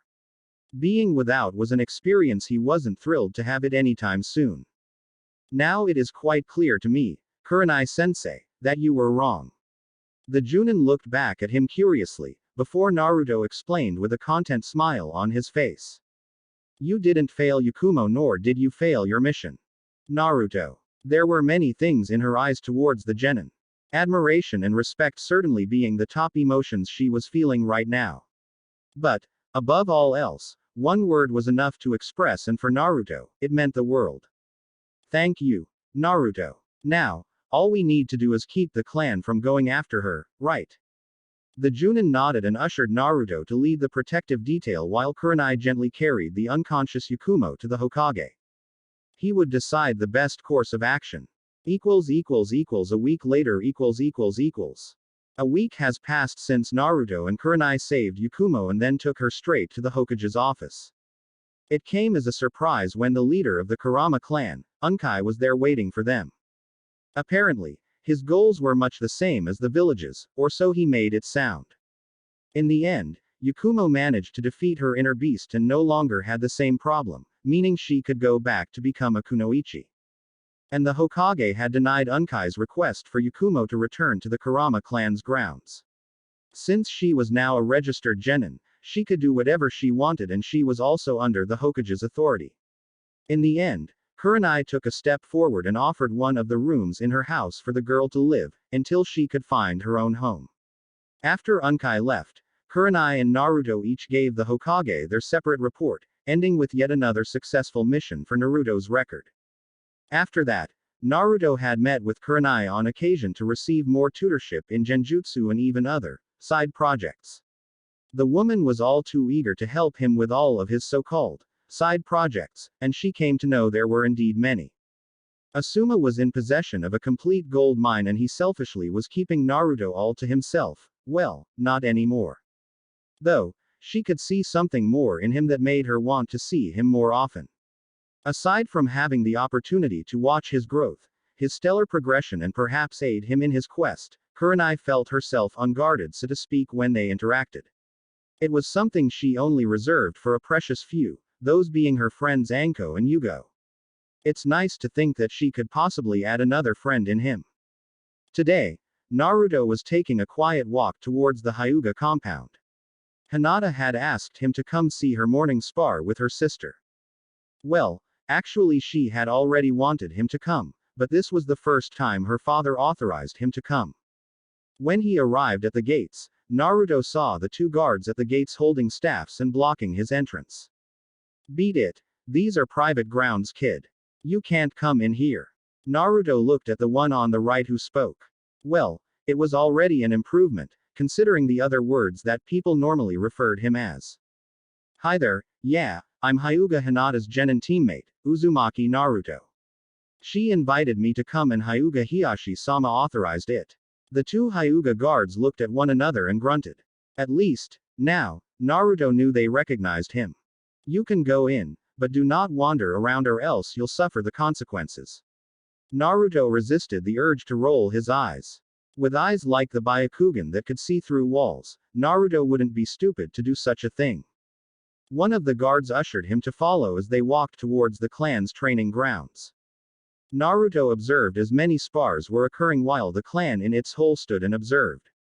His blonde hair and blue eyes stood out completely, and he was receiving looks of complete hatred from some and apathy from others, as if he didn't exist in the first place. Usually, Naruto would receive the latter from the general population. Later, he saw Hinata kneeling next to her grunt of a father. Her sparring partner, Hanabi, was kneeling on Hiyashi's other side. Naruto decided not to bother Hinata, but he could see the saddened look in her eyes at having to do this once more and in front of the clan no less. The timid girl, for her chance, looked around, wanting to see if Naruto had arrived. All she could see, though, were white hollow eyes, long black hair and white or black robes, depending on the family branch. Her eyes suddenly looked livelier as she saw Naruto waving subtly at her, almost hidden by two Hyuga branch members. She waved back at him, before giggling once she saw Naruto being chided by the Hyuga branch member for waving at her. Naruto then grumbled and crossed his arms at being scolded for doing nothing. That interaction alone made her entire day worth it, and with him here, she could allow herself to relax as she remembered the one and only request Naruto made for coming here. Of course, I will go, Hinata, but promise me that you will take the spar seriously. I know you don't wish to hurt your sister, but you will be hurting her even more by taking it easy on her. At the time, she couldn't give him a confident answer. Every spar she had with her sister was practically the same. Hinata was more agile, more skilled, and certainly more experienced. Hanabi may be strong for her age and more attuned to the Hyuga's standard practice, but the only reason Hanabi appears to win every time was because Hinata would create an opening to finish the spar, but she would never go through with it for fear of hurting her. When Naruto said that, by doing so, Hinata was hurting her little sister, which gave her pause to reflect. The truth had only came once Hinata later saw her sister walking around the clan compound as if she was the clan head, mistreating everyone, demanding attention from the clan. She grew conceited and Hinata was the one to blame. By letting Hanabi win their spars, the little girl let this false fame go over her head. Well, not anymore. Hinata would shudder to think about Hanabi as a genin out there, doing something stupid and getting killed. So, when their father ushered them to stand in line and begin their spar, Hinata stood resolutely and met her sister in the middle. Hinata couldn't help but look at Naruto from the corner of her eye and bask in his confident eyes for her. Just watch me, Naruto-kun. I'll make you proud of me.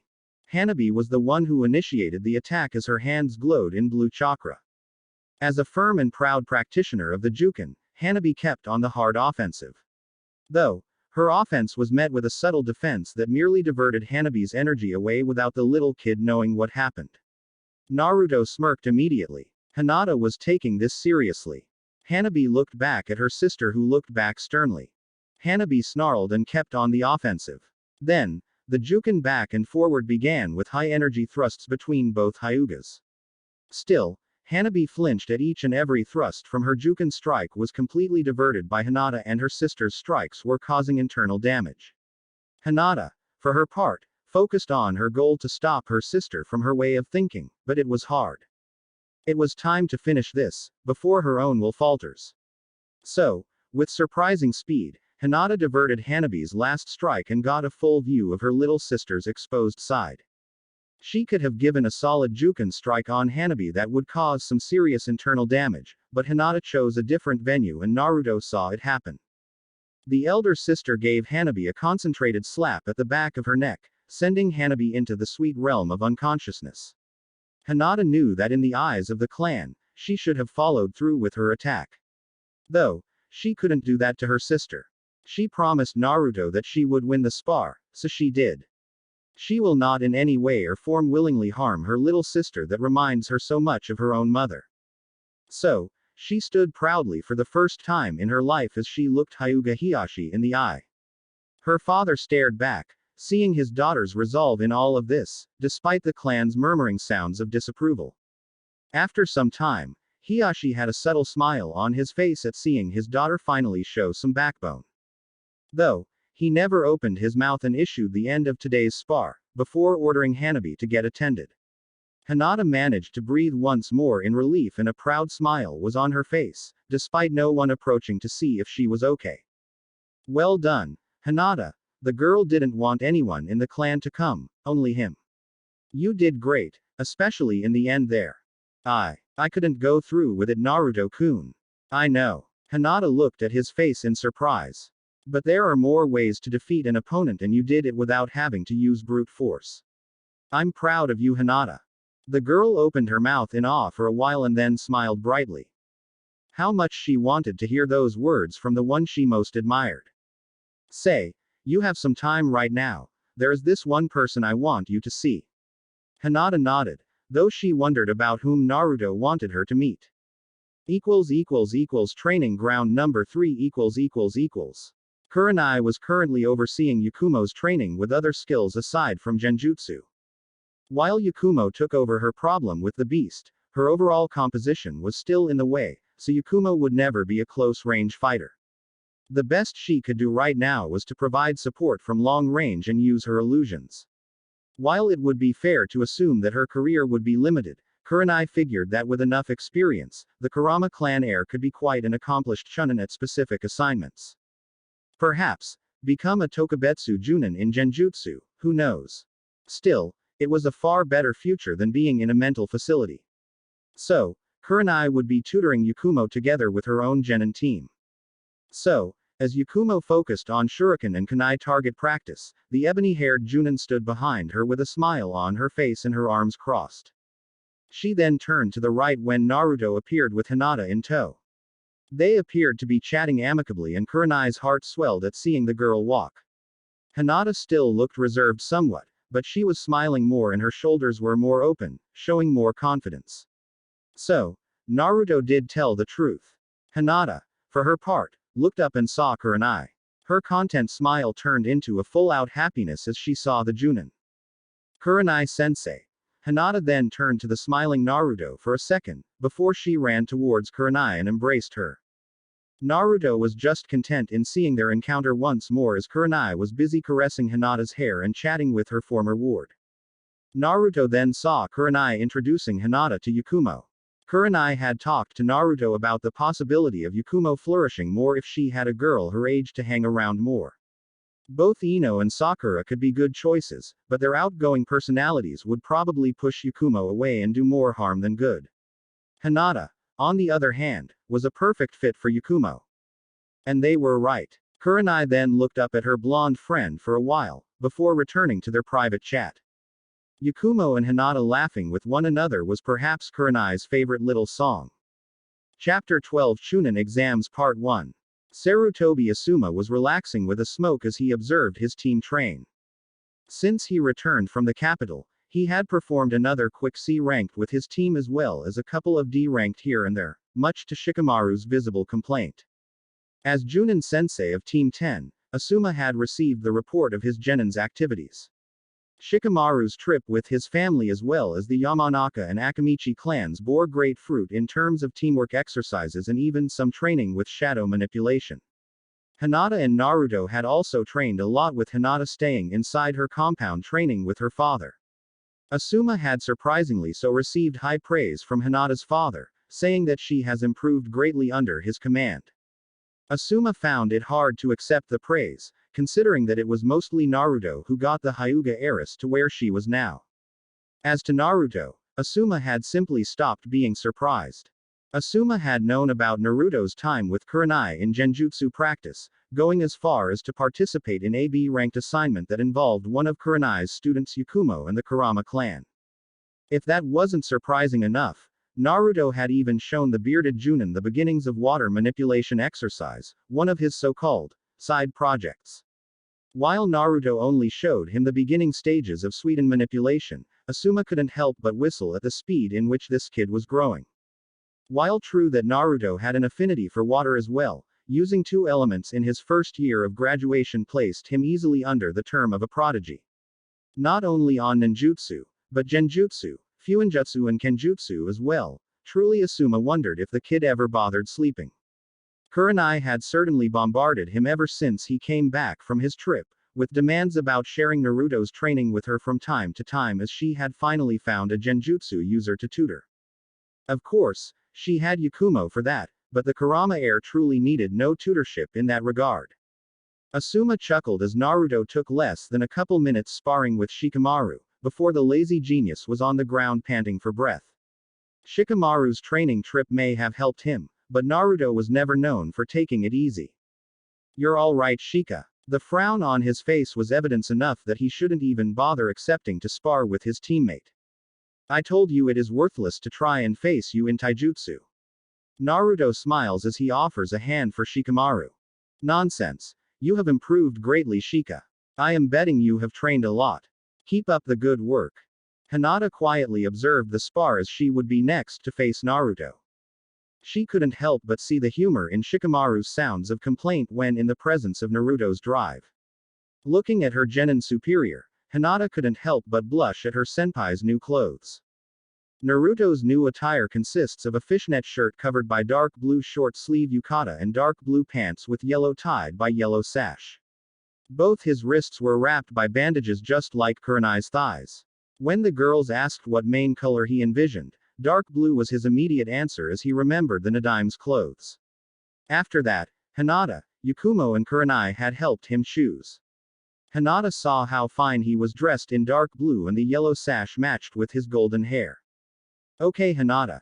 You're up, hopefully you can last longer than Shikamaru here." Both Naruto and Hinata laughed both at Asuma's comment and Shikamaru's mumbling response.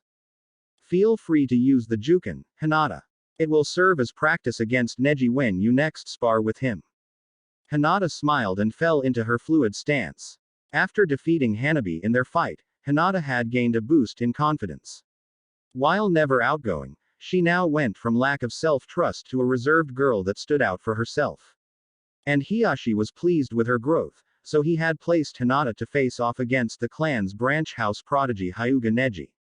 Truth be told, Hinata had not considered herself ready, not even remotely. Neji Nisan is a year older than me, Naruto-kun, and a genius. I can't hope to defeat him. Naruto merely tisked at her comment, downgrading her skills like that. Experience counts a great deal, Hinata, but your style of fighting compensates any lack of experience towards an older enemy. From what you said, Neji's style is not that different from Hanabi's. That rigid stance of your clan can't deal much with this style you created. So truly, Neji only has superior strength, but we had practiced many times together.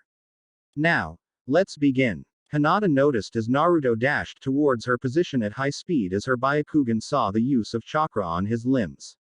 Hinata had used her style and diverted Naruto's punch. The face-off causes dirt to get up from the ground. Asuma saw it and chuckled. He saw the look in Hinata's eyes spark as she sparred with Naruto. Kurenai was right. Naruto's drive to improve rubbed off on Hinata to the point that the Hyuga girl became quite the menace in close-range fighting. Hinata's hands glowed with chakra as she attempted to break Naruto's guard. Naruto was already familiar with fighting against the Jounin, so he was wary of her fingers and palm thrusts. And with her Byakugan, Hinata was able to follow Naruto's movements. Naruto is highly efficient in using chakra to his moves, so her eye pinpointed exactly which limb and where her teammate would strike. Still, as the fight progressed, like she expected, Naruto increased his speed. In a way, Hinata was happy to be in this position right now. Despite her already knowing that it wouldn't take much longer for her to tire and call it quits, she could see how much she had improved by seeing how her senpai Naruto was taking her seriously in this fight. It came as a position of respect to be acknowledged by whom she considered her senior, despite being the same age. As soon as Hinata had lost her footing in dodging one of Naruto's punches, Asuma-sensei had called the end of the match just as Naruto was about to follow up with a direct hit to her stomach. "Nicely done, Hinata, you sure improved with the Jounin." The girl was panting for breath, but still standing as Asuma praised her. "And it appears your stamina improved as well. Hi. 2-san has been tutoring me in the Jounin more these days." Asuma chuckled at the girl still fidgeting somewhat with her fingers at his praise. "Alright then, Naruto, Shikamaru, Hinata, take a seat and get some rest. I have some news to tell you three. Oh troublesome, you're doing it right. You're nominating us. The bearded Jounin couldn't help but chuckle at the little genius Nara, while Hinata and Naruto were looking at each other, clueless. Well, since his Shikamaru's father is the Jounin commander, him knowing about it firsthand was no surprise. Flashback to this morning in the Hokage's office. The Hokage had summoned all of the most senior Chunnin and Jounin to one of the giant halls of the Hokage's administration building for an important announcement. So it has started, then. Kakashi stood next to Asuma and Kurenai as both his fellow Jounin nodded, both already knowing what this was about. Sarutobi Hiruzen had looked around and figured that most were present. Indeed Kakashi. Now allow me to make the formal announcement. In a few days' time, the Chunnin exams will begin. Now, then, in conjunction with beginning the Chunnin exams, I want to hear the names of the genin that you wish to nominate. Beginning with those in charge of the rookie genins. Kakashi, Asuma, Kurenai, please step forward. The three Jounin did as commanded as Hiruzen eyed them warily as per the situation required. So, are there any genins from your squads you wish to nominate? It goes without saying that only a genin who has carried out 8 or more formal missions is hereby allowed to be nominated, but at least double that amount would be advisable, so let us hear you three, starting with you Kakashi. Those in the back didn't even need to hear the Jounin sensei for as they knew that nominating recently graduated genin was out of the question. That was certainly what Yumino Iruka was thinking as he waited for Kakashi to speak. The silver-haired Jounin formed the ram hand sign and spoke with as much boredom as his apparent visage. Hatake Kakashi, Jounin sensei of Team 7 composed of Uchiha Sasuke, Inuzuka Kiba and Haruno Sakura, I hereby nominate all three for the Chunnin exams. The announcement came as a shock to everyone present, but Kurenai soon went after Kakashi. Yuhi Kurenai, Jounin sensei of Team 8 composed of Akamichi Choji, Aburame Shino and Yamanaka Ino, I hereby nominate all three for the Chunnin exams. Iruka by this point was wondering what the hell was going on as Asuma went up last. Sarutobi Asuma, Jounin sensei of Team 10 composed of Hyuga Hinata, Nara Shikamaru and Uzumaki Naruto, I hereby nominate all three for the Chunnin exams. Immediately after the three Jounin announced their respective teams, Hiruzen simply acknowledged with a hum of his throat, while the rest of the shinobi all murmured behind them, about how strong these rookie genin must be to be nominated right off the bat. Of course, it was no secret at least to Hiruzen who had spoken with the three Jounin already about having these 9 genin participate in the Chunnin exams, considering that this generation was composed of clan heirs, meaning that the village could receive quite the income from missions. While it was underhanded placing green shinobi to be used like this, it was one of the Hokage's jobs to bring in revenue for the village and he had high hopes that these 9 genin will surprise everyone in a positive manner. Hey, wait a minute here. Iruka had about enough of this charade, though, and stepped forward earning the Jounin's attention. What is it, Iruka? Speak your mind. The Chunnin teacher gestured exasperated, showing his objection. Forgive me Hokage-sama, but I was in charge of these genin in the academy. I admit that they all showed advanced skills, but this is too soon for them. Kakashi, Asuma and Kurenai all looked at Iruka with apathy.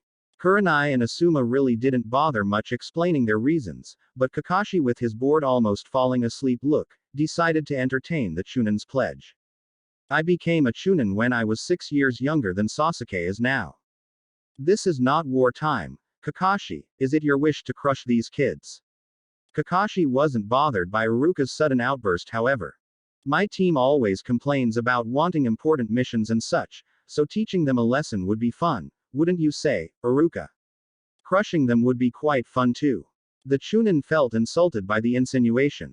What did you say? Well, joking aside, I understand where you're coming from. However, Asuma and Kurenai turned to see Kakashi and knew that their fellow Jounin wouldn't mince words right now. Stay out of this. They are not your students anymore. They are our subordinates and is up to us and only us to define whether or not they are ready for the exams. Iruka was truly about to hurl some obscenities at Kakashi for what he said, while Kurenai and Asuma had simply sighed in dismay. Though, they knew that saying their peace of mind would at least place Iruka's mind at ease. Iruka. Despite Kakashi's harsh words, he is right. They are our subordinates.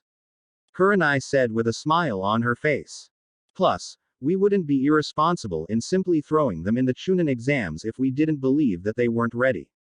Asuma then followed with his cigarette in between his teeth, before Kurenai turned to him. Though, it is quite unfair that your team has Naruto-kun in it.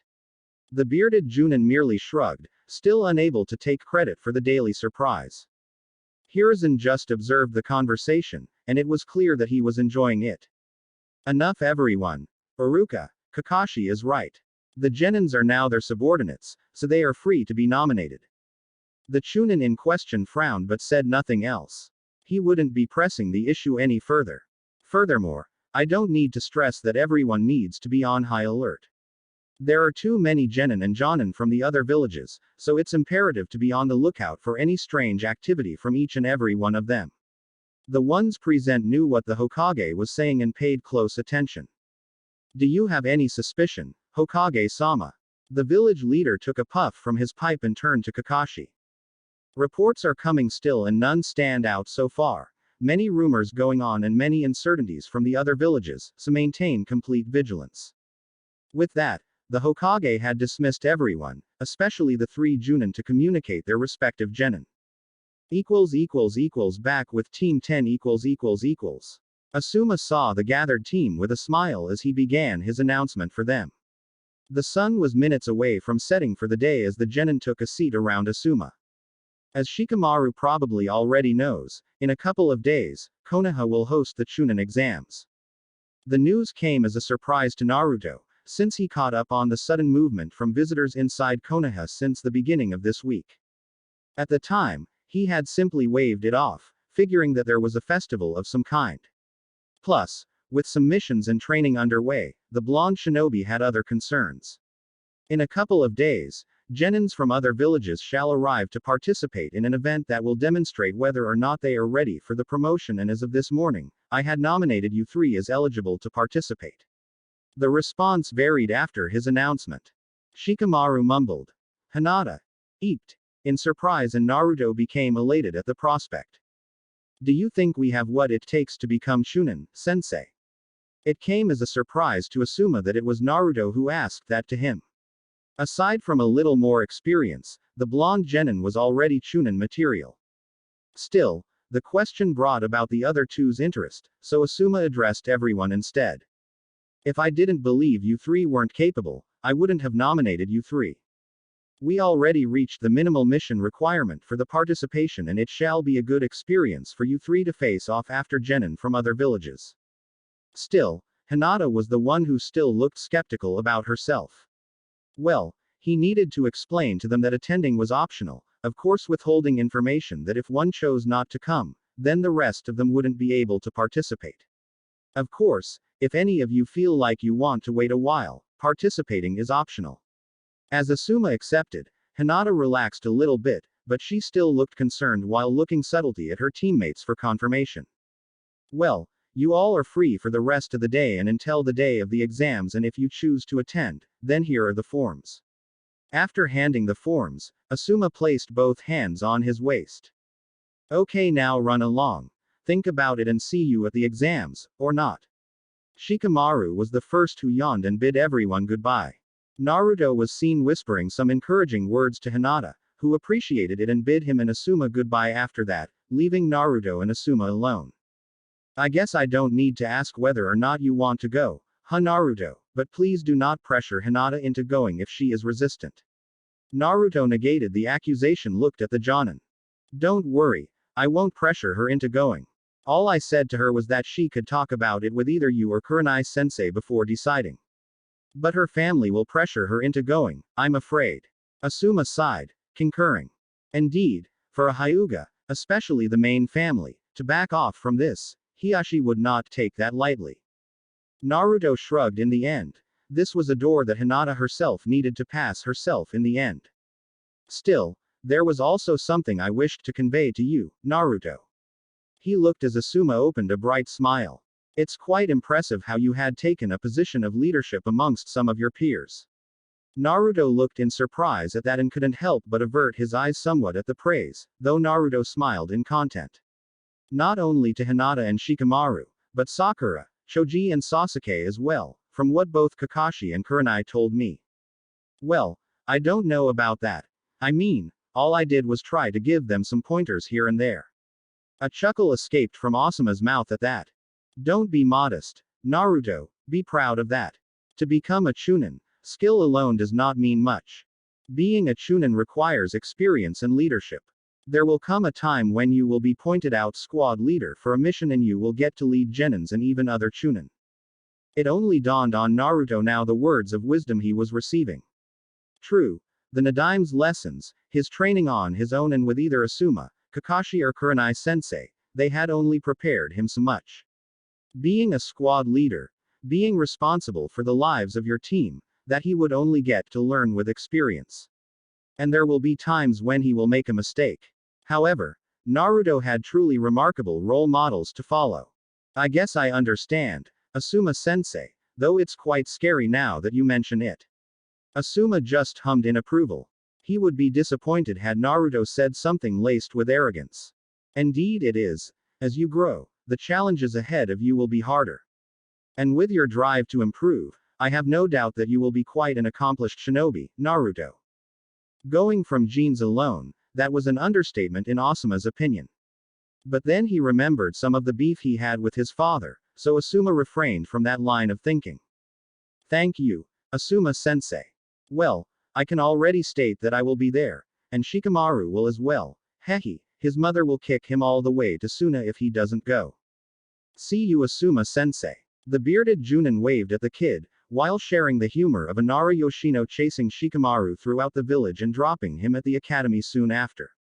Once alone, he just lighted another cigarette and casually walked towards the Hidden Leaf village, while the city lights slowly came to life in front of his eyes.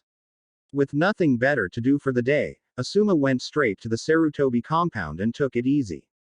Chunnin exams start . When the date of the exam occurred, the village was in uproar with the opened gates. Many people flooded through the gates. Visitors, vendors, customers and genin from other villages as well, plus the Jounin responsible. As such, the hidden village in the leaves worked double in providing security for everyone. The village counted with the help of the Anbu force and the Chunnin guards to investigate if the genin and the Jounin from other villages matched with the list they had. Many of the Chunnin guards were censors, as such they had the ability to scout for possible invaders, eventual shinobi or kunoichi disguised as the ones Konoha had on the list. So far, nothing out of the ordinary occurred, though. At least, nothing considering the foreigners' behavior. However, on the main road there was a skirmish with the village's troublemaker and the Sandame's grandson Sarutobi Konohamaru and his two friends Moegi and Udon. Konohamaru was a scrawny little kid wearing yellow shirt, brown pants, a set of goggles and a long scarf. And right now, the little troublemaker was running for his life together with his friends as one Haruno Sakura was chasing them, after a comment from Konohamaru regarding her let's say front assets or lack thereof. Of course, the fiery Haruno wouldn't take the comment lightly and chased after the three. Kiba and Akamaru were with her when it happened and instead of trying to stop her from killing the Hokage's grandson, the Inuzuka merely pointed at Sakura and laughed his ass off about the comment. Of course, before Sakura chased Konohamaru, Sakura punched Kiba hard on his stomach. Of course, with her chakra control being even higher than Naruto's, Sakura managed to pack quite the chakra-enhanced punch. Ah, she is going to kill us, crazy lady, I'm sorry. If possible, Sakura was even angrier when she heard the brat's comment. Come back here, you little creep. I'll teach you some manners. Konohamaru screamed his ass off out of fright as they saw Sakura approach them slowly but surely. Konohamaru was running while looking back to see Sakura's position, so he didn't see that he was running straight towards a genin from Suna wearing a black hooded jumpsuit and wore paint on his face. The kid slammed into the genin and fell on his butt on the ground. Sakura and Kiba soon appeared as they recognized the guy's Suna headband. Plus, there was a girl next to him with blonde hair tied in 4 pigtails, wearing light gray clothes with fishnet clothing. The guy was looking straight towards Konohamaru. That hurts, little shit. He then grabbed Konohamaru by the scarf and dragged him forcefully up in the air. The kid tried in vain to get away, but his airpipe was being squeezed. Hey, let him go, it was just an accident. Kiba was about to charge at this punk for daring to attack Konohamaru, no matter how much a pain this kid actually was. Oi! Stop that, you'll get us in trouble, Konkuro. The Suna Genin named Konkuro looked at both the blonde girl and the one that threatened him wearing a gray overcoat with the dog on his head. So you're all Konoha Genin. Huh, I guess I'll just play with you two while we wait. Hey jackass, let him go this instant, let's go Akamaru. The dog barked in acknowledgement just as Kankuro smiled and threw Konohamaru towards the running Kiba. The Inuzuka, though, managed to grab Konohamaru airborne and gently placed him on the ground, before ushering the kids to run along.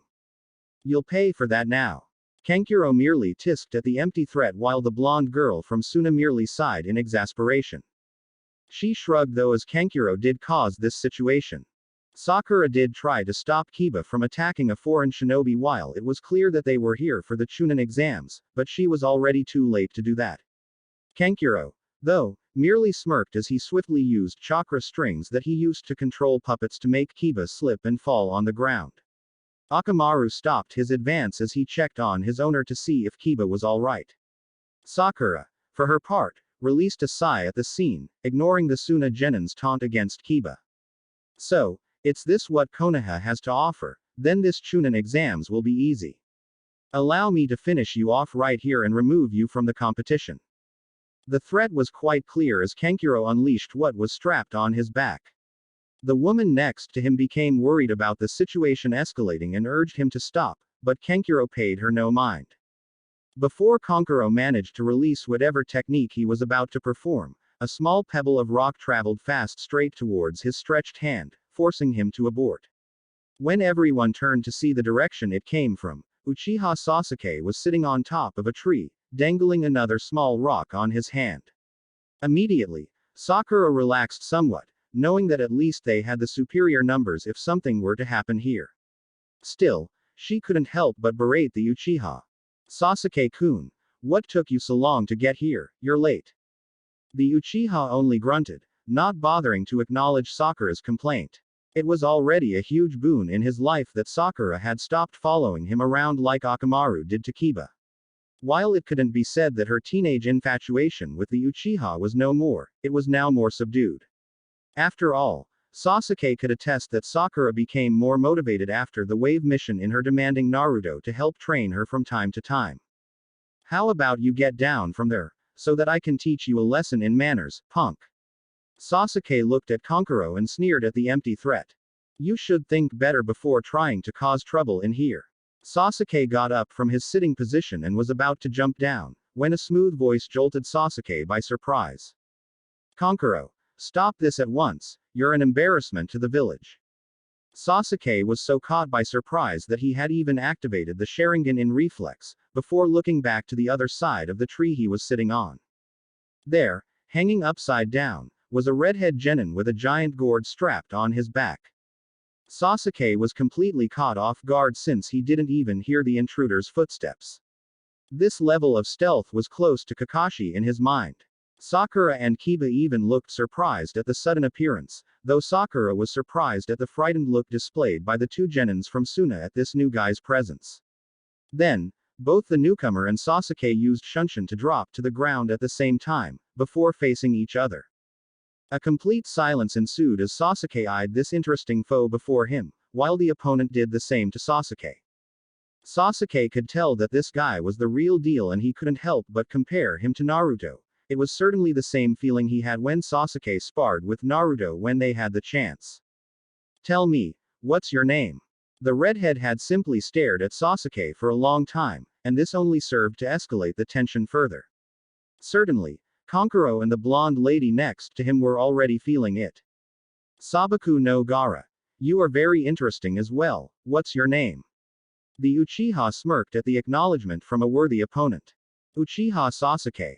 I look forward to facing you in the Chunnin exams. Gara just hummed in recognition, before he turned and jumped away followed by his teammates. The two ended up causing quite a spectacle for many foreign shinobi, who were perfectly hidden on top of other trees a couple meters behind them. Shinobi and kunoichi from Iwa, Kumo, Kiri and even 3 shinobi wearing a headband with a musical note as a symbol.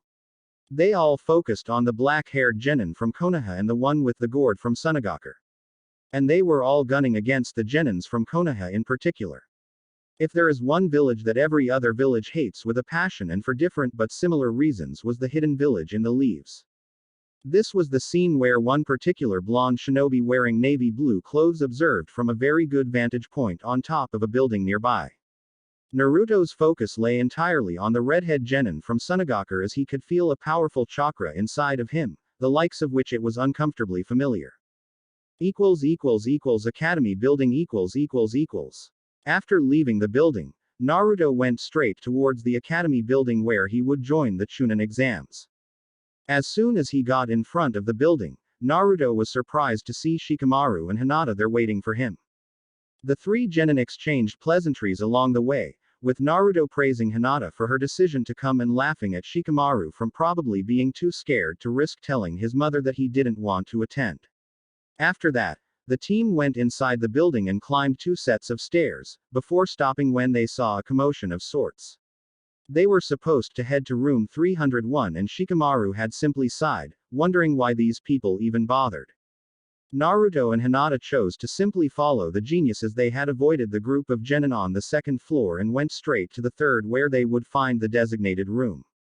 Of course, had they opted to stay on the 2nd floor, they would have witnessed a standoff between Sasuke and 2 Konoha genins that graduated last year, one of them being Hinata's cousin Hyuga Neji. As soon as Team 10 appeared in front of the room 301, they saw Asuma casually leaning on the wall, with his arms crossed, eyes closed and smoking.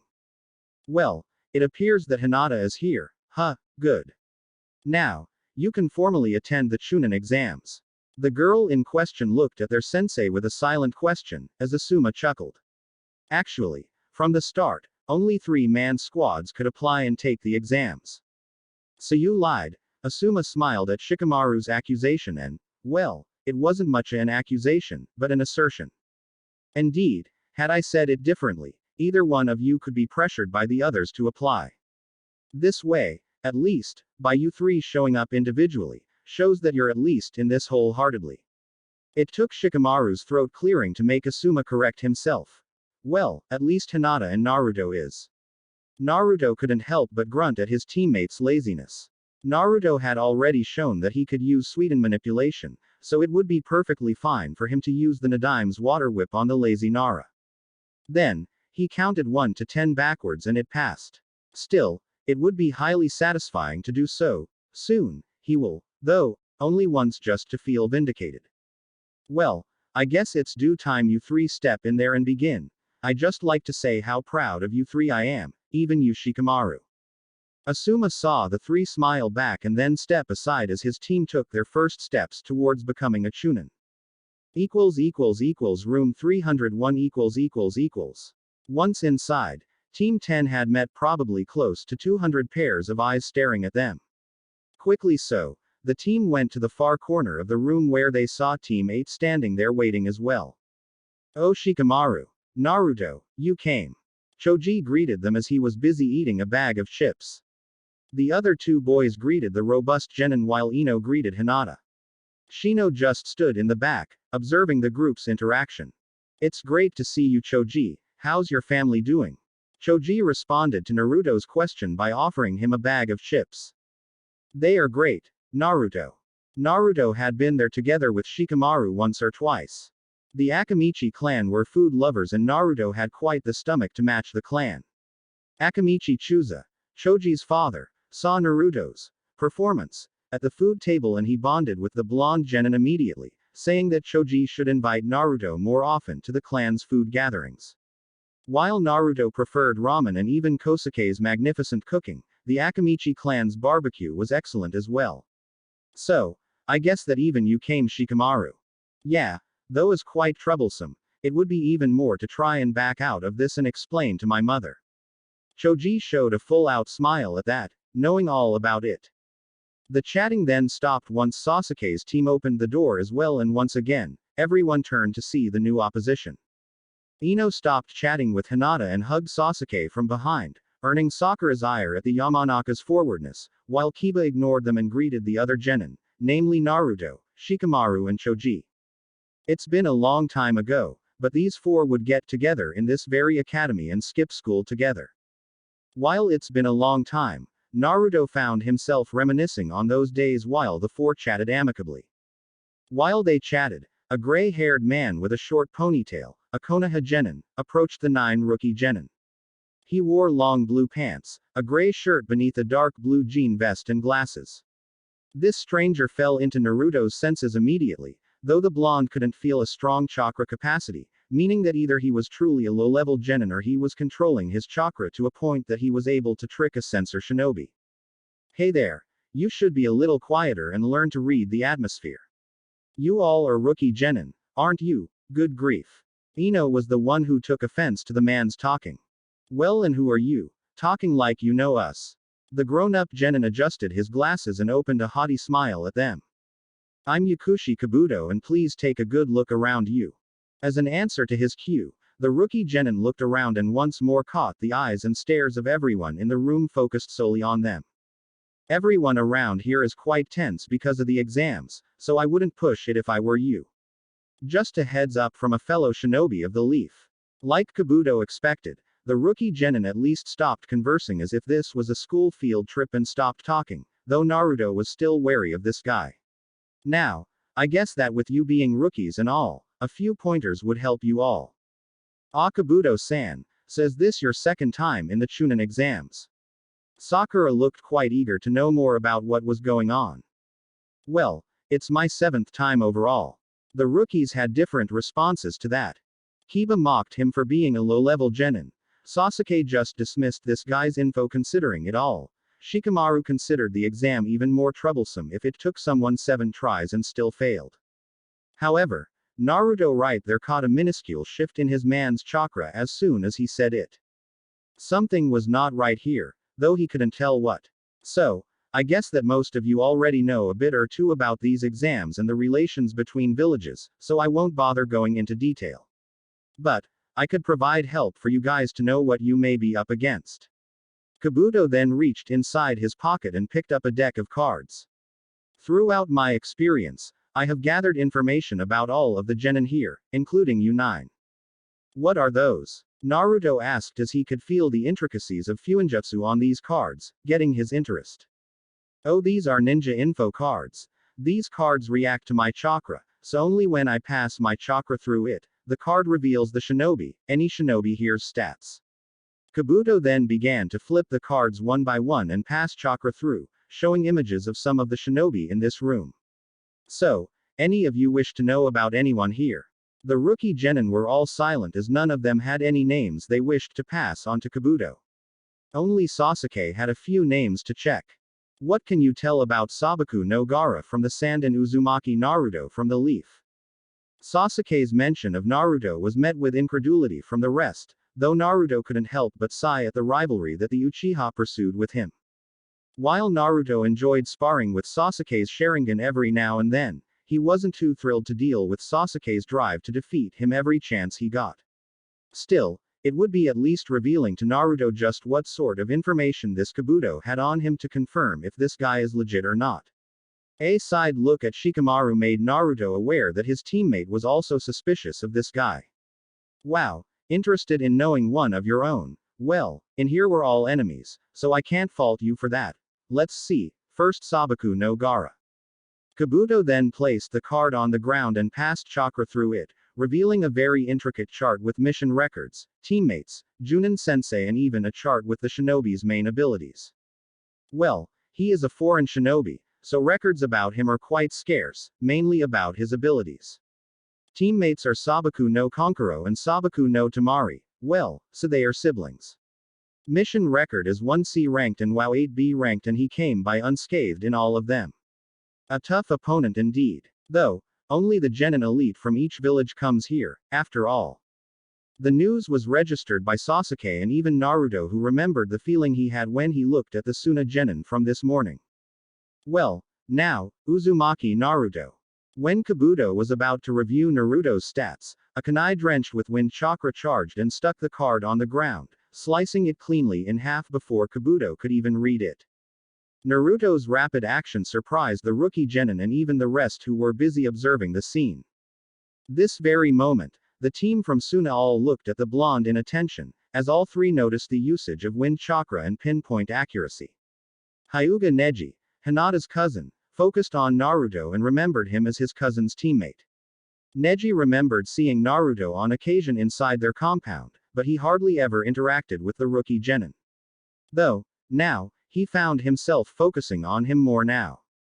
Sorry there, Kabuto-san, but I don't feel comfortable with you announcing to everyone here just what I can do. I hope you understand that and sorry for ruining your cards there. It was bad enough that this guy had such an info that should have been safely stored inside the Hokage's administration building. Kabuto appeared surprised for a while, but then relented with a flat smile.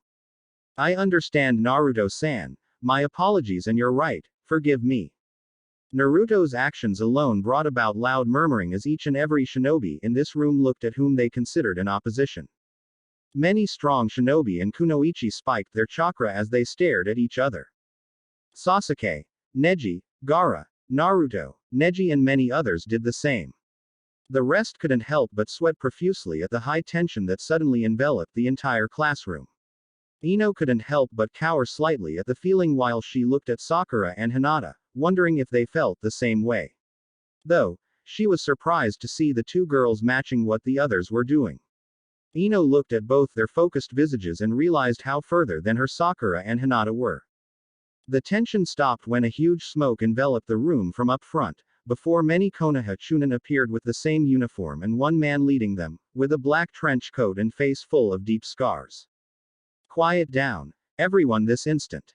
This was enough for everyone to stop flaring their chakra as the Jounin instructor named Morino Ibiki showed a full-out deranged smile. I deeply apologize for keeping you waiting. I'm Morino Ibiki and shall be the proctor of the first exam. And before I begin with the rules, I will state right now, there will be battles or fights without the permission of the proctors. This time, Ibiki even flared his own chakra, increasing his killing intent as he intoned. For those who believe they can try their luck right now, well, you shall deal with me personally. That alone managed to get everyone's attention, before Ibiki continued. Now, hand in your applications and take a seat under the numbers I shall hand to each of you. After that, we shall begin the written test. A few murmured about the absurdity of having a written exam, but did as demanded. Naruto observed that the proctors gave random numbers to the same genin team, which meant that he would be seated far from his teammates. It turned out that he was then seated next to Sasuke as the Uchiha kept glaring at him, probably because Naruto kept him from knowing more about his skills. So, Naruto sighed and turned to ignore the glare from his comrade in favor of paying attention to Ibiki while the other Chunnin handed the tests to everyone. In no time, Ibiki stood alone in front of the classroom while the Chunnin took chairs close to the room walls. Now hear me out, because I will only say it once, there are several important rules to this first test. Ibiki started, still with his killing intent high, keeping up the tension in the air. You all are given 10 points right from the start. The written test has 10 problems to solve, with 1 point each. And this test is a point deduction system. You are deducted 1 point for each problem you get wrong. If you get 3 wrong, you'll have 7 points. Now, pass or failure will be determined by the total points of the 3-person teams. At this point, everyone realized precisely why this exam needed to be taken in teams. If one failed, then the others would fail as well. Now, shut up everyone because this is important. Those who are deemed by the Sentinels as having committed an act of cheating or something similar to that will have 2 points deducted for each act. It was at this point that these genin began to know about the sadist known as Morino Ibiki. As some of you might have guessed, yes, there may be those who will be dismissed during the test without waiting for the test grading. Ibiki now smiled just like the Chunnin who were seated close to the genin. If you all aspire to become a Chunnin at all, then know that shinobi should act like exemplary shinobi. Oh, and if one of the members of the team gets 0 points, then the entire team is disqualified. Like Ibiki expected and thrived off, the entire class shuddered at the rules. Well, Ibiki's chakra flaring didn't make things any easy. The last problem will be given 45 minutes after the start of the test. So this test is to be finished in 1 hour flat, no exceptions. Begin. The noise of pages turning and dead silence met the room as the genin looked at the questions. 5 minutes later, after reading all of the questions, it became clear that this system was beyond sadistic. The questions were quite complex and not many in this room would manage to answer it correctly. Still, the rules were quite clear in Naruto's mind. He began with 10 points and only needed to not score 0 in this test.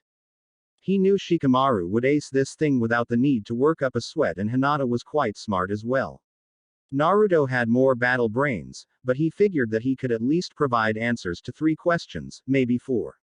What intrigued him, however, was the notion that he would only get a 2-point deduction for being caught cheating. So that alone was surprising, considering that when he was caught by Iruka-sensei once, the Chunnin kicked him out immediately afterward. So this exam encourages cheating, and that's what that Ibiki guy said about acting as an exemplary shinobi. This is an information gathering mission, the likes of which Kurenai sensei often talked about. Quickly going about writing the answers he knew, Naruto then placed the pencil down as he observed the classroom around him. He observed the Chunnin around the classroom and even the Jounin Ibiki up front, looking around. Each of the Chunnin had a pencil and paper as well, probably to write down the genin who were caught cheating. And if one gets caught 5 times, then they are out. True to his guess, the Chunnin next to him scribbled something on his paper. So the goal here may not be the questions itself, but cheating without getting caught. Like Naruto came to this conclusion, many of the others did so as well. Gaara commanded his san to make an artificial chakra eye to check on who had the answers. Kiba's dog Akamaru barked the answers to Kiba. Shino's bugs did the same. Sakura and Shikamaru were perhaps the only 2 who didn't need to cheat, as they answered all of the questions. Ino saw Shikamaru doing so and used her signature clan technique on the lazy Nara to take possession of him to check on Shikamaru's answers, before answering her own, before turning to Choji and doing the same, taking control of his body to answer for him. They were even those who had to rely on creativity, like Neji's teammate Tenten, a twin bun-haired girl wearing Chinese-style clothing who did so using mirrors to see Shino's answers. She had even managed to help her teammate Rock Lee, a bowl-haired genin with green leotard clothing. Throughout the test, the Chunnin sentinels announced the numbers of genin who were caught cheating 5 times, as these genin along with their teams were getting kicked out. Both Neji and Sasuke got the same idea with their respective dojutsu, with Neji looking past one who was answering all of the questions with his Byakugan. Sasuke with his Sharingan copied the same man's movements. Naruto noticed Sasuke doing so and turned to look at the Chunnin next to him, fully focused on him. Going through the skills he had at this point, Naruto realized that he was rather limited right now. No ninjutsu would help him and Fuinjutsu wouldn't help either. That only left Genjutsu to use, and a smirk soon appeared on his face, before Naruto focused on the ram signal straight towards the Chunnin who was looking at him. The Chunnin looked to see what the blonde would do, but he just stood there looking at his test doing nothing. Little did he know that the Naruto he was observing was truly the false surroundings technique. The Naruto he was looking at was not the real one. The real one was peeking at Sasuke's test and following Sasuke's writing speed flawlessly. Being adept at Fuinjutsu, Naruto needed to have a good enough calligraphy and fast enough to write the seals in the midst of battle. As such, it came easy for him to follow Sasuke's answers, before both finished at the same time. The Chunnin in question widened his eyes as the real Naruto appeared in front of him, with his arms crossed instead of just focusing on his test holding the pencil. While he knew that this kid did something, he couldn't know what. Alright, I think we almost finished shaking off the losers. Ibiki's sudden voice made everyone focus on him and then looked around to see 40, perhaps 50 seats from the approximately 200 Chunnin candidates.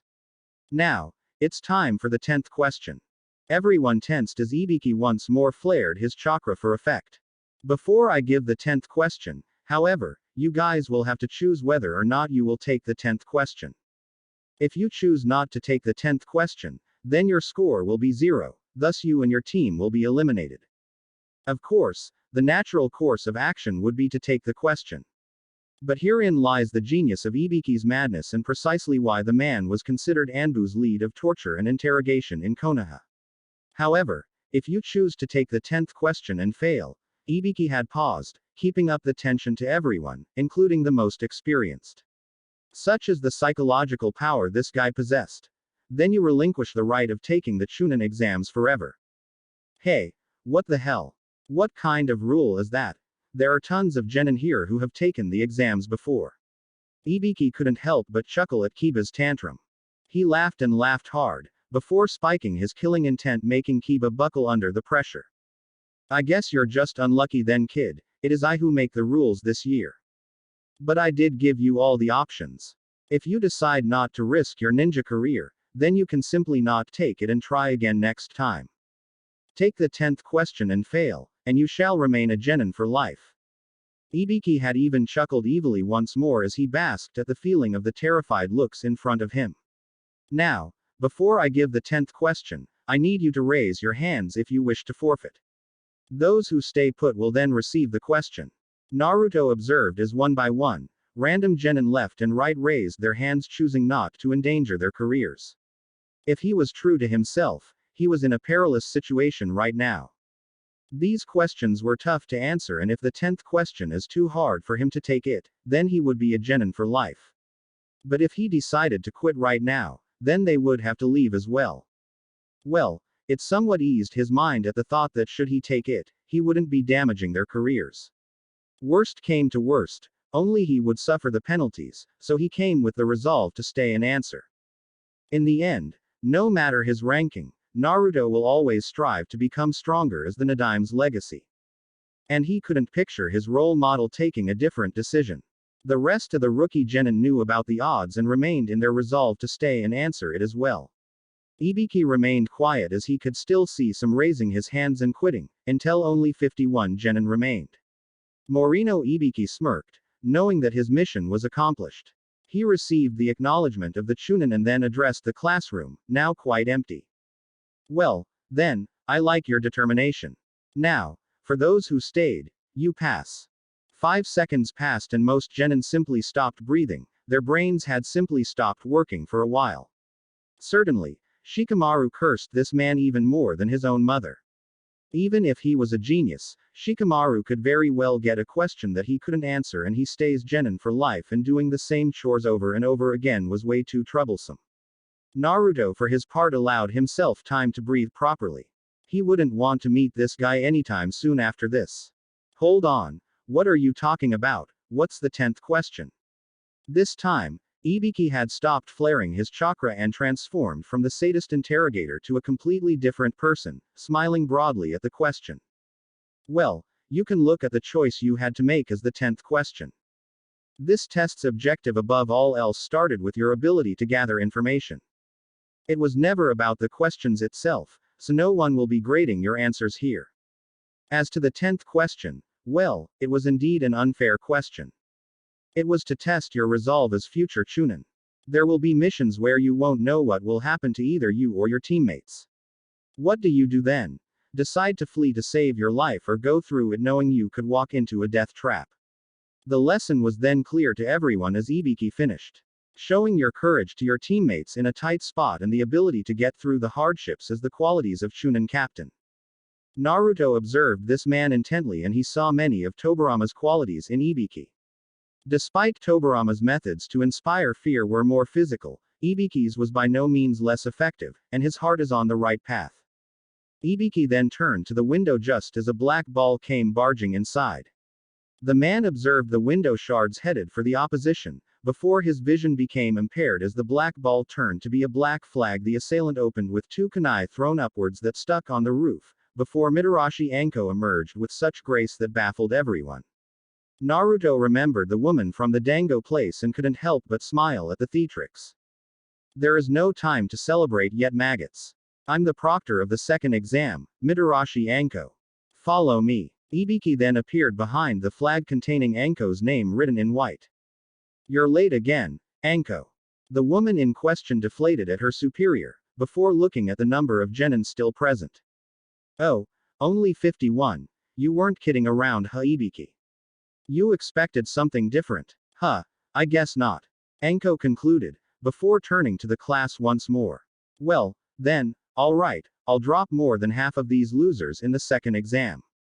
Anko said was with a smirk that promised a great level of pain. So, the details regarding location and time will be handed to your Jounin and we shall meet tomorrow. Everyone is dismissed.